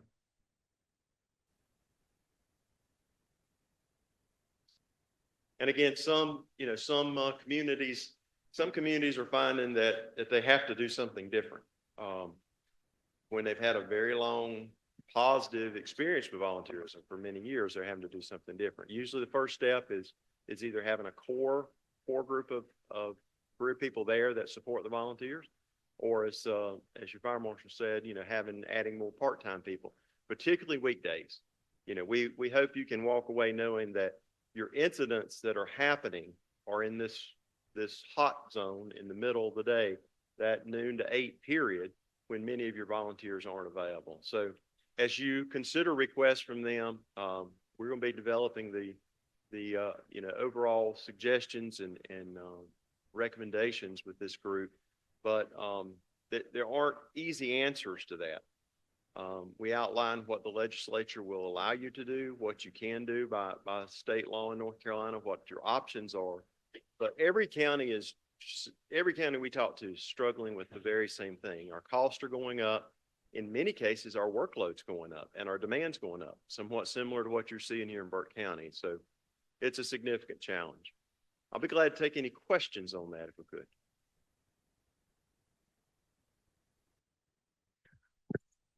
Sir, I have one. I see 50% of the fire departments on the fiscal analysis declined to give any information. Was that required of them, or? Well, your manager has worked to help with that as best as possible, but we have quite a few that have not sent information, and we hadn't been able to do a full financial analysis because we don't have all the information. We're showing the ones that either participated or the ones that we pulled data from what's called their federal 990 form, which is something that private nonprofit organizations are required to file. Brindletown, Chesterfield, Downing Creek, George Hildebrand, Jonas Ridge, Lake James, West End, we're waiting on those. I think your manager has attended chiefs meetings asking them to do that. We've sent multiple requests as well. I would point out that we do have audits for each of them. We require them to turn in to us each year in the budget a copy of their audit report. Their analysis, an audit is just going to give you high level functional, and we wanted to get a little deeper into the operations. So we've asked several times, but didn't get anything at this point. But your others have. I want to recognize, I acknowledge the ones who have not, but your others have, and we can do that analysis for you. We're going to just have to move forward with it. Let me say something on that. Now, why haven't our people responded? I mean, are they supposed to respond? I mean, is this part of bringing I it? came to them in November. I was there myself. We asked them in November. I believe it was November 13th. We asked them to submit. Who's the So- person responsible for submitting at the volunteer? Really, the fire chief is responsible. The fire chief at That's who we met with. okay. And, but to their credit, that was not long after the hurricane situation. Many of them had a lot going on. So we recognize that. So we were really looking probably by the first of the year. Okay. And so hopefully we'll get some more of these. There's some we have some bits and pieces of, but not the financial form. So we still got a little more work to do there for you. The challenges that we've seen with the ones that did respond is kind of what we would have expected, meaning some of the financial changes, volunteer changes, those type things. But we want to give you a more comprehensive view of that. Thank you. Yes, sir. So have the departments in terms of sharing, have they shared their rosters that we know? And We get our rosters from the state. they do. And And they're required to submit a roster every year. The state requires a roster. But it's important to note, and I'll go back for just a moment. I kind of want to emphasize this because the roster just simply reflects this person has necessary training required by the state per year, which could be no more than 36 hours. So it could be very basic, but that doesn't necessarily mean is not a reflectivity of how many calls they're answering or what their responsiveness is. They're just on the roster. and what's the roster requirement in the state now? How many certified do they have to have on the roster? State, well, it depends on how many stations they have, but typically 20. You're really looking for 20 people, ideally in that or more. I mean, but the state minimum requirement seems like a couple of years ago, they lowered that to 18. Is Right. this? It depends if you're under automatic aid, and there have been some changes with that as well. Okay. But I think part of that is, ISO recognizes that for every 3 volunteers, you can get credit for one person. In other words, they never expect everybody to be able to respond. So the larger your number, obviously, hopefully, the more people you'll have to help you when you need that incident. I can say that your night, and based on the CAD data analysis, your night and weekend responses are still stronger than your weekdays. Your weakest link in the chain is your weekdays, primarily because of availability of volunteers. And I suspect that's worse than the more rural you become as a department. The more, yes, sir. People just aren't there. They're not, they go to travel to work. People are traveling further and further away from where they live to work in today's society. And just much has changed. I have a 24-year-old son. I did the best I could do in bringing him up. He actually works for a municipal government now in North Carolina. Got his MBA, very proud of it. But his generation sees things really different than I did. Joined the fire service in 1982. Things were very different. We had a eligibility list to get on and join a volunteer department in 1982. Today, everyone's working to recruit and retain. Yeah, I was a member of the Board of Education years ago, and one of the things that I saw departments around the county struggling with was recruitment. And honestly, since I was in it, the requirements are huge compared to what they used to be. I mean, I still felt like I was training every other day for something just to keep up. So that, we started a firefighter academy on both ends of the county and 2 local high schools, hoping to and I think it has helped some. So any recommendations that you guys could have, that maybe best practices that you're seeing around the state on recruitment for volunteers? Yeah, I wish we had that silver bullet, so to speak. We don't, but we can offer some ideas. I would say a couple things to consider. The high school programs have overall been successful in helping with younger people, but the retention is short. In other words, people get in a good high school program, help them.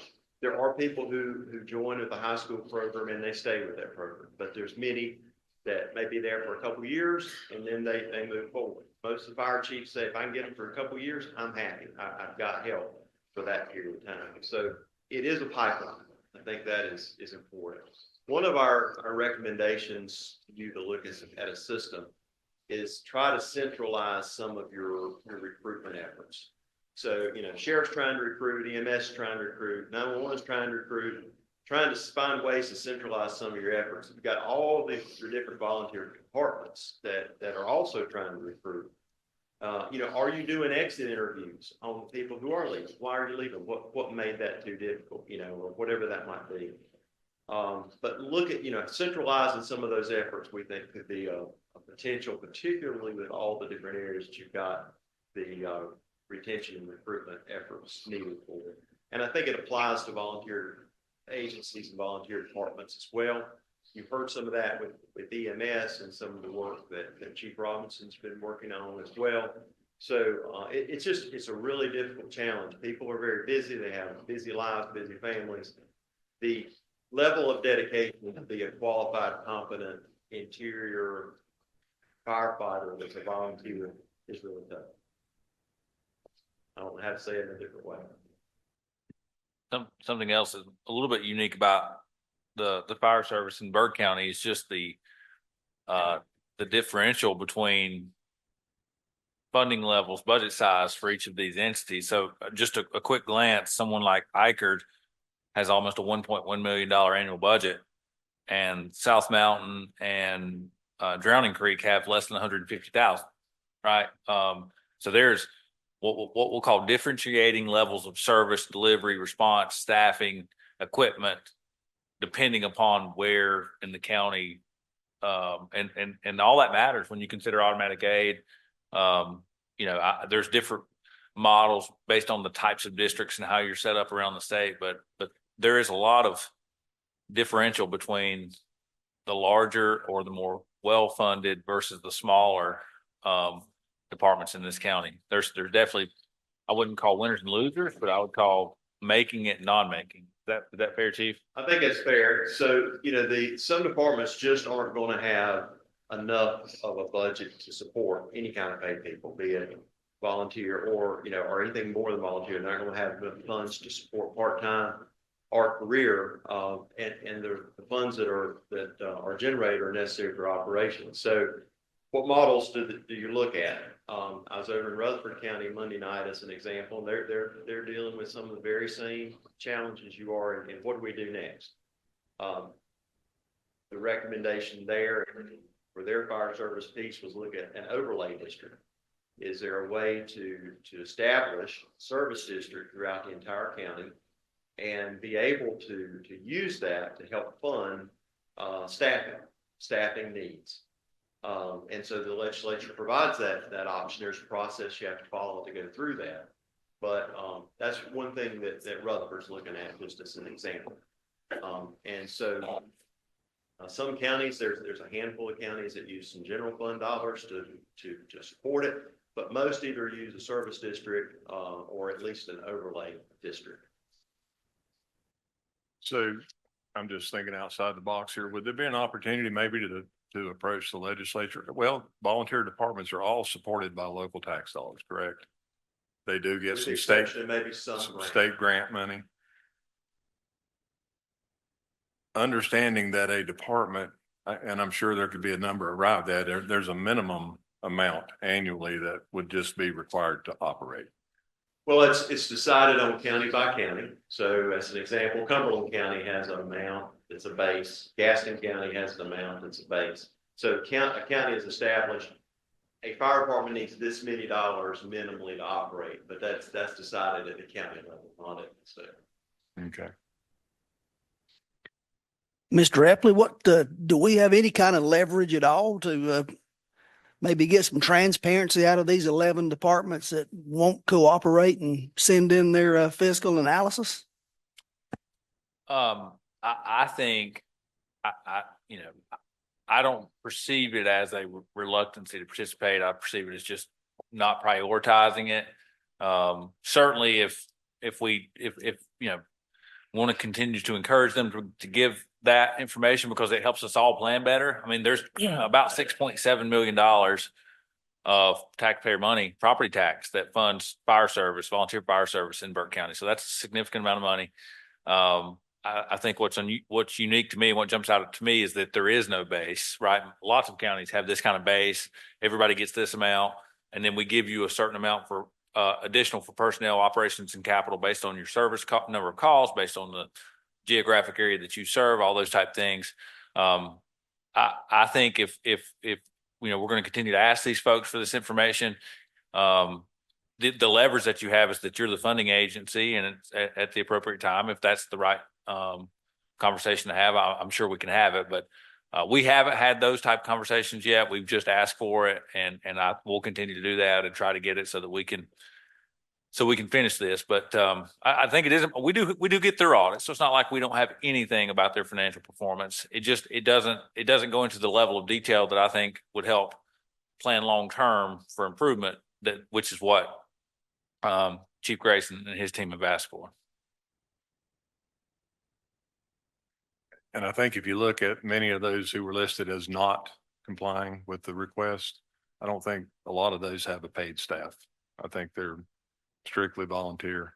So, to your point, I think, I don't know how you address that, but to go back to the roster issue for just a minute. Do we know that that's unduplicated headcount? In other words, each department has, let's just say Brindletown has 30 and Chesterfield has 30, and those are unique individuals, or are they duly? On that roster, they're unique, but a volunteer might be a volunteer on multiple departments. In other words, so the state won't allow you to list people twice. You only have to list one in age and all those things. But I'm just picking the first. Somebody could be, on Brindletown, could also be on Chesterfield, and could be on Drexel. You can be on multiple rosters, my point. And that's really up to the fire department's board of directors to define the ability to do that. Whatever their requirements are, but to look and say, well, we have 458 people may not be accurate. There were 458 names on rosters, but that may not be that there's 458 people. Does that make sense to you? Yeah. So how would we know that? How would we know? You could go through and look for duplications, is one way to do that. And that could be done, but you'd have to look through all those rosters. I'm not sure it's that important. I was just curious. But one of the challenges we run into, particularly I think around more urban areas, is, people may be, I'll pick on Raleigh for a minute. They may be a firefighter with Raleigh, but there may be a volunteer over here with Swift Creek. Well, that's really good because they get a lot of training and experience in Raleigh. They're able to bring that over to Swift Creek. Okay. But when there's a storm or situation and Raleigh needs them, they're going to be in Raleigh. They're not going to be in Swift Creek. So there are departments around some of the urban areas that may have people on their roster, but it doesn't reflect when they really need them. It doesn't reflect that they're going to be available because their primary employer is the municipality. Does that make sense? Yeah, well, yeah. Pro and con. It's like everything else in life. It's pro and con. Mr. Manager, I interrupted you. You were going to add something before I went back to the roster. No, I was just still speaking, I think this process was very unique too. Certainly I've only been here for a few years, but talking to the fire marshal's office, talking to some of our chiefs, I think, as he mentioned, November 13th, we held a meeting, at Foothills, right? We were at Foothills Higher Education Center. And, I think a lot of our, for years and years and years, no one's requested this type of information. So there was a lot of questions that night about what does that even mean? And what are you going to, so I think, there's a learning curve involved, and I'm saying that to not in any way insinuating that we don't need to continue to pursue it and it's not important. I think that it is, but I think that there's also a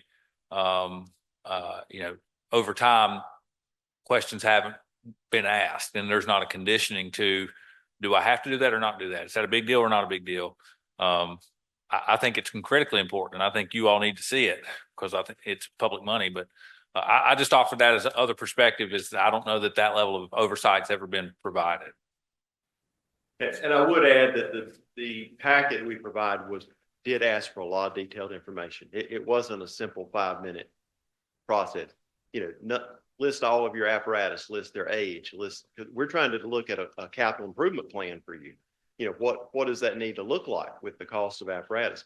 List the number of air packs you have. What is the age of those? I mean, it was fairly detailed, and you did have folks that jumped all over it and had it right in too. So, it did ask for a lot. I need to be in full, disclosure. So we asked for a lot of information, but it is for a reason, and it's trying to help articulate where they are and what their needs are going to be into the future.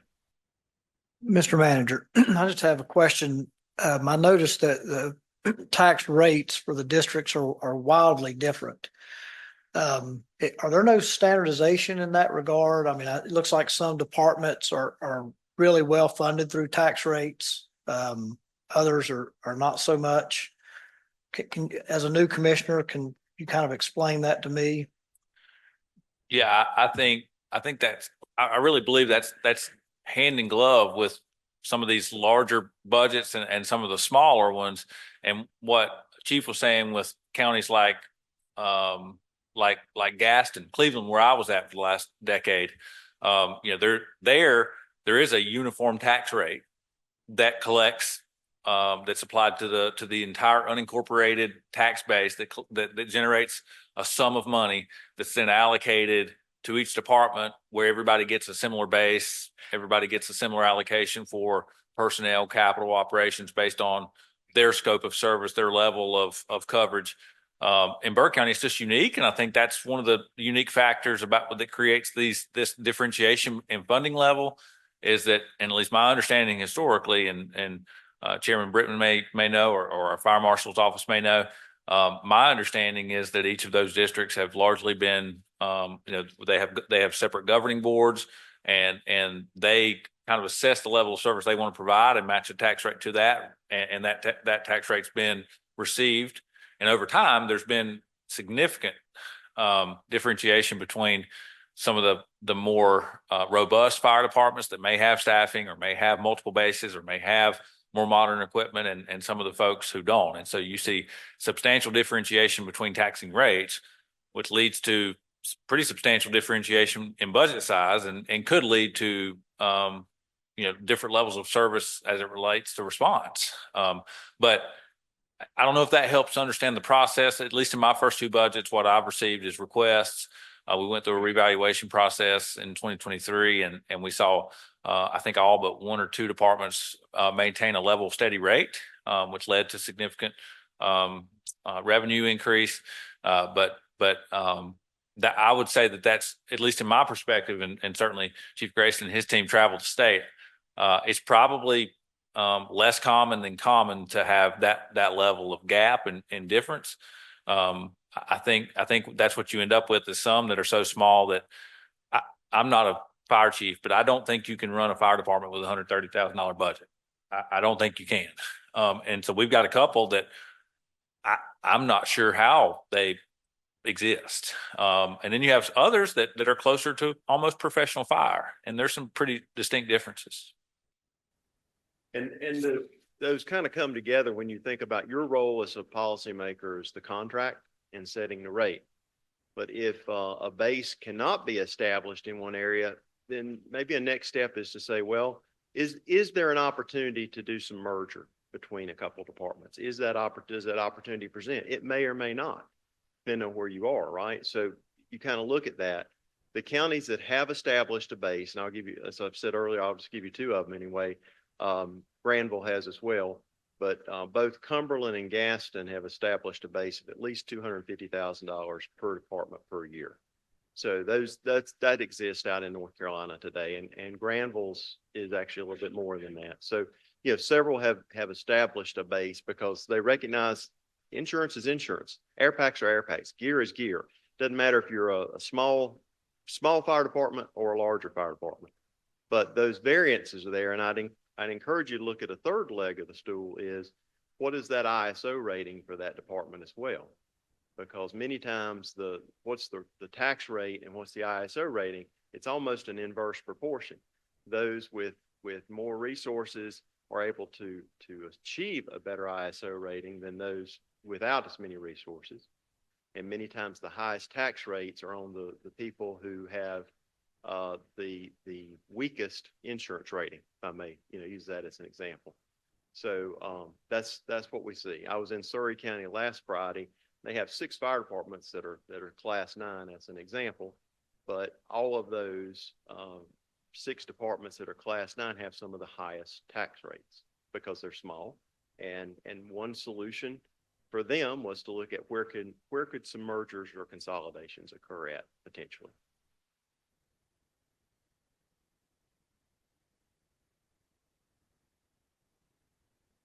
Other questions for public safety folks? All right, gentlemen, thank you very much for your report. Appreciate all that you've been doing and that you'll continue to do. Thank you. We appreciate you listening. And just in closure, let me say that Burke County is unique in what you've done with this and how you've looked at it. We still have a few T's to cross and I's to dot with the fire piece. But as we look at all those others, what you're doing looking at that holistically is very progressive. And we appreciate the opportunity. We're here to help you and support you any way we can moving forward and strengthening your system. So thank you for listening to our information, and thank you for all that you do for the people of Burke County. Again, thank you very much. All right, item 6, Citizens Academy Framework. This is going to be presented by our manager, Mr. Epley.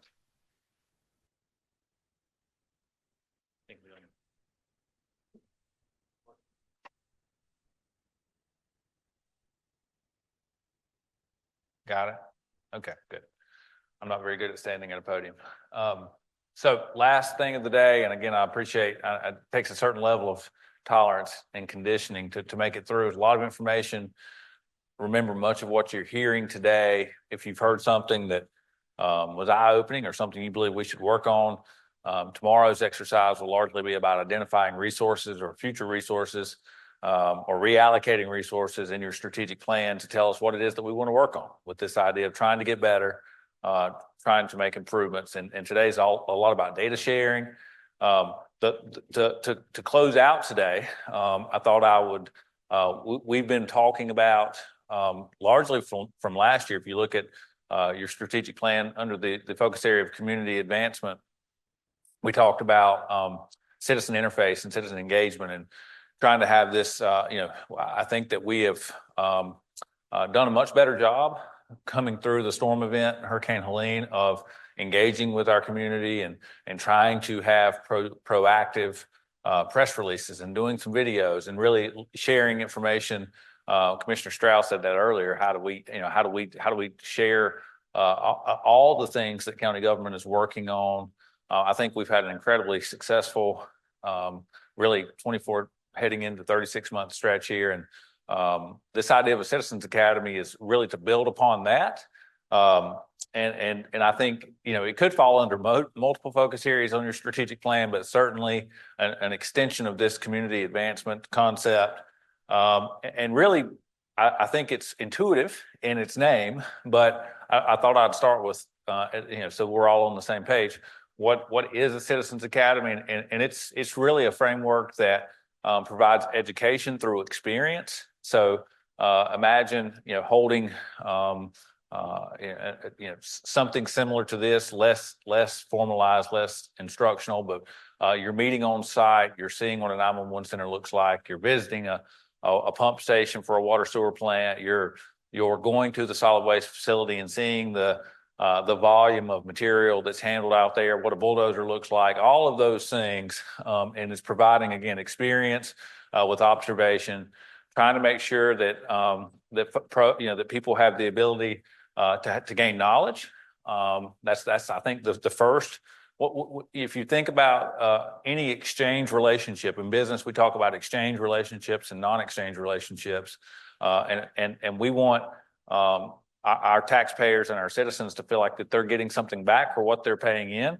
And there's a certain component of them knowing what that may be. And that's one of the goals of something of a Citizens Academy and something we're proposing.